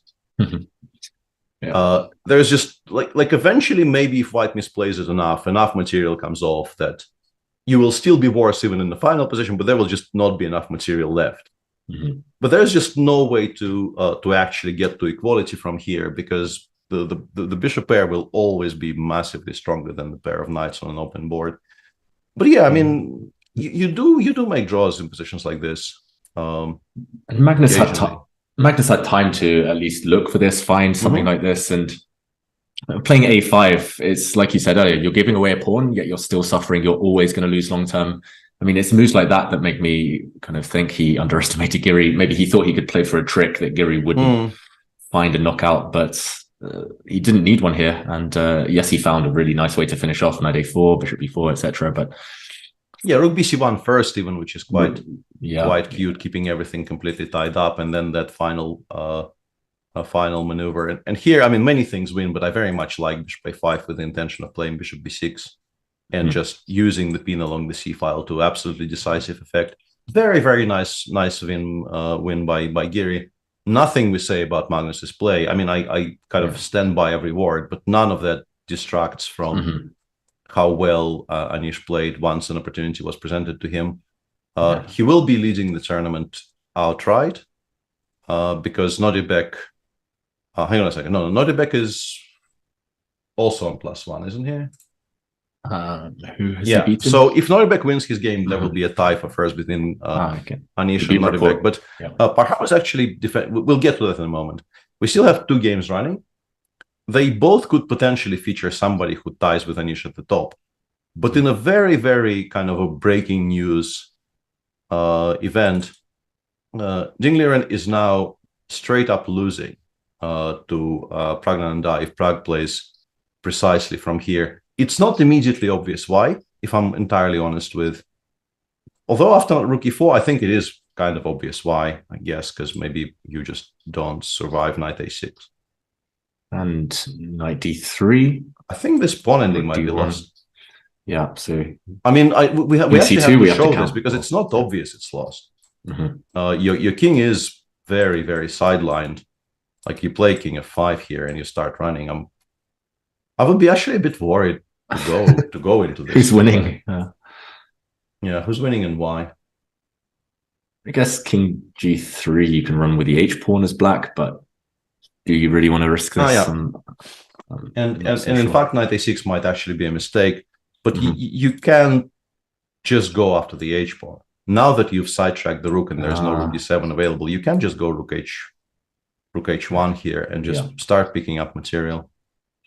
Makes a lot of sense. Knight f3, rook h3. Yeah, and White managed to misplace, his pieces to such an extent that like this just doesn't look like it holds. You still have to be a bit precise, I suppose. But no, knight d3, king g4 is just very, very comfortable because there are no checks. Like in some position like this, the knight has to go back, and then we start collecting everything. This, everything is hanging. Yeah. So Ding, for the entire game, we were describing his approach as very, very minimalist. But honestly, not for a second would I dream of him being in trouble in this game from here.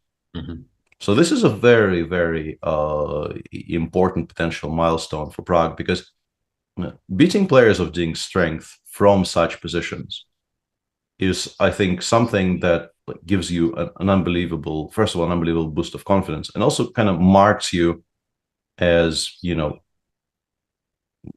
it shows you've progressed past a certain point. Because I think we all know that these young kids, they calculate incredibly well. They are generally all incredibly well booked up in openings. The breadth of knowledge is fantastic. But beating very well established, very classically trained, very strong positional players from boring, dry positions is where you start thinking this is something very special. And he still hasn't won. I don't really want to jinx him. It's very possible not to beat Ding out from this position. But this is something quite special in progress for the young man. And we have one more position in progress, which is this very messy heavy piece endgame between Noribek and Parham. We left it here, and he found queen d5. Yeah, I was saying that no human person plays queen d5 here happily. Maybe he didn't do it happily, but he did do it. And after some thought, Noribek realized rook f7 check does not actually win the game, and has gone for queen f8. Remains a very difficult position to play for both, I guess. But especially for black, right? The stakes are much higher. You might get checkmated. You might lose your queen. I'm not sure it's exactly the type of position you would say that it might be equal, but you never equalize. But no, this one you can imagine how you equal. Just think get traded away, and like c4 gets traded for a2 somehow, and or the queens come off. No, but like if the queens come off here and nothing changes in the position, black probably wins. Because the king is in the center and the c pawn is very far progressed. So like you need more than one condition here for this to become equality. But it is misleading, the evaluation bar saying it's equal, because black needs a move now, right? Rook f7 monster threat. And the difference is, just to show why rook f7 wasn't winning in the previous position, we go king c6, and we start running forward. Like after queen b7, we just run forward. Queen a7, I assume, continue running forward. Very importantly in this position, the e3 square is covered by the rook on a6, so the queen on a7, rook on b7 are both completely misplaced. In fact, I think this is how you occasionally lose with white. Because you drive the king towards some square like c2, and then suddenly you have no more checks, and the black pieces sort of form a protective box around the king, and all of this mass of pieces just starts pushing the c-pawn forward. And suddenly you just realize that I want to drag shogi into this conversation, but I really am not a shogi player, so I feel like I know precisely zero about shogi. Yeah, but this is the one thing that Peter Heine Nielsen, who is a huge shogi enthusiast, sort of impressed upon me. Basically, this is a very legitimate defensive strategy in shogi, because in shogi nothing can attack backwards. Wow. Okay. So if the king actually manages to get through the attacking enemy lines and get behind, it's entirely safe, because they just don't move. They don't move backwards. They don't attack backwards. Wow. So this is a bit of a kind of a shogi type situation where we've driven it all the way here, and now it's safe, and we regret it very much, because now all the endgames are definitely lost with the king as active as this, with the pawn next to it on c4. So what is the difference? If, let's say, after queen f8 I play, I don't know, g5, which is a move that will never ever be played in the history of moves not being played, rook f7, king c6. That's a good question. What is the difference, actually? Originally I thought queen a8, but it's the same. Queen c8. Yeah, I'm still running forward, right? Yeah. What is the difference? At first Maybe I it's thought queen c8, king b5, and then king a4. I don't. Yeah, like it's very safe on a4 as well. What is the threat? Like, can it be that queen f8 actually doesn't generate a threat anyway? We have sort of protected against c3, right? Because we will just very simply go queen c8 and then take on c3 quite happily and play a pawn-up position. Black has no effective checks there? No, not really. Yeah, as long as we stop rook e1 check as the first check, we're never in trouble. Yeah. But is it possible there is no threat? Is it possible that I can start running immediately? Yeah, queen c8 here. Oh, no, but yeah, rook b1 check is probably a bit worrying. Yeah, I mean, that one, at least there's no checks, no counterplay, so white would have a timeout now to play queen b8. Queen b8 or something. Yeah, this looks very, very dodgy. Yeah. Or queen f8 again. Yeah, it's very important that the rook stays back on the first rank and there's never any counterplay. Can you talk about Mustafa Yilmaz's game? I'm trying not to be honest, because it's a very dry endgame, which I assume he will eventually win. But actually, I can bring it up for a second there, because I think right now he has an immediate victory with queen c2, right? Because queen a3 loses the queen to queen c8, queen f8, bishop h7. And if the queens come off and we're still 2 pawns up, I assume we will find a way to win it somehow. Like, it's very difficult to imagine the bishop ending 2 pawns down can be held. Yeah, so yeah, now I don't really mind talking about this game, because it's a very short conversation. Just get the queens off, like probably resigns, I would assume. Looks clinical. Yeah, going back to this, yeah, king 6 is risky. And okay, Mazetas in chat says the threat is actually queen f2. I mean, that's ridiculous. Yeah, with some queen a7 hints. I don't know. Yeah, like this is. I'll promise everyone that that's not his intention. When he played queen f8, his intention was not queen f2. He definitely did not play it with the intention of playing queen f2. Yeah, we know this much. But yeah, this is just very difficult to play, because first off, you have to convince yourself as Parham that you just have a tempo here to do something, because none of the checks are doing anything still. And then a comment I can actually get behind by Nizahir there, and this I understand at least. The best move for white, if white is to move, is a4, and this I very much understand at least finally, because taking away the b5 square from the king will be relevant in a lot of these positions. So thank you for that, Niz. Yeah. So, for example, if black waits to move with g5, as we were saying, yeah, we can just go a4 and continue sort of improving slowly. And now maybe in some variations, the king will not actually get past the wall. It already looks like a massive threat of rook f7, queen c8, and then queen c7, and queen c7 mates. Yeah, exactly. Like so now if you continue pushing, suddenly inability to go king b5 just instantly decides the game. It's very clever. Yeah. So how does black defend this? Yeah, you can. And the issue is, like, you can name moves here, but they don't. How do you make the conditions for a king march? Maybe you have to clear the queen out the way so the king can march through the center, but I would be reluctant to touch anything here as black. I'd be scared it would like drop off. rook d6, but I would be scared. I'm actually worsening my setup by abandoning the e-file. Yeah. We know we can't play c3. We are not really liking king c6. Like I would be very tempted to play king 6 just to, I would know it's risky, but I'm sort of clarifying things a little bit, by getting it all the way to a4 and then hopefully not blundering any mate. But yeah, like you're not very confident about any of this if you're black here. Yeah. Why does something barbaric like rook e2 fail? I have a feeling that without the rook to cover the 6th, some of these checks will suddenly win. No, maybe not. Actually, Queen a8. And now rook. It still doesn't win. We run this direction. Yeah, king d4. Amazing. Even this is. So hang on a sec. No. Rook c7, king d4, queen a7, and probably the only move is king c3, but it's not difficult. Because king d3 does run into the skewer from behind. Yeah. So rook e2 is maybe playable. Maybe he just loses the g6 pawn with check and you don't like it. We're too busy looking at the it's as good as explanation as any, no? Yeah. And actually the g6 pawn is quite important because black's king can't run forward again. There might be some rook f5s in that position. Oof.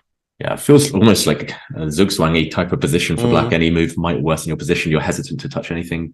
Yeah, it's a torture to settle on something here. Like there are some moves you would make if they were playable. Like for instance, you very much like to play c3, c2 just to give white, something to worry about. But it just instantly loses the pawn. He's gone with rook e7, which is another very understandable choice. Just stopping all of those checks from happening. But it also makes all the king runs less efficient. Yeah, and queen f6 instantly played by Abdusattorov. I guess he was sort of expecting that. We can go back to e6 now. Yeah, this is maybe a kind of an easy move to settle on. Maybe he could have been playing a4 or queen f2, those threats we mentioned. Yeah. A4 looks quite tempting. A4 looks okay, yeah. Although maybe that unless c3 suddenly becomes playable. Yeah, Okay, so people are saying that queen f2 was actually still strong after rook e7, but yeah, we're just going to be ignoring the queen f2 comments because it's too classy for us. Yeah, it's a little bit too much. Prag has played rook h1, so it looks like he's at least getting ready to pick off some pawns. I don't even see how Ding defends, to be honest. How does he try to begin defending? Does he go active, rook f4, rook f7? Yeah, but then rook e4 kind of wins-ish, no? Knight c4. So, white to move first, yeah. So rook h4. Also, I will mention that there is this move, but it maybe isn't an improvement because white generally just wants to play knight c4 anyway. So rook h4, rook f7. I assume we start with rook e4. It's hard to... actually, no. Actually, no. We do this, right? This is clever, yeah. And this doesn't blunder anything. Yeah. If this doesn't actually blunder the rook. Yeah. And also doesn't blunder the g7 pawn. And we don't really care about the c7 pawn. We want both of those to survive. We don't really care about our queen side all that much. Yeah. Rook c7, rook e4, this looks kind of gone. Because knight c4, I'll just play king f6 and I'll start running. Yeah. This looks bad. Yeah. Queen f6, rook h7 played. Wow. At least there's a threat. Not very subtle. But... and the engines finally start screaming. Okay. Or screaming-ish anyway. How do we prevent rook takes h3 check? And here I want to quote my first ever coach, but I don't know if it's a very applicable quote here. The quote goes, before protecting something that's under attack, check if it needs protecting. I'm very tempted to find some move which allows rook h3 and still wins, but maybe let's not do that. Queen f2 again. Queen f2 again or some, Queen f2 makes more sense than others because if we put the king on g1, there wouldn't be any checks at least.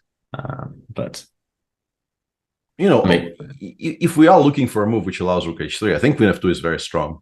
But we probably aren't. We probably are looking for queen b6 maybe. This way as well.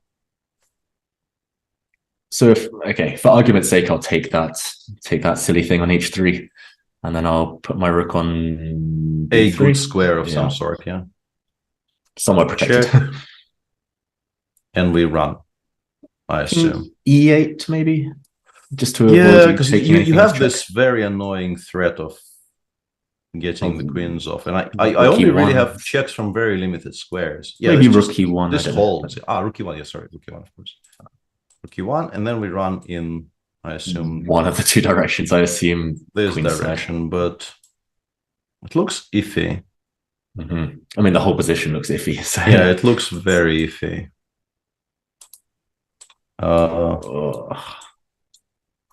We probably have lost the queen to rook e5 somewhere. King a5, rook e5. Yeah. Okay, so some setups work running away, but yeah, and also there was a mention in chat of a move I actually considered but didn't believe in, rook f4. And the reason I didn't believe in it is that I thought there will be some check from d1, which makes sense, but queen d1, rook f1, rook f1, and there's nothing there. Yeah, and also very importantly, queen c5 is now met by a check. Yeah. Or actually, queen d4 is maybe even stronger. Very, very, just getting the queens off as well, just straight away. Simplify down. Yeah, just immediately simplifying to a very, very winning position. And where's the killer if rook d3 again, just to stop your threat of rook d4? Yeah, I actually would prefer the other one, because now it runs towards b5 again. Yeah. Now but queen takes g5 g6 again, and queen takes g6 and rook f5. And rook f. This is now going to be a constant recurring theme, I guess. Yeah, just skewering via the fifth. Yeah. I guess that's the only way to beat the centralized queen, to skewer her somehow when the running happens. Yeah, and Chad is also saying h4 is quite strong, which I sort of believe, but I think it's a difficult move to play. It's a move you play very reluctantly. I think your brain kind of refuses to process softening up your king side, because like it kind of ties your pieces to the protection of that pawn on h3. You feel a bit safer.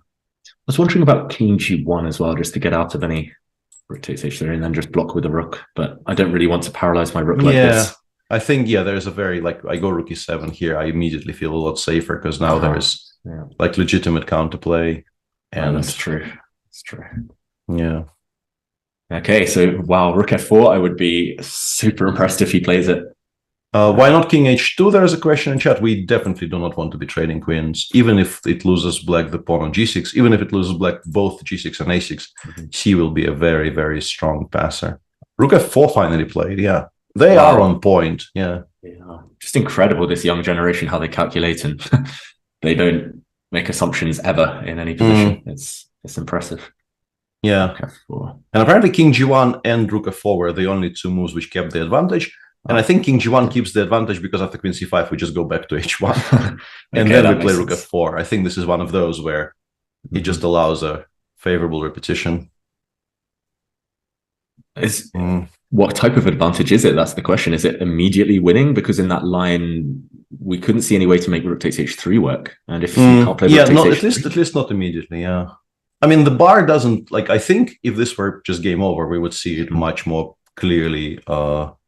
Rook d4 is on the bar, but I'm struggling to find a move now. Maybe queen d1, queen d6. This is actually this was my problem with rook f4. But I think we very happily just play this rook ending, right? Okay, this is winning. 100 times more favorable than the other endings. Because the question whose rook is active on the a file is fantastically important here. Yeah, I mean this is just dead. Black's going to be tied down with a rook on a7. Yeah, king c7 only move, says Nizar here. Yeah. Makes sense. Yeah, just sidestepping rook d4.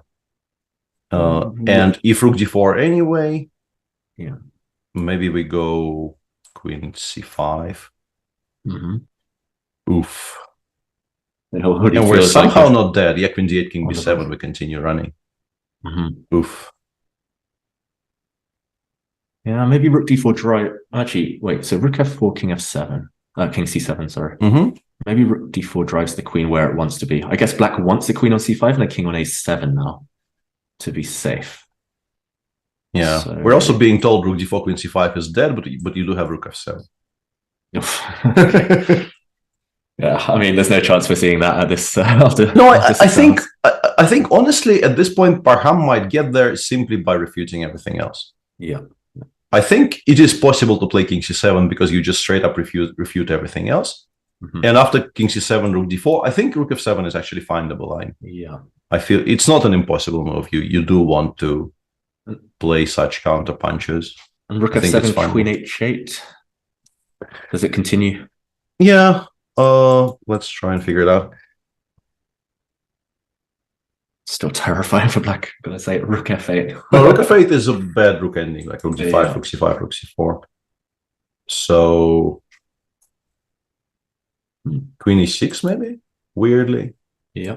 Queen G8, King B7, and we're still sort of White goes Rook D1 and starts all over again. Yeah, no, it's not fun. None of this is fun, but maybe we're kind of still alive here. I don't know. Mm-hmm. Put the king on A7 somehow and pray. Yeah, it's not fun at all. And now that my friends are here to provide amusing content, I'll give you 3 guesses to find the best move in this position. And I'm assuming that the best move is far from obvious. Is it King H2? I actually thought I can give you one and you'll get it. Because it's sort of very, very much thematic to in a way we've been discussing this endgame. But it's kind of funny that the best move is just very quietly to remove the threat of Rook takes H3 and go from there. Yeah. But I mean, it's been off the radar for so long, King H2, because of all these Queen D6s, and now it's the one moment. We can do it with the Rook and F4. Wow, okay. Yeah, I wonder why not Queen C3, by the way, which was also mentioned in chat, because it looks like very logical to just pick the pawn on C4 up and go from King there. B7, can you take the pawn? Because Rook takes H3 is... Yeah, we're not actually threatening it. Because black will have Rook takes H3 against both captures, which I didn't immediately realize. Yeah, that's a very good point. Also not immediately obvious if Magzulu is calculating King C7, he might be worried about Queen C3. Yeah, down to 25 minutes, they have... 15 minutes for Nodebek and 16 minutes for Parham from here until more time gets added. In our second game, Knight D7 was chosen over Rook F4. I assume we just take Rook E7. Yeah, I think I saw this briefly. I think the engine, for whatever reason, prefers G6 here. I don't know why it doesn't like this enough. Yeah, this also looks horrendous for white, but maybe E4. Maybe it's because of this. Yeah. Okay. And because it doesn't really like simplifying to the one side. Yeah. No matter where you go. Yeah. King E6 also Rook H7. Yeah. I'd be a bit scared I will lose this as well because I'm not sure the knight actually comes out. Like if I get the knight to some good squares, I might be able to. Like knight A6. Are we sure we make a draw here? King C4. Yeah, knight C5. Or maybe even C6 first, honestly. Yeah. C6 first. Knight F8. You probably maybe B4 with a well-timed before, and you before King B4, and you have the A5 threats. Okay. King C7 in the meantime found by Parham. These are, I just want to restate, these are not bad players. Yeah, this is some of the decisions that have been made recently. Machine probably disagrees with, but I just want to say this is quite awesome, frankly. The level of play, considering how like mind-blowing these types of endgames are, is kind of high. He could retrain Parham as a tightrope walker, just the way he's been playing this game. Yeah, this is not bad. I think most mere mortals would have blundered. I mean, even most grandmasters would have blundered. I know I would have done at some point with the black king out like that, but yeah, King C7, nice find. Imagine if King H2 happens as well. Yeah, if he actually just blitzes out King H2 here, it's he's played more difficult moves more quickly than that. But what's the line after King H2 G5? I guess now maybe Rook D4 improved. Rook F7. And now Queen H8. Maybe now Queen H8. Yeah. Maybe we've gained something. I don't know what though, but maybe we've gained something. You also have to calculate, I guess, rook takes d5, rook f6, rook takes g5 there, but No, I but don't really. we never do that. No, no. We rook e5. Yeah, I don't think we ever do that. Yeah, actually, king d6, black comes to or king. Yeah. Oh no, king d6. You're lucky if you have a draw here with white. I mean, here we actually missed rook e3 and we lost, but not lost, but we've given up a lot of time, and now we're definitely not winning at this. Yeah. But I don't know. But yeah, the point is that we don't even calculate this because we might as well keep the queens on. Yeah, we can cash in for more later. Rook c5 forks the pawn, but it doesn't though, Joe. Yeah, doesn't. This actually loses the game because now the c pawn legitimately queens if you take on g5.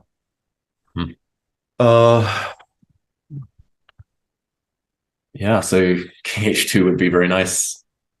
Yeah, it does feel like g5. Whoa, this is so painful. Okay. Queen. And it actually doesn't end there because there's also this.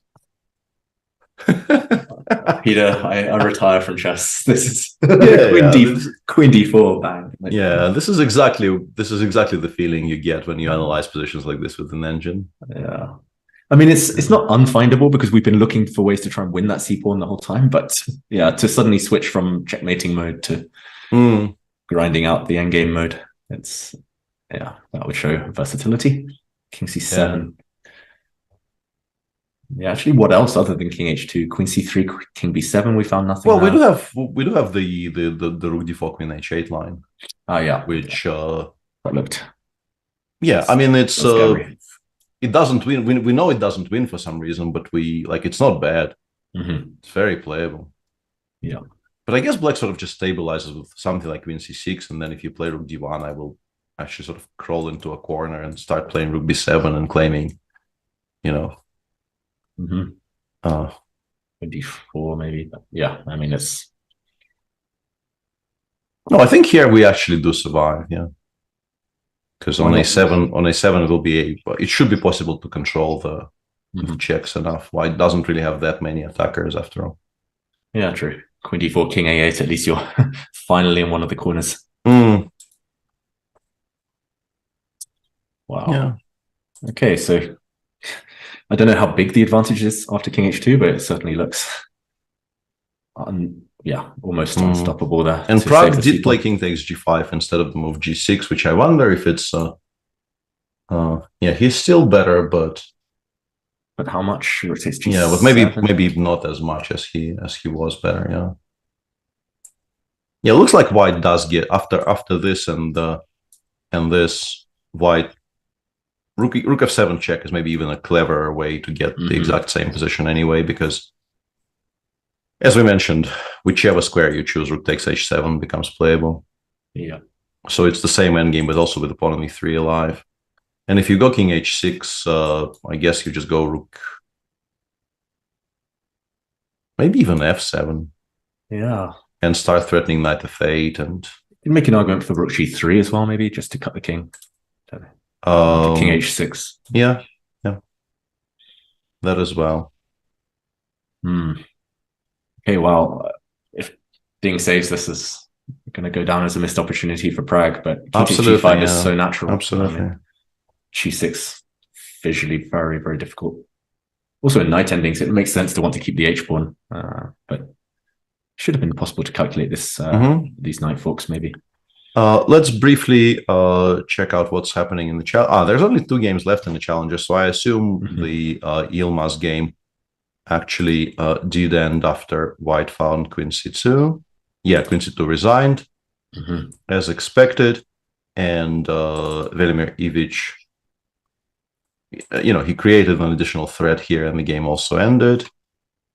We also had, and we have 2 games running, which are this endgame, which I honestly expect Erwin to eventually convert, but white is by no means helpless here. The fact that you constantly have to pay attention to rook takes c6, like the same endgame, but the pawn on b6 is on b4. Yeah. You take Irvin to win every single time. And there are some very, very famous examples. Like there's, I keep on forgetting who Nimzovich was playing against in all those games, but there's like a very famous endgame in my system, I think, where the structure on the king side is, I think, a5, b4, and c5 instead of a6, against a6, b7, and the bishop on c6, and white has a dark square bishop, and black has 4 against 3 on the king side. And even that endgame was very, very slowly ground out by Nimzovich. And here we even have an extra pawn. But because the pawn is on b6, and we constantly have to make sure we are not blundering some sort of rook takes c6 shenanigans, the conversion is trickier. Still feels like it should be possible to win. And the other game running is this one, where Amin is understandably reluctant to accept a threefold. There was a number of threefolds already offered, and he's playing on. But it's also very difficult to figure out how he will ever win this game. Yeah, you've got to be slightly careful as black. Your king is not exactly safe. Yeah, I don't think we'll see a repeat of yesterday with Alina's opponent just trying to overpress at all costs. Yeah, like, I mean, and weirdly, despite the queens being on board today versus rook and bishop versus rook and knight yesterday, I think Amin even has much fewer even potential for shenanigans. Like none of his pieces really go anywhere. Max Swarmadam was actually finding ways to for things to continue going on, whereas here you're so tied down to the protection of the pawn on d4 that it's just very, very difficult to nominate a plan.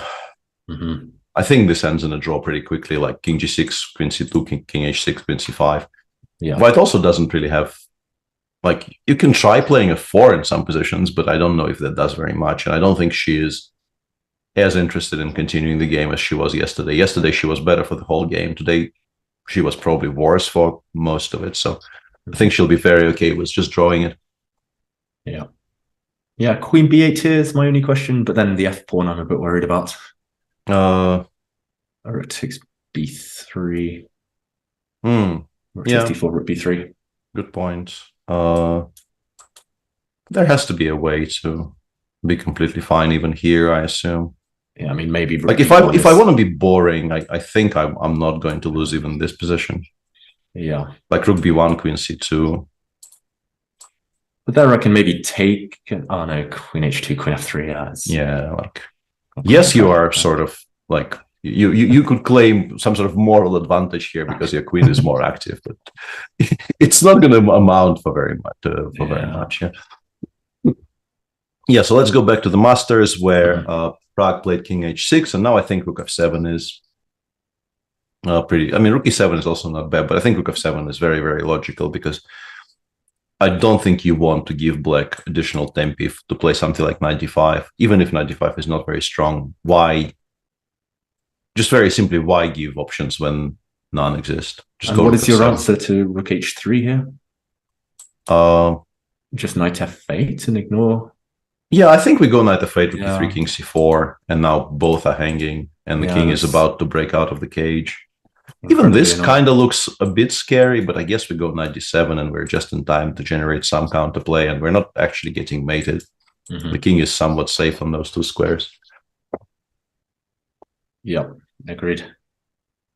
And yeah, I mean, I have a feeling. All of this happened.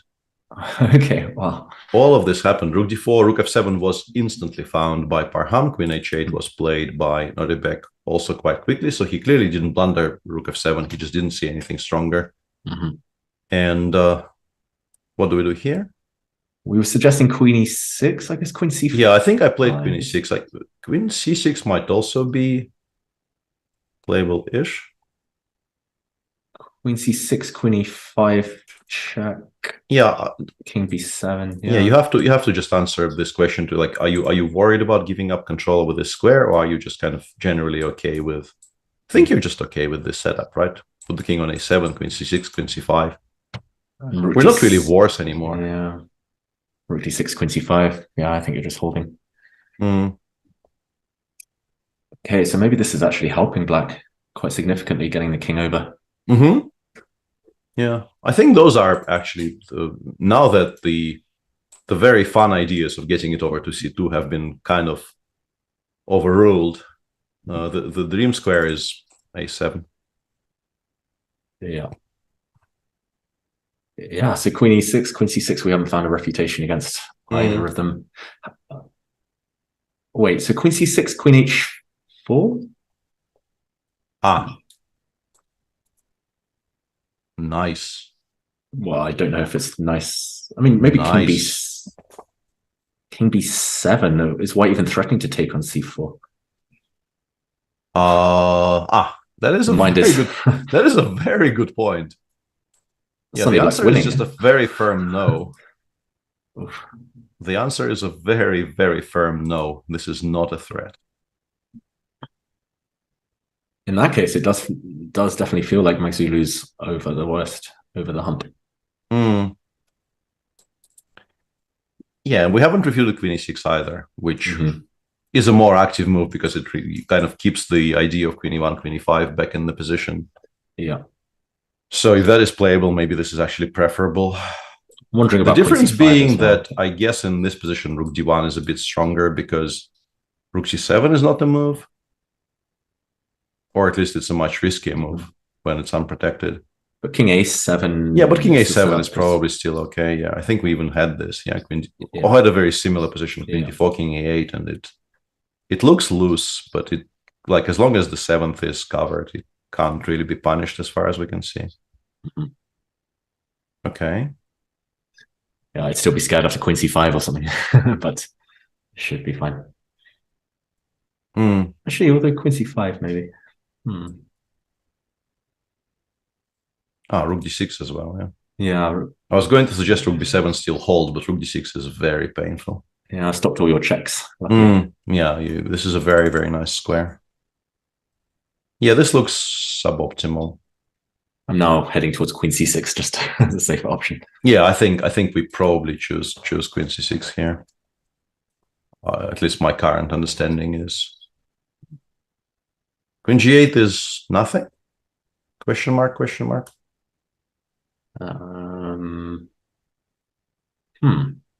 Yeah. Maybe now queen e6.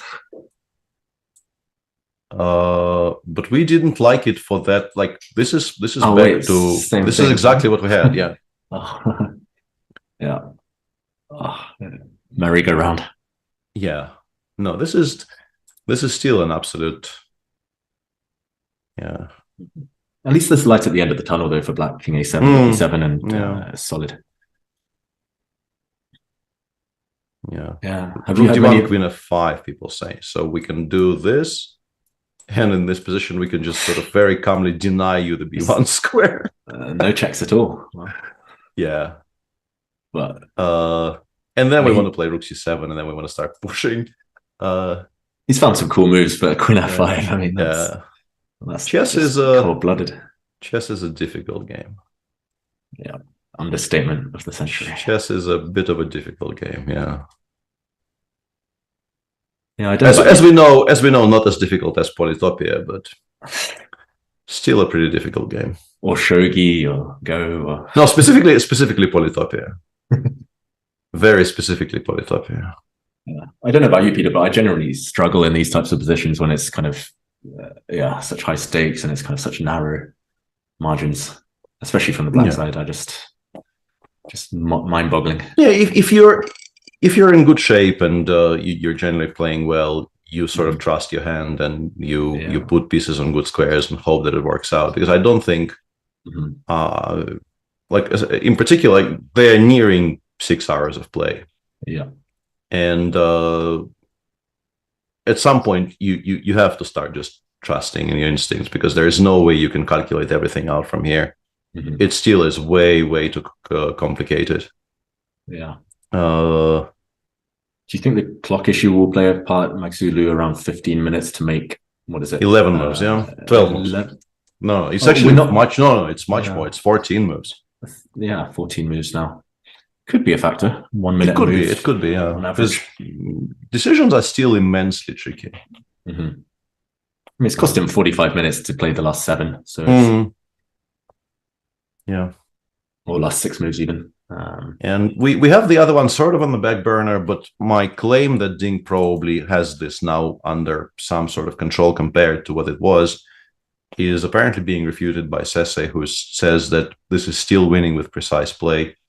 But precise play now, once again, like looking at what it says, it basically wins some 3 against 2s because of how awkward the pieces are. Like the main line on my screen right now looks like this. King f5 here, rook f7, king e4. It doesn't take on h7, which to me indicates that actually the knight gets caught somehow. Wow. There's no way we're not going for this if this is just a knight ending. Like it clearly indicates that somehow in this position we're in time to corral and win this knight. We struggle to win. I have no idea how. We put the knight on c5 and then this is what we tried. King g7. This is what we tried, but we were not getting there in time. Can we go immediately knight d3 maybe, or knight? Knight d3 exactly. Yeah. So knight f8. Now knight c5 check. Knight c5, king c4, king f. Oh, do I take on a4? Yeah, maybe you include knight a4, right? I was kind of hoping I will hold this, but maybe I don't. We weren't winning earlier with, I think White's e-pawn wasn't even on the board in the earlier one, but somehow. So, like judging that this is winning, if you're not but isn't this quite 1,000 core, like how confident I am. Is this quite simple? A takes b4, knight c5, king f6, king g7, b5. Yeah. I said quite simple. I mean, quite simple. Yeah, calculating while I said it. Those are exactly the words. Yeah, you nailed it in one, David. Extremely simple, impossible to miss. Yeah. So and because this is not a draw, Sese in this position goes like knight f6, king takes e3, forces you to go back to e5, and then takes on h7 here. But then your pieces are still so crappy that you actually lose the 3 against 2 because at some point, like the knight gets repositioned to c5 and you lose the a4 pawn. But this is Sese making no mistakes. And I don't know how realistic any of this is. And also Prague won't have calculated that whole line, won't have foreseen it. Otherwise he would have gone king f5 last move. Yeah, absolutely. Yeah. He clearly did not believe that was winning because he would have you generally don't play king h6 unless you think the other move is a mistake because the king clearly belongs somewhere there. You don't want it on the side of the board. Rook e7 played, and he needs basically to go back to those positions. So knight d5 nothing else wins here. Yeah, you have to go back to g5. I think it's extremely unlikely because, just for the reasons you just stated. Yeah, he's been there. He's done the calc. He does not believe the knight on h7 dies. So if he sees anything else, he will choose anything else, basically, I guess. Yeah. And engine says if you choose anything else, you're no longer winning. Meanwhile, Parham played queen b5. Queen b5. Which the engine isn't in love with, but who knows why. Centralization. No. I was about to blunder mate in 3. Oops. Well, let's not blunder mate in 3.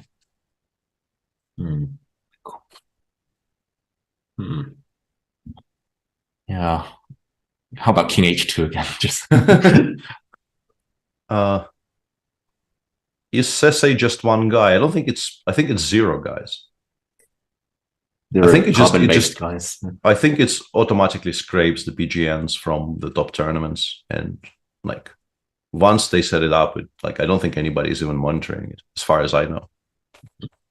It's just an auto scrape for tournaments which Magnus plays in. Yeah, so here I'm wondering, Joyce, we need some help. We need some inspiration. We absolutely need some help, yeah. Yeah, queen d8, king b7, a4. Oh no, wait, still rook f1. Oh, maybe we can do it the other move order, a4. Yeah, throwing in a4 here is kind of a bit of a...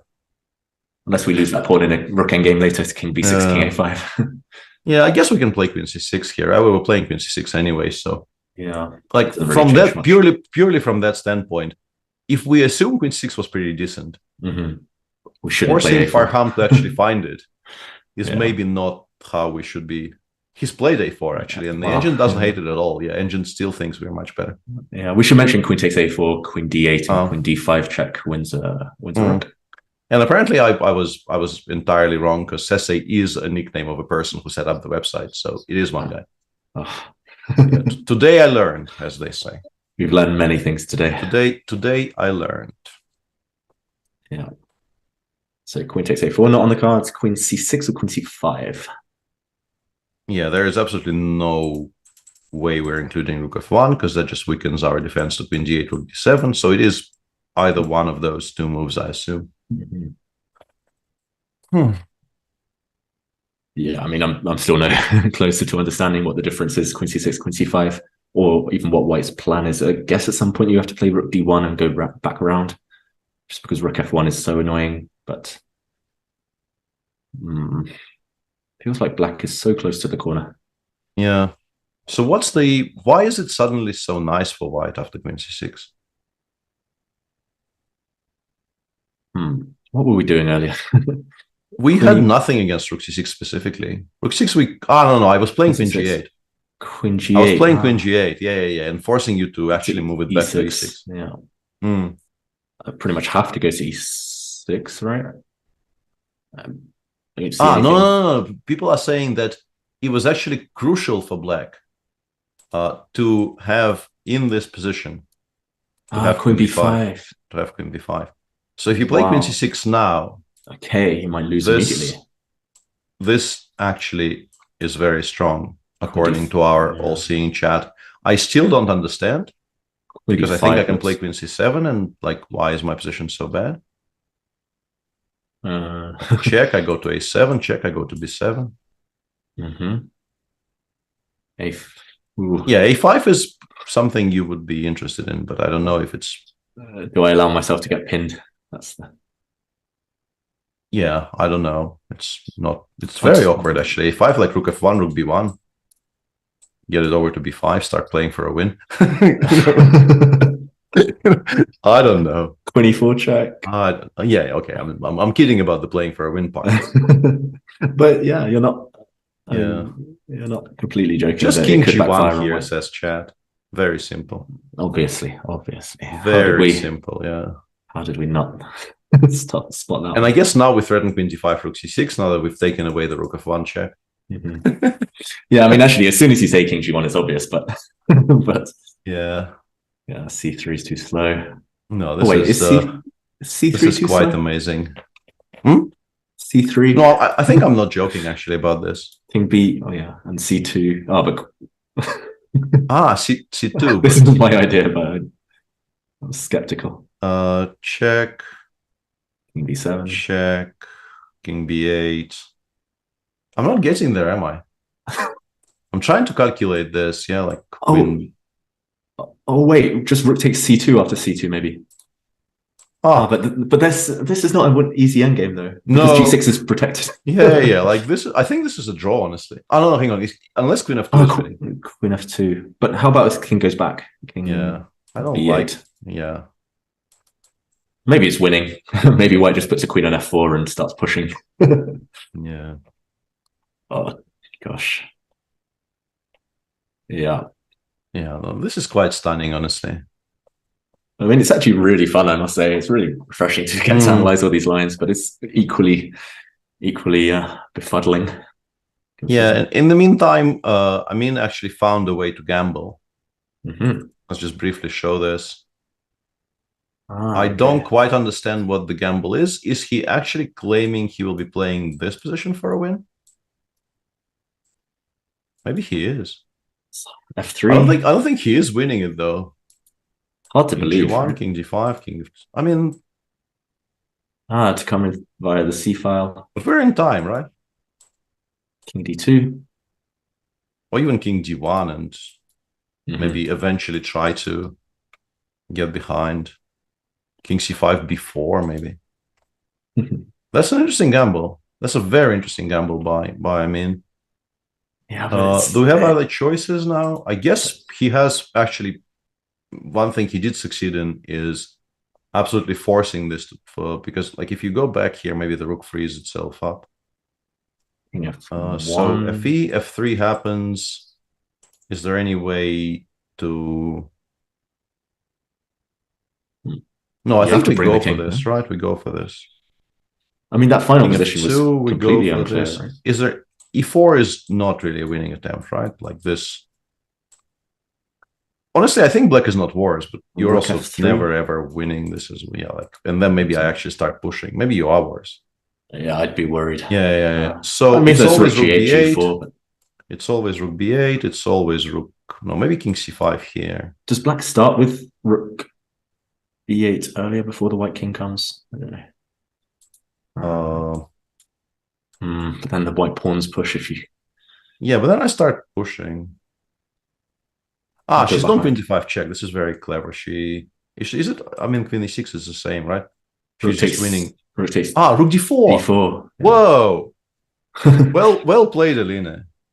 Yeah, no gamble for you. I mean, no gamble for you. Just. I mean, it's a bigger gamble now if the king's on g7. Yeah. No, I guess queen d7 check and. No, like black will have to even defend some ending without the a5 pawn. It's very easily drawn, but it's nicely done by Alina. Just no nonsense. Don't want to play those weird rook endings with a very passive rook. Yeah, don't try to confuse me, sir. Very nicely done. I'm enjoying this more and more every day. I mean, she's so impressive. Gotta say. Yeah, just confidently holding her own against like 2680s. Yeah. It's not as if she's giving any chances at all, really. And in the meantime, Ding actually did not believe in rook g7 check himself. He changed up to knight f8 and is now apparently completely lost. I mean, either they've both done some incredible calculation, that long line, 10, 15 moves deep, or, I mean, what's knight f8? This h pawn looks like a killer. I don't really understand this choice at all. Because like the young man, I understand he probably realized something was wrong with rook g7 check, but you have already not been shown the solution there, and the solution really doesn't look very obvious. And this really does look lost. Like if the h pawn survives, like all of these positions, they just look absolutely lost. The knight is terrible on f8 as well. Even on a good square, it would be very dangerous for white, and it's on f8. Yeah. They look like they will never give you a single chance. So yeah, very, very odd decision by Ding here. Yeah, I mean, I don't know if that line we showed was correct, but if it is, or if it's close to correct, I mean, he should have still tried it with white. It was Queen c5 was chosen in our ending, and now white played rook d1, rook b1. We're not going to try and determine if this is correct or not, because we don't have the brain power. It looks but the engine is sort of screaming that this is very good for white now. So there is a threat if c3 just rook c. Ooh. I don't know. He played rook g8. Let's really operate from the position on the board. Yeah, I think we're about to lose our mind anyway. So but now I'm guessing we can pick up the pawn on g6 and just go from there, right? Yeah. And the big question by this point, the big question is whether black can actually start active counterplay with c3. And my fear for Parham here is that something like rook c1 might just win this pawn with checks. Yeah. Or maybe queen g3 first and then rook c1 or something. Yeah, this looks strong. Yeah. Queen g3. Rook d6 maybe? Rook d6 I still haven't refuted actually, yeah. Just to stop any side checks. Or... Yeah. Rook c1, c2. Queen b3. Yeah, and weirdly there's no way rook to... d2. Yeah, queen b3, rook d2, and I don't really like unless it immediately wins the c2 pawn. I really don't like establishing the setup because black will be very happy about that. Yeah, we need our queen on e2 if we want to allow c2. Rook d8. Yeah, still very I want to say all three results are even possible. I think it's still possible to slightly overextend and for the c pawn to become an actual factor. Yeah, I mean, it looks so natural to pick up the g6 pawn. I don't know what else you could consider. Queen b2, queen b2, maybe. Yeah, queen b2 would be the other option. I'm pretty sure. But I really don't like the idea of allowing queen c6. I don't know why we would ever allow queen c6. I guess Parham hasn't put his queen there, like multiple opportunities. Yeah, so check happened. I assume, like, once you give that check, I assume you... I mean, maybe there is some argument for including this and then taking, maybe in some positions. Yeah, actually, this is clever, right? Because c3, now I can take on a6.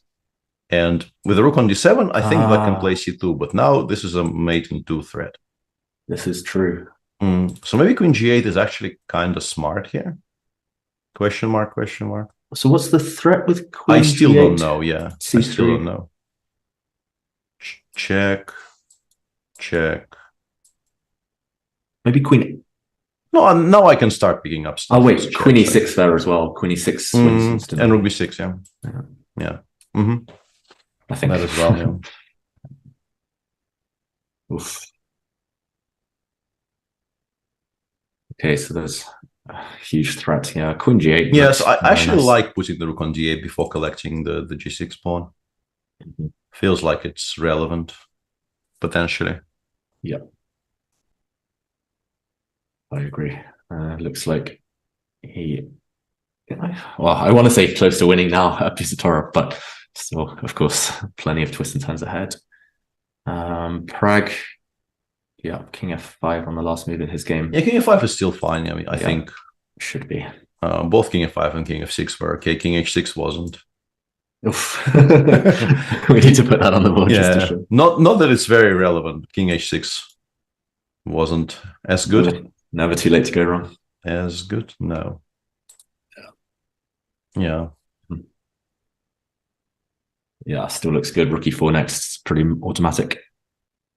That knight is totally dominated. Knight and f8. Okay, queen b2 by Abdusatorov. Okay. Just completely ignoring the very, very healthy snack on g6. But yeah, now he has the same threat as before. Yeah, queen b8, queen c8. Which is very annoying to meet, right? Actually, yeah. How do we do we have to run the other way? But king d8 feels like we're going to get mated somehow. Yeah. Indeed, queen h8, I think, just sort of feels like it ends the game. Yeah. Okay, that's nice geometry. Just triangulate and come around to b8. Yeah. Yeah. Yeah, Paham sort of lost his way a little bit, but this is such a difficult endgame to play well. Yeah, I mean, it was always going to happen at some point that a mistake was made. How about king c6? I guess we just go in. And it's just such a threat. Yeah.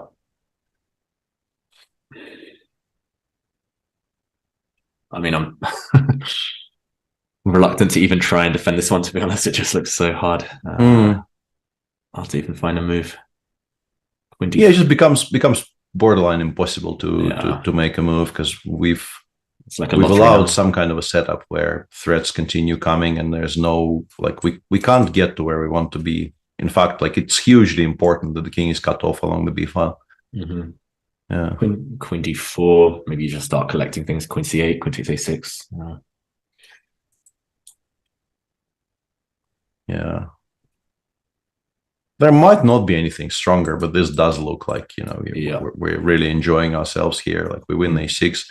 Eventually, we can even just take on g6 and continue from there if we don't find anything stronger. Yeah. I mean, it feels like it's almost mate anyway, but... So yeah, now we have to sort of come back to that moment where you are being once again proven absolutely correct, right? This specific spot. Because you could have had this, which I understand is not immediately a draw after, I guess, e6 check. Although, honestly, like king e8... Queen d6 is annoying, no? Yeah, we need to calculate this, right? Because... Actually, yeah, this is very, very relevant. Yeah, I thought d5 was clever, but actually after d5, we go king g4, d4, king f3. Back, yeah. Yeah. And if you cannot go into that pawn ending, you are in some trouble. C5? Question mark, question mark. c5. Maybe just c4. g4 first and then go queen d6. It's a bit similar to that Aronian game yesterday. Just throw in g4 when in doubt. I don't know. This is difficult. I mean, it's not just here, Peter, but also a bit later on. He queens off. Yeah, I think maybe the actual very important turning point was not choosing something like queen e5 here. Rook d8, king g7. Maybe he was worried about rook d7, but yeah, just go king h6. Yeah. We don't really need to be on f6. We just want not to be on e8, which basically forces white to go into this endgame. And yeah, I think you should be reasonably confident in not losing this. Yeah. Black is so quick. King g5, king f4. You just get in here and you generate so much counterplay against the king side that I think you should trust in your ability not to lose this. Yeah, I mean, someone like Magnus would have gone into this endgame. He would have understood he could draw, and it would have been quite straightforward. Instead, Parham, I mean, he's done so well to even survive this long, but yeah. Yeah, Elina has drawn by this point, so we are, I think, effectively done with the challengers. I think Erwin Lemy now is more or less completely winning as far as like my endgame understanding is, because yeah, like when you succeed in trading the whatever it was, the H pawn for the F pawns here, like FG HG happened at some point.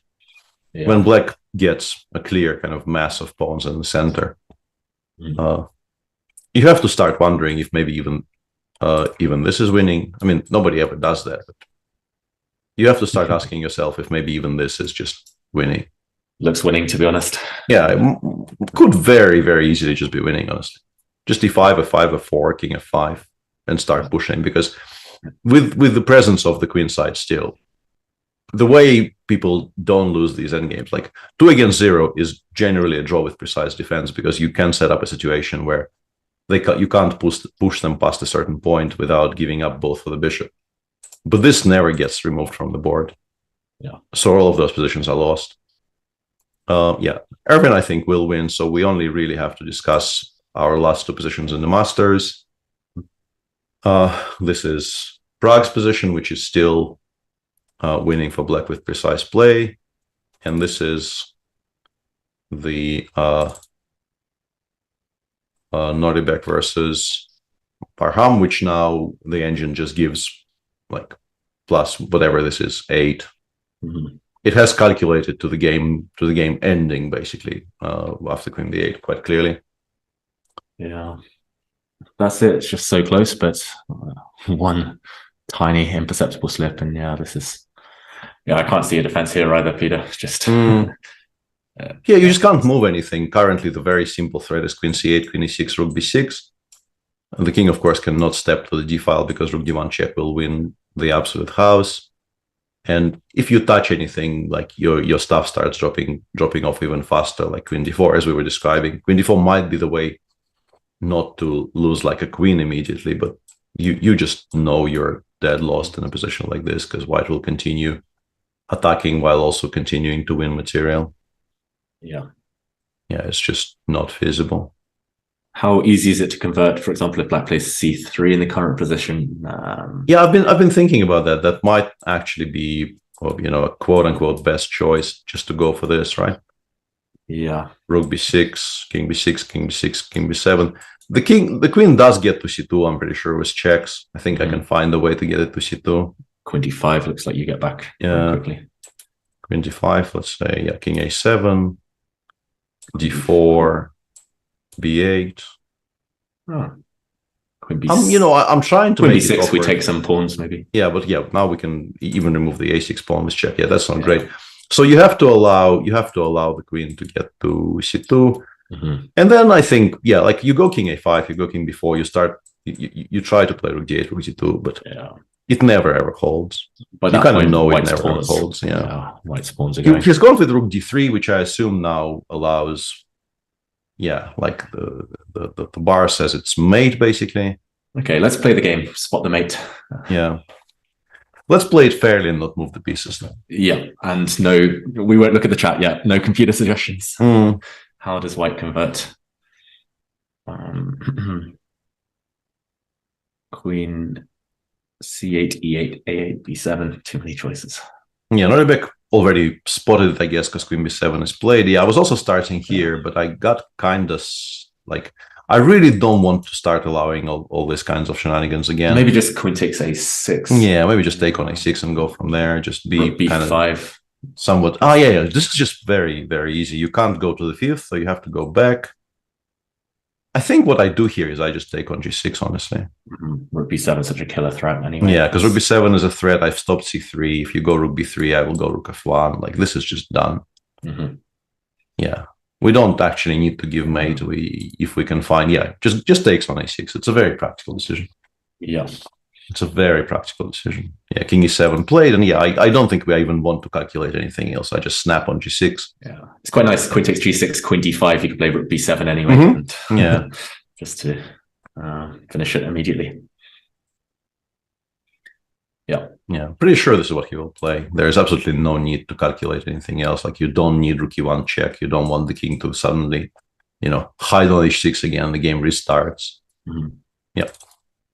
There we have it. There we have it. Yeah. So we will have 2 leaders. Now I think I feel very confident pronouncing this game over. And we will have a triumvirate, if that's how we pronounce that word. I think so, roughly. Roughly, yeah. I mean, roughly, I know roughly like this, but like, yeah. As someone who introduced me to the world of Last Kingdom, I feel like you are, one of the people who probably actually know how these words are pronounced. Yeah, I mean, I don't use them day to day, unfortunately, in the spoken word at least. So, yep. Yeah. This is just done. I don't know if Parham even continues from here. It's just completely lost. Yeah. So let's look at the other one. Okay. This is still move 50, by the way. They're playing very, very slowly. For me, this is still pretty speedy. Yeah. Tom Lieb says, first was Caesar, Pompey, and Crassus, and now Anish and Nuremberg. Which is a market improvement, obviously. Yeah. I've got to say, Anish, it's impressive, waiting 12 years worth the wait, beating Magnus, and Abdusatorov, just looking really composed. He nearly never blunders. That's the thing about him, right? Just a fighter who, he took his chances in that game when they came. And now Prague's turn. To be honest, it looks pretty hopeless to me. Knight g6 looks like maybe the best chance, because rook g4 and rook e7 check may be a bit awkward. Maybe, I don't know. 5, knight f4s. Rook e7 check, king f5 maybe? Yeah, I don't know why. You can also go rook h3. And after rook e7 check. Yeah, like the way the machine converts this is just so machine-like. It actually goes king f3 here. Rook takes c7, it goes rook g3. Wow. And suddenly, you with white, I guess you suddenly find that none of your pieces have good squares, and like e3 will get picked up and the h-pawn continues running. But I don't know anybody who would actually play those 2 moves in a row. Yeah, they legit seem completely unplayable to me. Like rook h3 is still sort of maybe, but in this position we go, I don't know, anywhere else. King takes on c7, and now seemingly the only thing that wins smoothly is the move king takes e3, which is good news for Prague, because this is what you play. I mean, it's taking a pawn for free. Yeah, this is what you play. Rook c4 is a threat, I guess, so you kind of want to get out of that. Rook c4 is a threat. Rook e7 check is also a threat to keep the pawn on e3 alive. So this is a good situation where your absolute best move is also the move you make in a blitz game without too much deliberation. Actually, once you take on e3 as well, you've got this threat of rerouting the knight to c5 and just picking off all the other pawns. Yeah. No, this does look very, very winning. Yeah. Wow. Great result for Prague, potentially.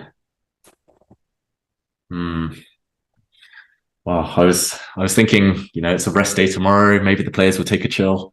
It's been another impressive. Well, some players session. have. Some players have, but not all. And and this is the thing about Wijk, right? This is what we've been coming back to. The field is so large that you always get exciting sort of proper games of chess. And I mean, I feel you. I also wouldn't have minded a shorter day today, but I'm tired, but I'm still very much enjoying this. Yeah. I actually really enjoy it. I mean, just analyzing this Abdus Torov game alone, it's been fascinating. Yeah. And I guess Barham is still thinking, he's played King D7. He found a way to somehow not resign immediately, but yeah. But not very promising, I would say. How to do this in the most professional way? I don't know. A5. Literally. Yeah, I was about to say literally any move wins, including A5. A5. Because if you take now, Rook B7 is actually made because I have Queen C6. There is sort of a point to it even. King D8, okay, and then you Rook B8 and you do it there. The professional. Don't even know what that mating pattern is called, but you do it that way. It must have a name, but I also don't know. Kind of a lawnmower, kind of. A5. I guess he does play A5 as well, yeah. Yeah, and for a change, like all of us agreeing with the machine's first line is very understandable. Like you check that there is like you spend, I don't know, 30 seconds checking that like maybe you have mate in 3 with very obvious checks. You realize you don't. And then you just like start pushing your passers towards the queening square. Yeah, it's good. Yeah, Queen D5 played, and now there's a threat. There's a trap on the board. Rook takes H3. But yeah, I mean, I guess you play Queen G7 and you start sort of coming, or Queen H7. And Rook D1 also is a bit of a threat. I was about to suggest like Queen H7, King C8, A6, but we do not want to allow this. Yeah. Even if that might still be promising. Okay. Queen G4 and then A6. Oh, yeah. Queen G4 and then actually continue pushing. Yeah, I no like checks for you. Yeah. Just take away all of the checking squares and just continue pushing. That's so sadistic. It's Let's see what he chooses here. Let's see what he chooses here. I guess he could also just give a bunch of checks. Can't hurt. Queen G7, Queen F6. Yeah, he could get to move. Yeah, there. I like this. Yeah, I have a feeling next move is A6 as well. Yeah, pre-move A6. Yeah, just pretty much. Well, pre-moving A6 against Queen E6, it might not be. Against Queen E6, against any king move. Yeah. In the meantime, the engine doesn't agree with Prague's choice here. Says after knight G6, there were better options, including Rook G4, Rook E4. I'm not sure which. Rook G4 looks a bit tempting just to gain a tempo. Yeah, just Rook G4 and yeah. Well, it did seem very logical. And after knight E5, you can go actually anywhere now, right? Yeah. Slightly tempted by Rook G3. Although once again, the way it does here is just like so unfair. It goes Rook G3, provokes King C4, and then goes back to G5. And cuts knight C4 check for you. Yeah, cuts off some more squares. Like it's just so unfair to watch engines just make absolute clowns out of us in these technical positions. I mean, it's unfair. It's instructive as well, actually. It's both unfair and instructive. Yeah. But it's always in hindsight. It's so obvious. It's so clear what the plan is. Like King C4 takes away a square, but no human would ever consider losing the moves, losing time. Yeah. So why is this a mistake? So Rook after Rook H7, it becomes a bit awkward. For some reason, I still don't really understand why. Like Rook D5, looks like the H pawn survives, but. It feels like maybe we've let it's not like it's a draw. It still is probably winning, but it was sort of more winning earlier. Yeah, makes sense. Yeah, I can see how Rook D5, maybe the white knight starts to create some trouble. And also, I think we sort of we get stymied ourselves a little bit. Like our setup after King C4 is Rook C5 not as fluid. Oh, yeah, sorry, not that. Yeah, yeah. I still don't know why I'm supposed to dislike this, to be honest. Yeah, Rook H7 played. Rook D5. And in the other one, I think we're nearing the end because A6, C3, Rook B6 check happened. You can only go backwards because King C5 now, because the pawn vacated the post on C4, King C5 allows for a very beautiful mate. So you have to go back. And then you probably get, yeah, at the very least you lose the queen here. Yeah, the game is done. It's been done for a while, but I think here you're, yeah, he's gone king e5, which is... No, rook b5 maybe. Yeah. I think queen g5 is maybe faster. King d4, queen f4, yeah. Yeah, and if you go here, I can actually go into this. Hang on. Oh yeah, I can do it this way, right? No. Whoa. I mean, not this, but like I thought I can take on d4, on d5, and then go and then a with check. But you will take with the queen on d4, and then it's not a check. So how do I win this? This is more calculation than is needed. Yeah, we don't need this. Is move 60, so he can actually take a breath here. Actually, I think it's not a mistake just to play a7. Just go a7. There are no checks. c2. Yeah, I want to go queen e2, queen c2. I want to be a really, really unpleasant person. That is another level of unpleasantness. King f5, and it's a pin, so you have no chance. Oh, rook h3. I can't play. How about? Yeah, he's gone queen g5. He clearly has calculated something against king e4. I don't know what it is. Something, I don't know. Yeah, it's not obvious to go queen g4 and yeah, and then a7. Because like the other thing you can blunder here is that the rook is unpinned. So if you go a7, check, you may have made a very, very large mistake. Who's better suddenly? I mean, probably nobody, but yeah, I think it's a draw because you go like king c4 and then you go c2, king d3, and white has to give a perpetual. So let's see what he sees here, because yeah, I don't currently understand what was so exciting to him. Yeah. Yeah, I don't see it either, to be honest. Queen somewhere. Queen e7, maybe? Yeah. Queen e7. Actually, that looks... Yeah, because we're driving it in this direction, right? Yeah. Because king d4, rook b4 is not great. Yeah, and queen e5. Hang on, queen e5! Inviting e6. That would be one for the books, eh? Oh my gosh. That would be one for the books. Queen e7 played. Queen e5 don't. Yeah, queen e5. No, I guess rook b4 just kind of... Hang on, rook b4, rook d4. Hello, boya. He's really making life more difficult than it should be. Hello, boya. Queen... Now there's a mate threat. Yeah, it's not... not clear. Yeah, I found a... No, actually, what I found isn't such a clean way to... Yeah, queen h4 is by far the best move now. Yeah, it really did feel like it, that you had to kind of reorient yourself a little bit and switch back. Yeah, but what next? Queen h4, king e3, I guess? Oh, wait, king e3. Oh, I mean, there's too many options, too many checks. Yeah. Yeah, maybe king e3, queen e1 check wins. Yeah, I think it does. Oof. Yeah, queen h4 looks like it does end the game, but not 100% obvious. There's also queen h7, rook b4. Joyce, help us. Yeah.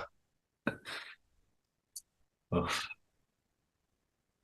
Getting his treats? Or? Yeah, he always is. Yeah, he realized he's being fed here, so I don't think this is ever stopping now. Like I will never be able to play video games in peace anymore because he realized that. I can't imagine you ever saying no to Joyce with the treats. It's very difficult, you know. He starts very aggressively, like giving you the paw and like looking at you very expressively, like food now. Look at me, I am good boy. Give food now.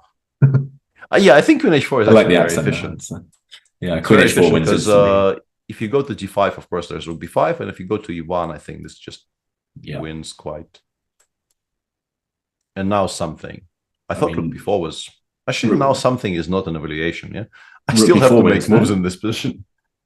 Rook b4 should win. Rook b4, king f5, queen f1. Queen f1 picks up the rook. Yeah, that is good enough. That is.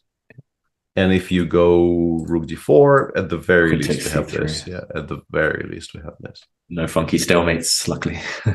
Yeah. The king in the center. Okay, he's played queen h4. We shouldn't have doubted him. And Yeah, king f5. King f5. Yeah, okay. King f5 is maybe Parham also being bored with the game a little bit.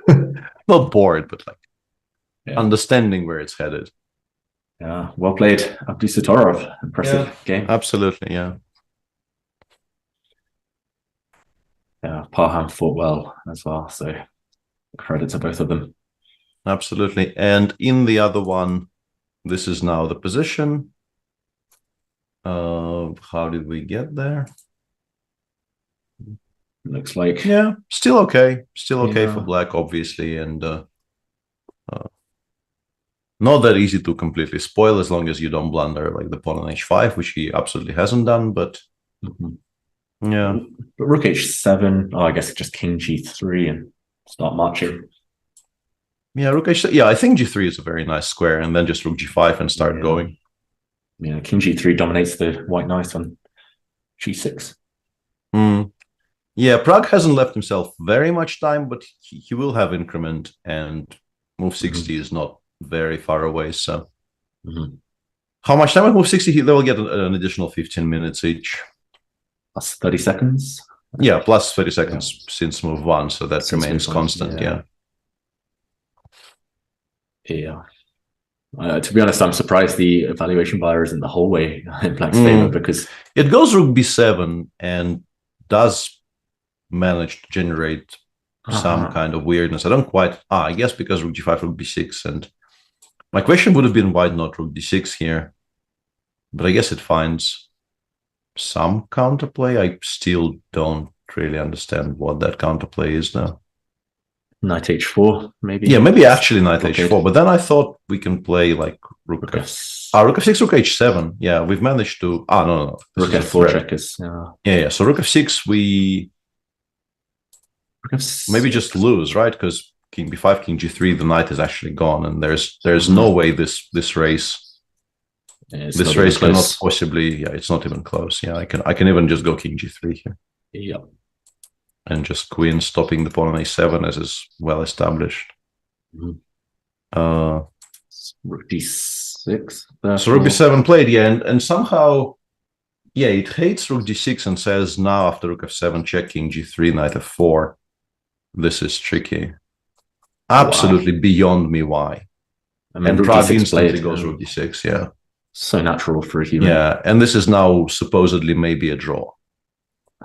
Absolutely beyond me why that would be the case. Like I would make exactly the same moves, and I would be sure I'm making the right ones. Yeah, same. Yeah. It was 2.5, and it's now like 0.6. This position is 0.6. Why? How? If you ask me to guess, I'd say 2-3 maybe. Yeah, like it's a healthy outside passer with decent pieces, no pawn weaknesses. What on earth? Is it maybe that black's king is in a bit of a pickle? h4, knight e2 check, and where do we go? Yeah, I have no idea. It doesn't even go h4 here. It goes king g4, which implies that there's something wrong with this. But yeah, what? It looks like black's got the perfect setup actually. Yeah, like it looks very harmonious. It's just very, very confusing and honestly upsetting by this point. Like, why isn't this good? I guess maybe knight e2, king g4, rook g7 check. And if you go towards the f and e files, this is a good square. Yeah, this is legitimately a good square, and the checks do become a bit annoying. Yeah, rook h7 coming next. Yeah, and this you can maybe buy. And somebody asked what was the winning line. The machine was doing something incredibly strange. It was playing, I think, rook c5 check, rook c5, and then knight c6, and then something. Yeah, it was doing some really weird dance. Rook g5, maybe. Yeah, you can maybe find it.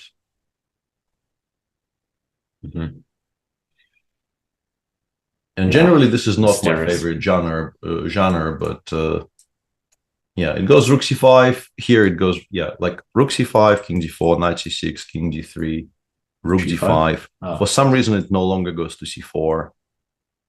I Maybe guess then. Rook g5 is very strong. Maybe now, Yeah. because Rook takes b6 has been protected against. For crying out loud. So we put the knight on c6 to be able to play Rook g5, and Rook takes b6 no longer connects to the knight. Yeah. And so now the king has to go in this direction, and once the king goes in this direction, we actually like start pushing and we win. Because we also will collect the queen side eventually. That is crazy. Rook takes b6. I mean, it's so far from obvious. No, yeah, I don't know. Rook d6 maybe. I mean, now that we're here, I am capable of spotting some of these tactics because I know they exist because it was guiding me to this position. But no, I mean, like, no chance. If I were to have a conversation with a young man after the game, I would tell him, do not worry about playing Rook d6 here. Yeah. Like, you know, people, like, the bar will tell you made a horrible mistake. Do not worry about it. Yeah, I agree completely. This is fantastical, these variations. Just never going to happen. Yeah. Like, specifically removing the knight from a very, very safe position on b4, putting it on a square where it might get attacked. Just to interrupt the connection between the rook on b6 and the knight on g6. Yeah, I don't know. It's just very, very difficult. Yeah, so how difficult is White's defense now? Rook f7. Yeah, Ding is also down to a minute and a half now. Yeah, to play four moves. Rook f7 looks pretty much forced. You don't want to commit with a knight. Like you said, knight h4. Rook f6 looks deadly. Yeah. The knight's trapped. Some more absolutely fantastical lines on my screen. For instance, in this position, after rook h7, it just very quietly goes king f3. I mean, this is more understandable, but still, like all of these really, really important small tactics, which it spots instantly. Yeah. I mean, a human, you need 10 minutes on the clock and you need kind of nerves of steel, you need energy, and you'll find these maybe, or at least that last one. But yeah, knight f4 therefore fails. Rook f7 check is just by elimination the only way. Should we check in on the challenges game, Peter? I briefly scrolled down there, and honestly, I can barely believe what I see. Like, this is extremely confusing to me. Yeah. Where did my structure go? Maybe we can backtrack to the position we left. Yeah, so he played rook h3 here, bishop d6, bishop c6. So far, so good. King d2, e5, rook c4, and he, like you've played yourself into this spot where rook takes 6 is a threat, and then he chose the squares which allowed this bishop sacrifice. Ouch. Yeah. And then he went gh, rook bishop c7, and I guess maybe he thought he was still winning, and now he realized this actually wins the g4 because g2 rook takes h3. Yeah, and g1 rook g3. Yeah, and this is now probably just not winning at all anymore. You can still try forever because probably the h4 pawn drops off, but yeah, I mean, this is very, very little now. I just don't understand back on move 51 why he didn't trade off those rooks. It looks honestly, or here, like just like somewhere, like go gh here. It's even an improvement. Like, you've driven the king back a little bit, so you can do this even faster. Maybe.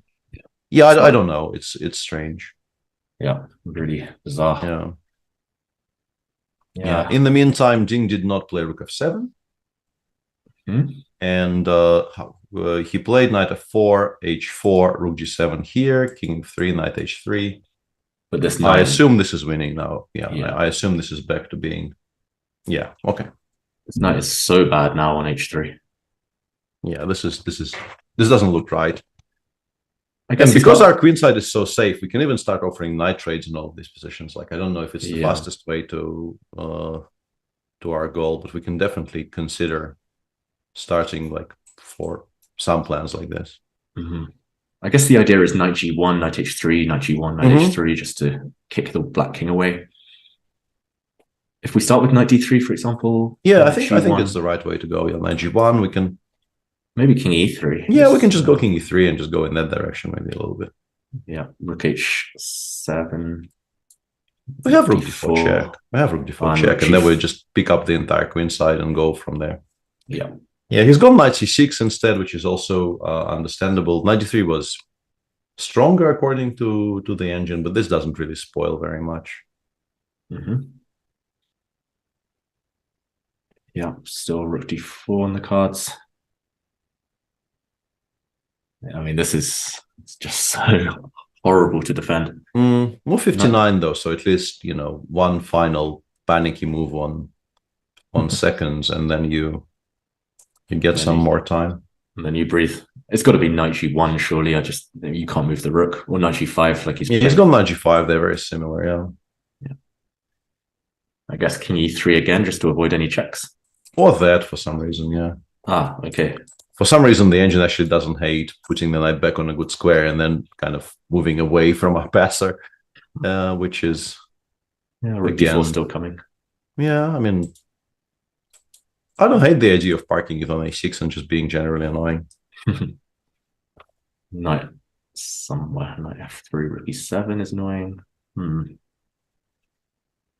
Okay, Prag's doing the professional thing though. He'll just repeat once maybe, and then start to think when he's got a bit more time on the clock.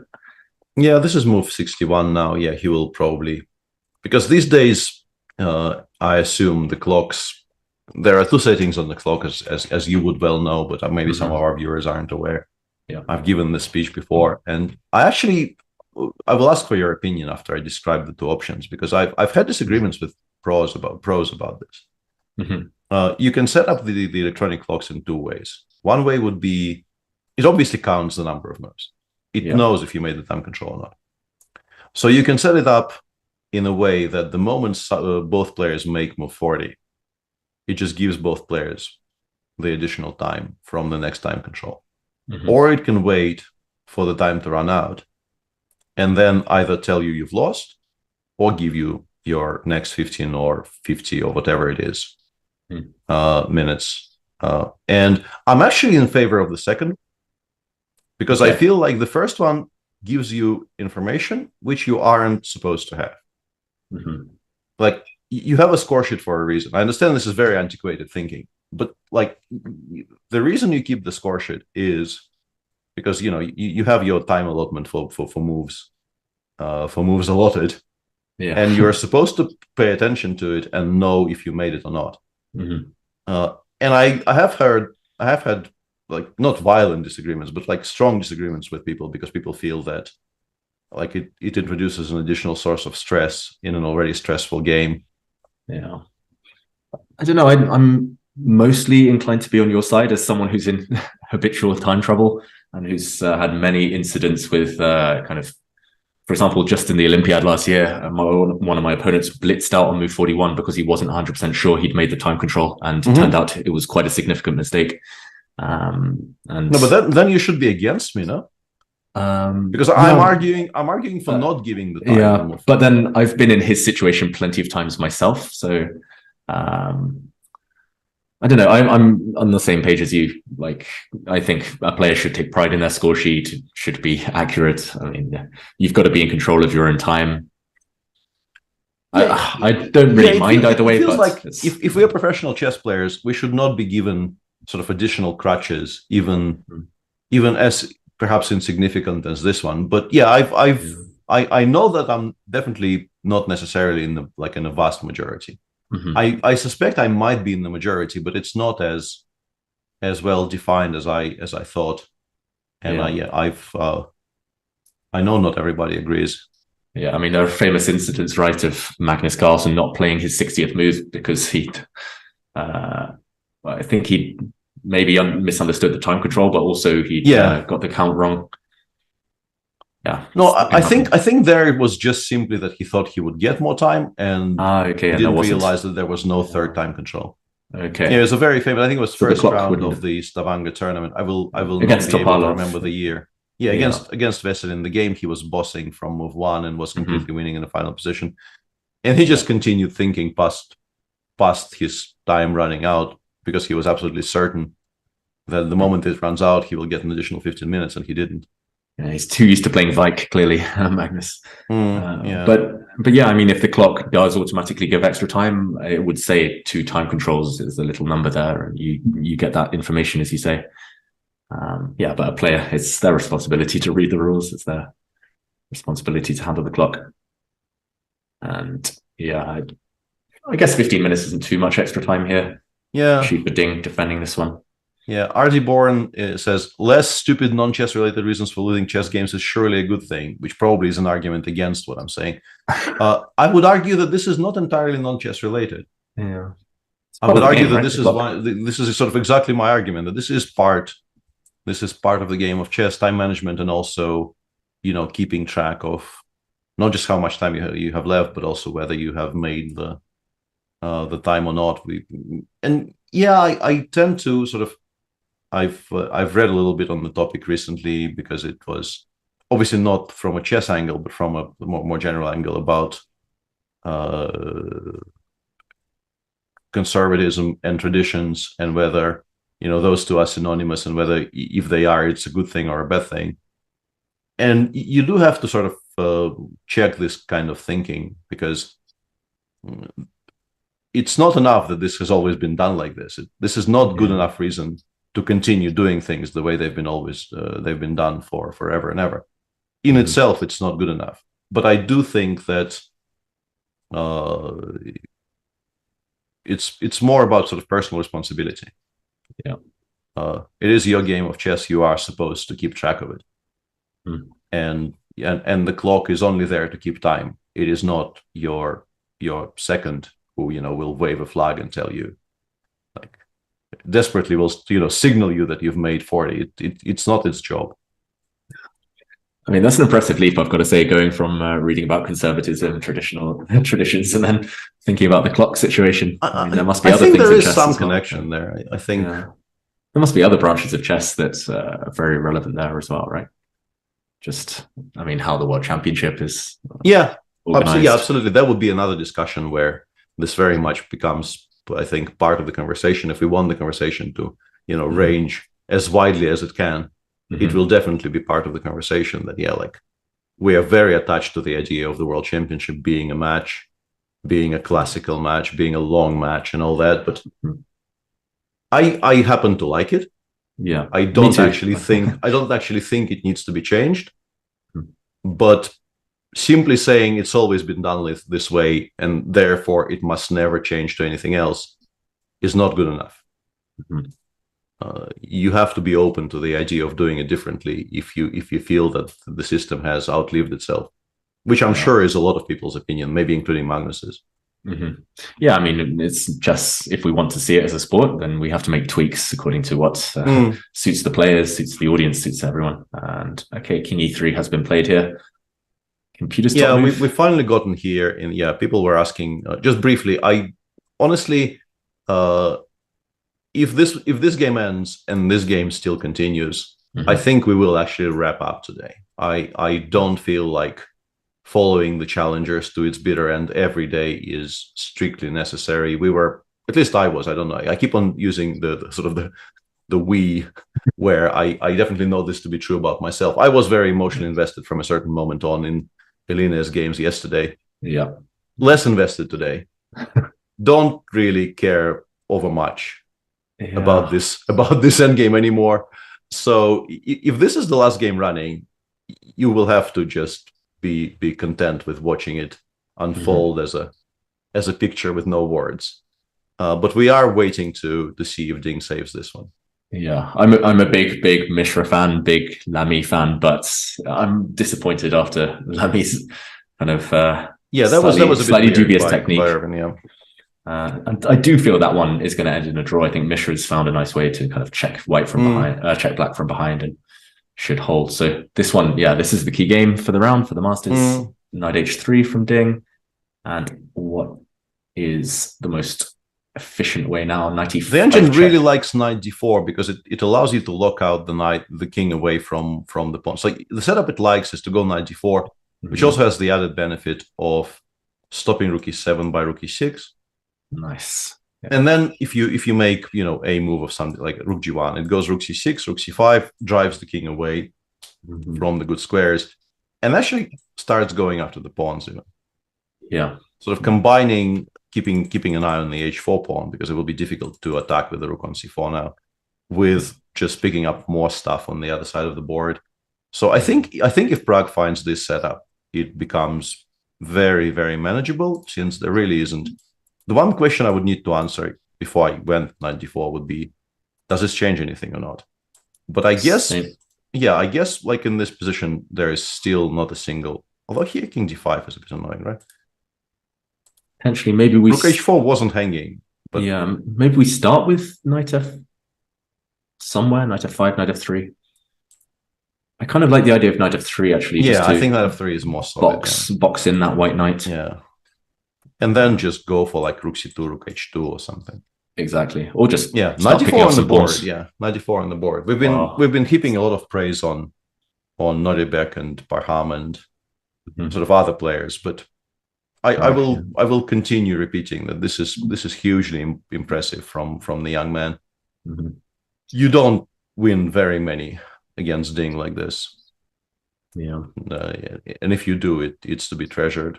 Yeah, knight d4 is such a clever move. I mean, again, it's one of those computer lines that makes so much sense, so much logic once you see it. But to find it is another matter. And it does feel a bit loose temporarily, but like you said, it's just all works out. It's all very concrete. Rook c6. I like the idea of playing king e4 and rook c6 checkmate in some lines as well. Oh yeah, that is.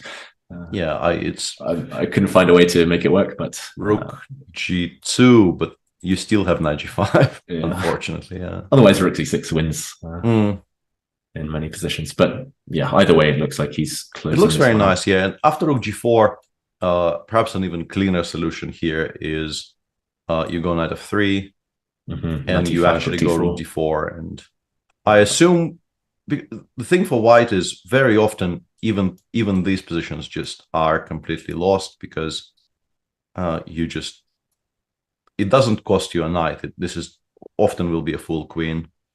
Maybe knight b3 to hold up white. Yeah, knight b3, and then we go there and we win. It's very possible that this is actually the right way to do it. Like king b5, king f3.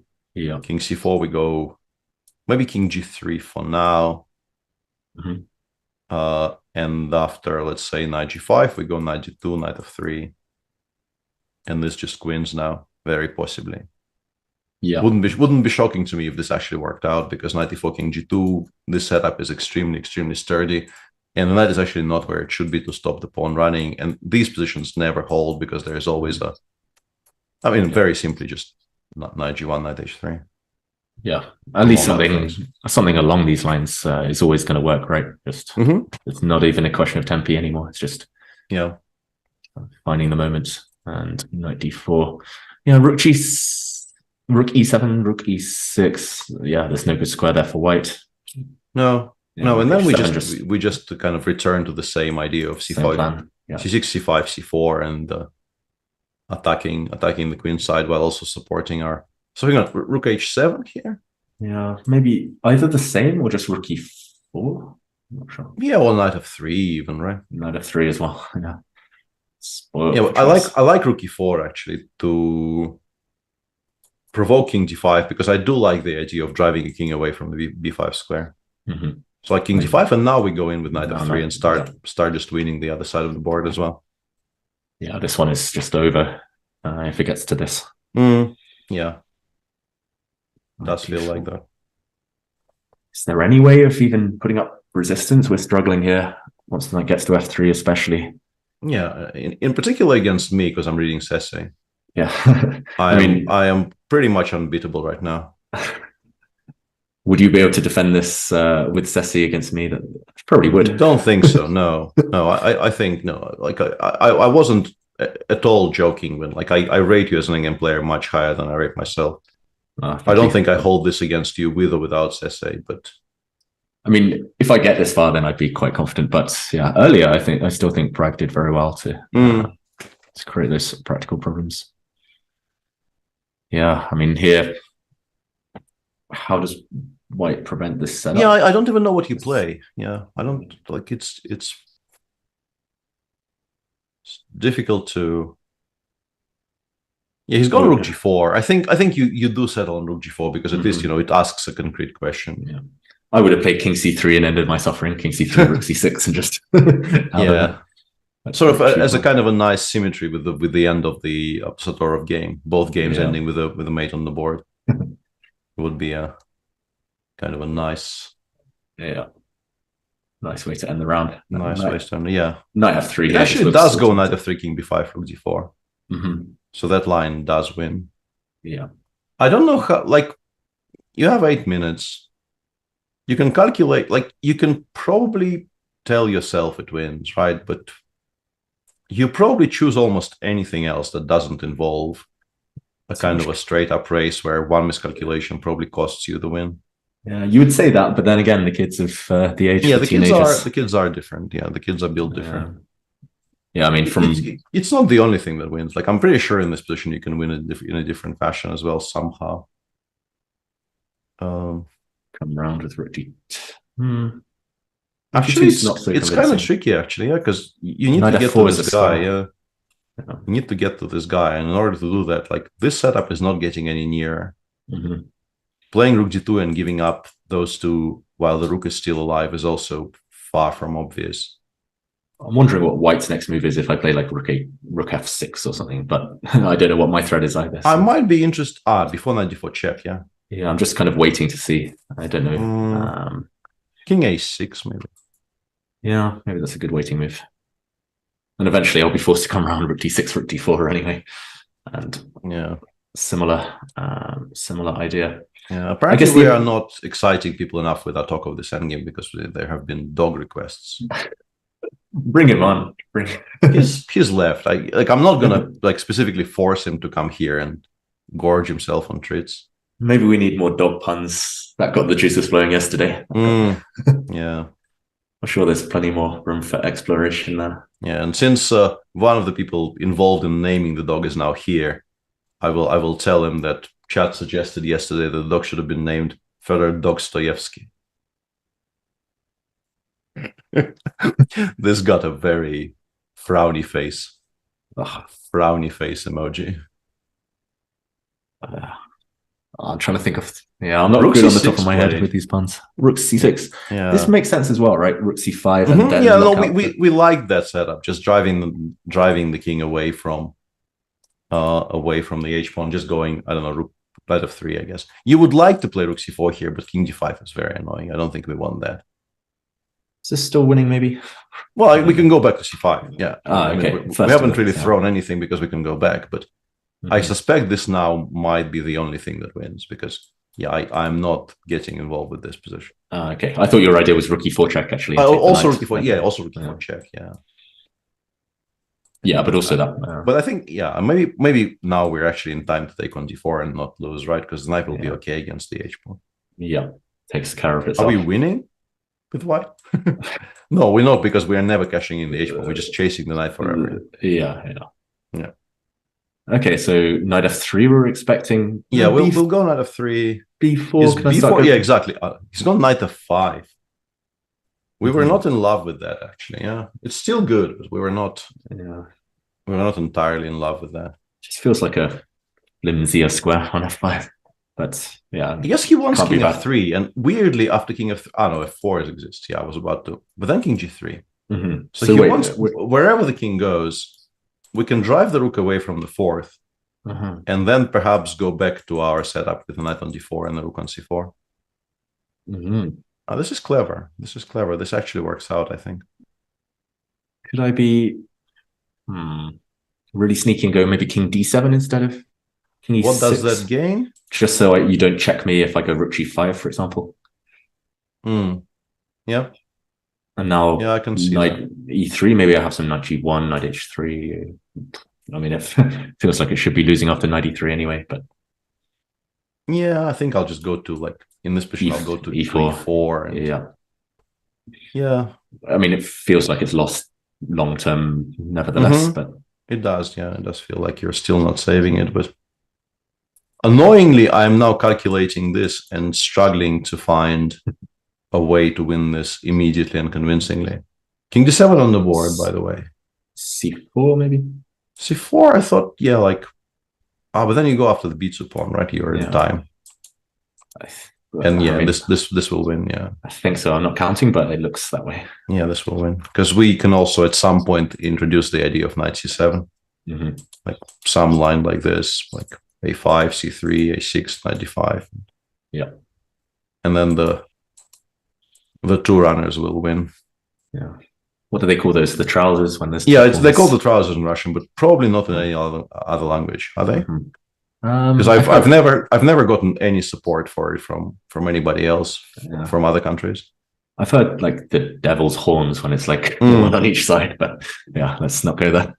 The trousers is a nice way of talking about two pass pawns like this. Okay, king d7 has been played. Yeah. How much Elo is Dean going to lose from this? 6 points ish? No, maybe even 7. Yeah, maybe even 7. Yeah, because it's what, 130 points? Yeah, 7. Yeah, 7. Yeah, it's hard for those top guys gaining. I mean, Magnus is also going to lose 7, right? Yeah, it's a bit harsh. Yeah, you lose to Giri with black, which is not something that is impossible to happen. Let's put it like this. It just costs you. It just costs you 7 points. I mean, just to maintain his rating, he has to pretty much score like 75% if he wants to gain against Giri. Yeah. Like 1 win for every draw, which is not easy at all at this level. King d7. Yeah, king f3 looks automatic here. Maybe not rook g5, maybe rook g8 or somewhere. No, but you're kind of really pushing you to win the pawns. Rook c4, yeah. Maybe rook f8 is annoying. That's my hope. It's not really, right? It's really not. Yeah, because none of these are really difficult. If anything simplifies here, it becomes very trivial. Yeah. It's difficult to get optimistic about White's saving resources. Yeah. The one good thing is 13 against 5 on the clock, but 5 is still comfortable-ish enough. Yeah, Prag is super fast when he needs to be. And yeah, what else? Yeah, don't see it. No way. I mean, if we could keep the rook on the 4th rank, go b4 somehow, then then maybe it would have become a bit more complicated. But yeah, there is no way we're getting that. Yeah, not anymore. How's the other game going? I hesitate to ask, but it's still going. They're still playing pretty much the same position, and it's actually improved for Erwin, seemingly quite dramatically. A 4 rook c6, but maybe we can finagle it somehow. He's gone bishop b4. And after king e3, I assume he has some clever tactics somewhere. Because you would like to play f4 if you can, but I don't really see how. Maybe just h1, maybe or something. I was about to suggest the same. Just go long and f4 next. Yeah. No matter what, pretty much. Go long. Life is peaceful there. Rook c1, maybe. Yeah. How peaceful is it though? Bishop g2. Yeah. Okay, now I'll win the a pawn. Maybe next move. Rook c2. Can you go back to the bishop sacrifice? It was a hallucination by both players. Yeah, okay. So I assume by that comment, maybe this was just winning somehow. Bishop f. Why is this winning? I mean, first off, maybe this is not a draw, possibly. But yeah, explain yourself. Yeah, bishop f5. I mean, g4. Now we go back, I guess, and this this is not stable enough. Like bishop d7, rook g5, king f6. And if I guess maybe he was worried about rook e7, but now rook. Yeah, rook g3, hg5. Rook d3, d7, yeah. Rook d3, d7. Okay, there we go. And rook b7, gh, I guess, is never fast enough because the rook gets to b3. Yeah, okay. Fair. Yeah, this was just before move 60, I guess. Decent practical gamble from Mishra, at least confusing Levy. Yeah, everything else looks worse, I guess, because like I mean, Still feels like you shouldn't be able to hold this somehow. Yeah, because you have bishop b7. Otherwise, I would be resigning. But you have bishop b7, so yeah. And then back to d6 if f5 happens. Who knows? Yeah. Not emotionally involved enough. Yeah, I wish more commentators were honest like that. King f3, yeah, I mean, it's hard to stay too positive here for Ding. I just don't see any saving grace at all. Yeah. Anywhere. Rook. Because there have been complaints that you can only really see a black cloud. Let me try something slightly different while we're waiting for a move here. Come on, Joyce. Don't let us down.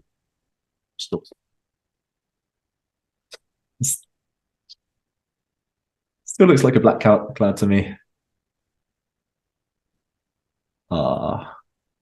We see some color in the eyes. Either you're making me think about dinner, giving those snacks, giving those treats. He got fed and immediately departed this plane. Very, very practical dog, I have to say.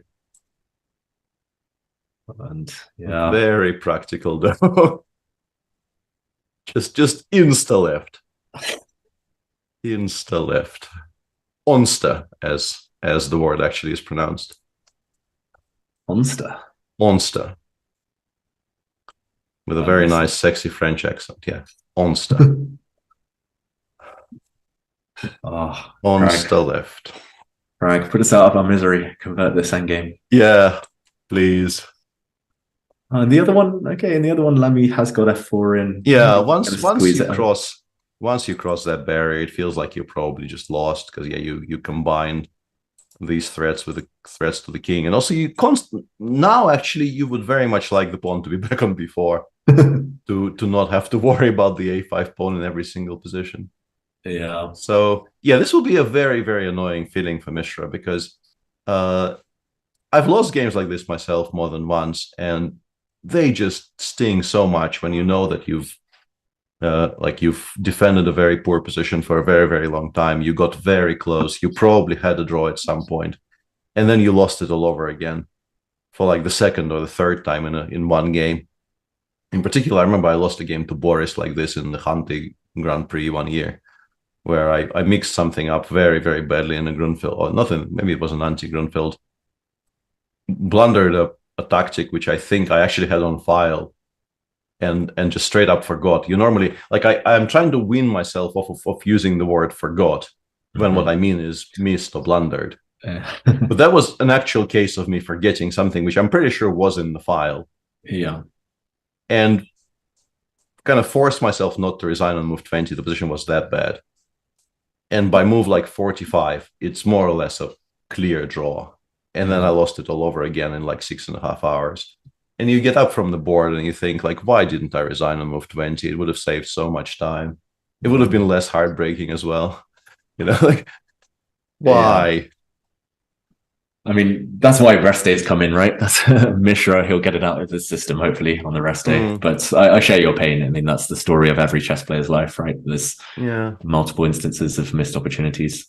And I like the fact that you're weaning yourself off forgetting. That used to be one of my pet peeves. Lots of players would pretend they forgot when they clearly blundered. Yeah, it's a you just shouldn't use that word in almost any circle. Like there are rare circumstances when it's true, but very rare.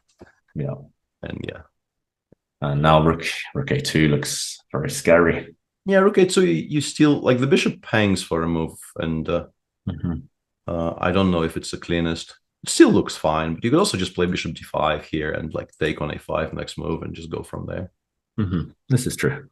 Yeah, I don't think white has any way. Yeah, like rook g7, king f5, you give one check, but then like I will be able to put my king back. The bishop on d5 just cuts off, and that's what Irvin plays, because white is just so completely out of moves here. G8 is unavailable, f7 is unavailable. You can't even generate a single threat. So Yeah, I like it. Bishop d5, keep control.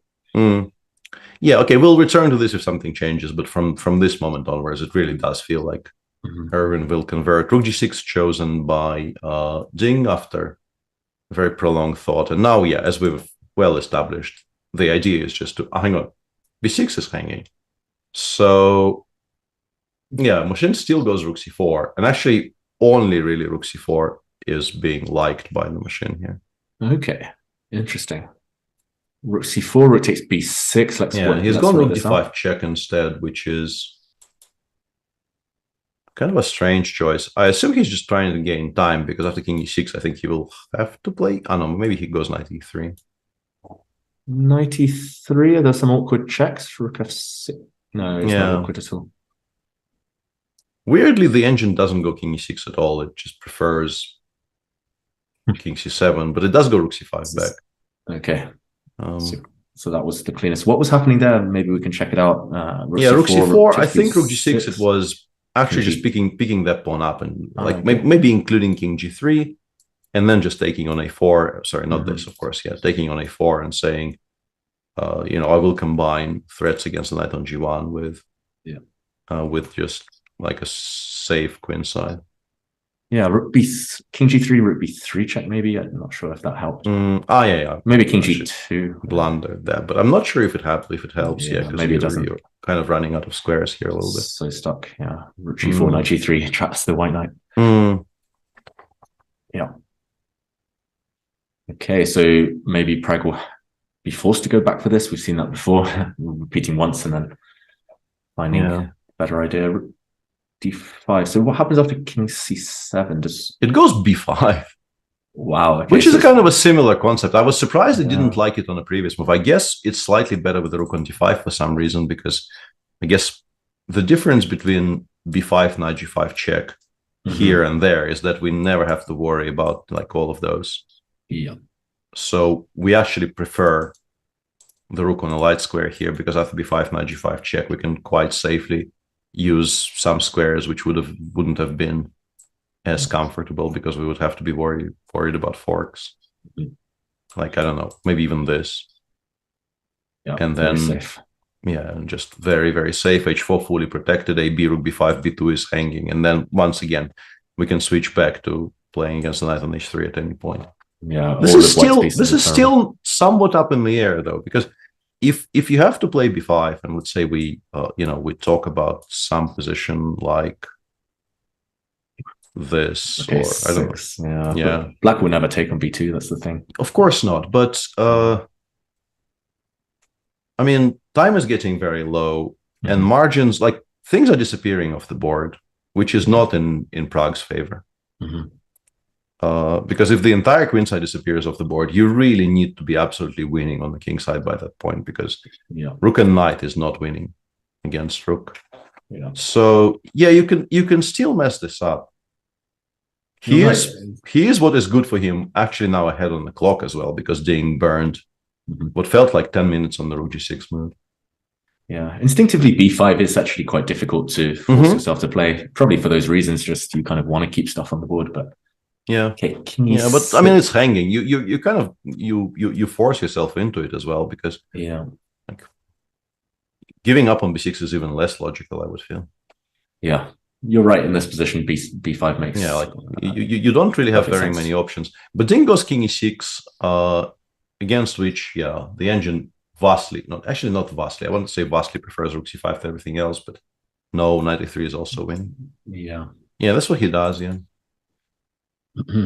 Still b5 on the cards, still rook d2. No, I think we want rook d4. So the question is, can we once again sort of re-attack the pawn on b6? But b5, is this not a better version for black, or at least I think it is. And also maybe we can do something fancy with like isolating knight on h3.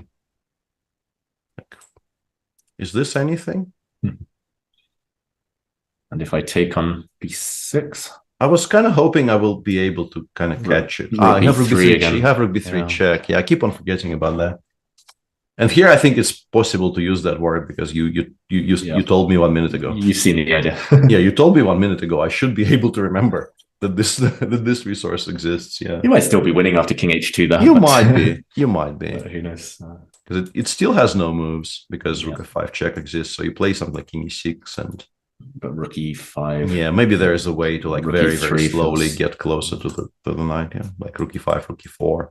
Continue denying its. I don't know. This by this point, this feels like it might be a draw. Yeah, why bother calculating this? We don't need to give up that b pawn. So There's an important tactical problem though with king f7 specifically because knight c4 is possible. Not only attacking the b2 pawn, but e5. also the fork on e5 is very, very painful. Yes. Okay, so king f7, king e7 maybe. It feels like an awkward square, but yeah, but now the rook can go somewhere, and this is not hanging, right? Okay, yeah. This is a different problem. Tactics Knight like this, g1 check chosen. Yeah. But now king e4 looks very natural. If we have a good E4, reply to rook rook h6, and I think we do have a good reply to Knight rook h6, because we can just go knight f5 and then continue driving the king back. Actually, this away from our stuff. Yeah, looks like it almost wins on the spot. Mm-hmm. Knight f5. Yeah, rook h6 is not a great move, but I don't know if white has a great move now. Feels like it's probably bad. Knight e2 maybe trying to create some uncertainty, but honestly, even just rook d2, knight d3, king d3, and take on b2 next move, and then switch rook on b4. Yeah, king e4 played. Yeah, Prague is. I like the tempo. Yeah. In particular, because he's been on 5 minutes for the past, I don't know, 7 moves, I think. Very confidently just thinking on Ding's time. Yeah. Knight h3 back, and yeah, now we can reestablish the setup. Just rook b4, rook d4, rook b4, and everything is protected, and we can just very safely just win on the other flank. We no longer really even very much care about the h4 pawn as long as it stays on the board. Yeah. We don't need to move it. We just like pick up the entire queen side. I mean, everything looks pretty strong, to be honest. Rook d2 as well, just rook e5 check, a few others. Yeah, I'm quite attracted to rook e5 and then rook f5 just to try and keep some control. But yeah, rook d4 looks like the easiest. Rook d4, is there rook f6? Just try and set a trap. Yeah, but we just go towards c2, right? Yeah. I was just hoping for some knight f2. Yeah. Sheepos. Yeah, that actually is quite like what move to make here too. Even rook a4, rook takes a4, knight f2. It's not made though. Like you can do it immediately. I was looking at this is a beautiful construction, yeah. This is a beautiful construction. The problem is any move that is not b5 breaks it. Yeah. This is what was kind of breaking my heart a little bit. I was trying to find a move that makes some sense but still allows knight f2 mate. But yeah, apart from b5, there's nothing because everything else gives you a square. Oh, this is true. Yeah, rook d4 played. Yeah, I think once you establish the setup, it just becomes very, very difficult to not win. Because your plan is simply this here, pick up this one, pick up this one. Yeah, continue tearing everything apart, and white still has to, pay some attention to the outside passer on the other side of the board. Yeah, rook h6, king d3, and resigns pretty much. I think final few moves now. Probably, Ding 1 minute. Yeah, also down to a minute, yeah. Also down to a minute. How about king? Oh, you're just playing rook b4. We're just playing rook b4, yeah. We don't really need to calculate anything, yeah. Just place everything on the squares which cannot be attacked. Yeah. Another kind of a stupid story from my childhood, but I remember there was some kind of an Olympic camp when we were all kids, and we were playing blitz games. I was playing as Wrublewski, and I blundered something, but I still had some superficial activity for like a few next moves. And then for the next, 5 moves, he very, very consciously brought everything back and then put pieces of good squares. And then he sort of pointed at the board and said, see, now you cannot attack any of my stuff. And I just instantly resigned. I thought, yeah, that is true. There is no play left. Let's just go. Yeah. Game is over. So this concept of, absolutely showing to your opponent that, no, you can no longer attack any of my stuff. with a rook on b4, it very much applies here. You really cannot attack any of my stuff. That's a good lesson for younger players. They sometimes forget that you don't have to win by checkmate or by kind of grabbing material and simplifying down. You can sometimes just sit on your opponent and rook b4. Yeah, just make sure that there is no hope, nothing to look forward to. Yeah, rook b4, king d3, king c2. It liked king d3 slightly. For some reason, it was claiming king d3 immediately was a bit faster, but we don't care. It's like Peter Lecco says, cemento, rook b4. Yeah. Rook f6, and now we go in. Now we go in. Yeah, I'm trying to see if there are any traps, even if I think we probably win if we take. Yeah, I think we win if we take, but there's absolutely no reason to allow something like this, and then rook takes h4 and having to calculate more variations. Like, why would you do that? Yeah, maybe take an h4 first because of king e2, but yeah. Yeah. I mean, I assume this is winning. Yeah. I just assume this is winning, but everything is. Yeah, like eventually, like you can play knight f4 check, but even if I have to go do something like this, I mean, I assume this is still winning. Hard to disagree. But he's doing the right thing by not even allowing any of that. Yeah, somewhere around here,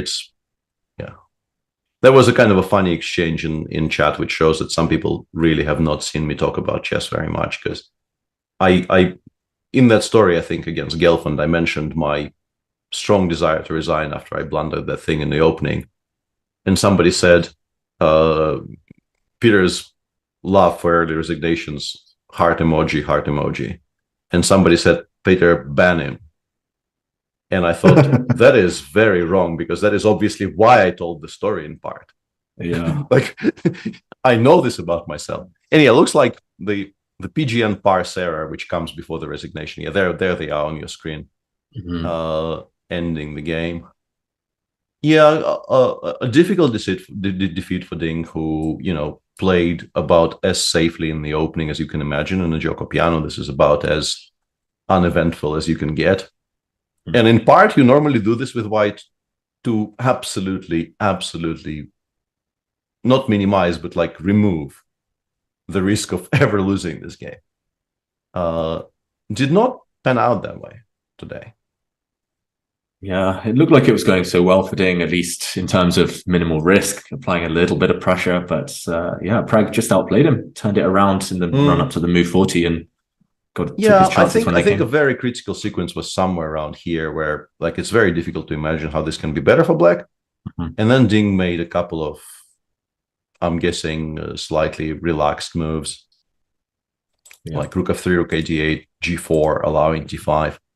And suddenly you kind of have to solve some questions, because as you correctly pointed out, g5 97 is actually kind of awkward. You might not be doing all that poorly, but you're definitely trying to equalize all of a sudden.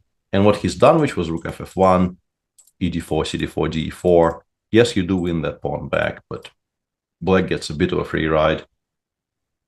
I think the mistakes happened very close to move 40. I think engines were still holding it here. But already you need to be very precise. Yeah, you have to play well, but the engines were still holding it here. And they were definitely claiming that this perhaps already is insurmountable. So somewhere in that very small space between move 39 and move 42, moves that Ding made, which really don't look that horrific. Like knight c4 is maybe a bit off topic, considering this is aimed towards h5 and you're not really helping protect those two pawns with knight on c4, but looks fine. And then suddenly this is -3. Yeah. And there were some adventures in the conversion phase for Prague, but he did get there. Very, very well played by the young man. Congratulations to him. It's a very, very big scalp. Beating Ding with black is absolutely something to be extremely proud of. You don't do this very often. And all in all, we have two leaders. Yeah, Anish who has beaten Magnus here. I think we spoke enough about that game early in the show. Don't really know what to add. Very good sort of targeted opening prep, I guess. And then very nice conversion once Magnus misunderstood the position a bit. putting it mildly. And today we've had some results, right? We had 3 decisive results, Prague winning this very long game, and also Abdusatorov beating Maxulu in a very sharp fight where, Maxulu created a lot of problems for himself out of the opening and then pretty much solved them.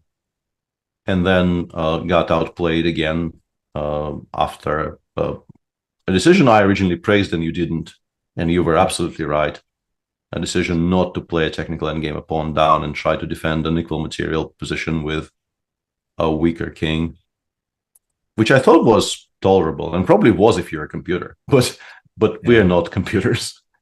And eventually going down. Famous last words? Oh, it's been a long day for the fun day. I've really enjoyed analyzing those. Actually, some of those games you mentioned, Abdusatorov and this Prague game especially, but also want to say congrats to Anish. You know, he doesn't get enough love for the wins he gets. So congrats. 12 years of waiting against Magnus. All worth it. And I think the players are appreciating a rest day. I know we will, and I'm sure the fans will too. But we'll be back. Peter. Absolutely, yeah. Today they do something fun. Sometimes there's a football match on the rest day. Sometimes there are some other activities organized. Not sure what is planned for this year. Not much is planned here. I don't know about you, but I'm just trying to be, taking care of the voice and just feeding the dog as usual. Feeding the dog is very important. He clearly doesn't get enough food in this household, judging by how he begs all the time. Anyway, see you all hopefully on Thursday with round 5 of both the Masters and the Challengers. Thanks very much, David, and see you guys. Cheers, Peter. Bye, everyone.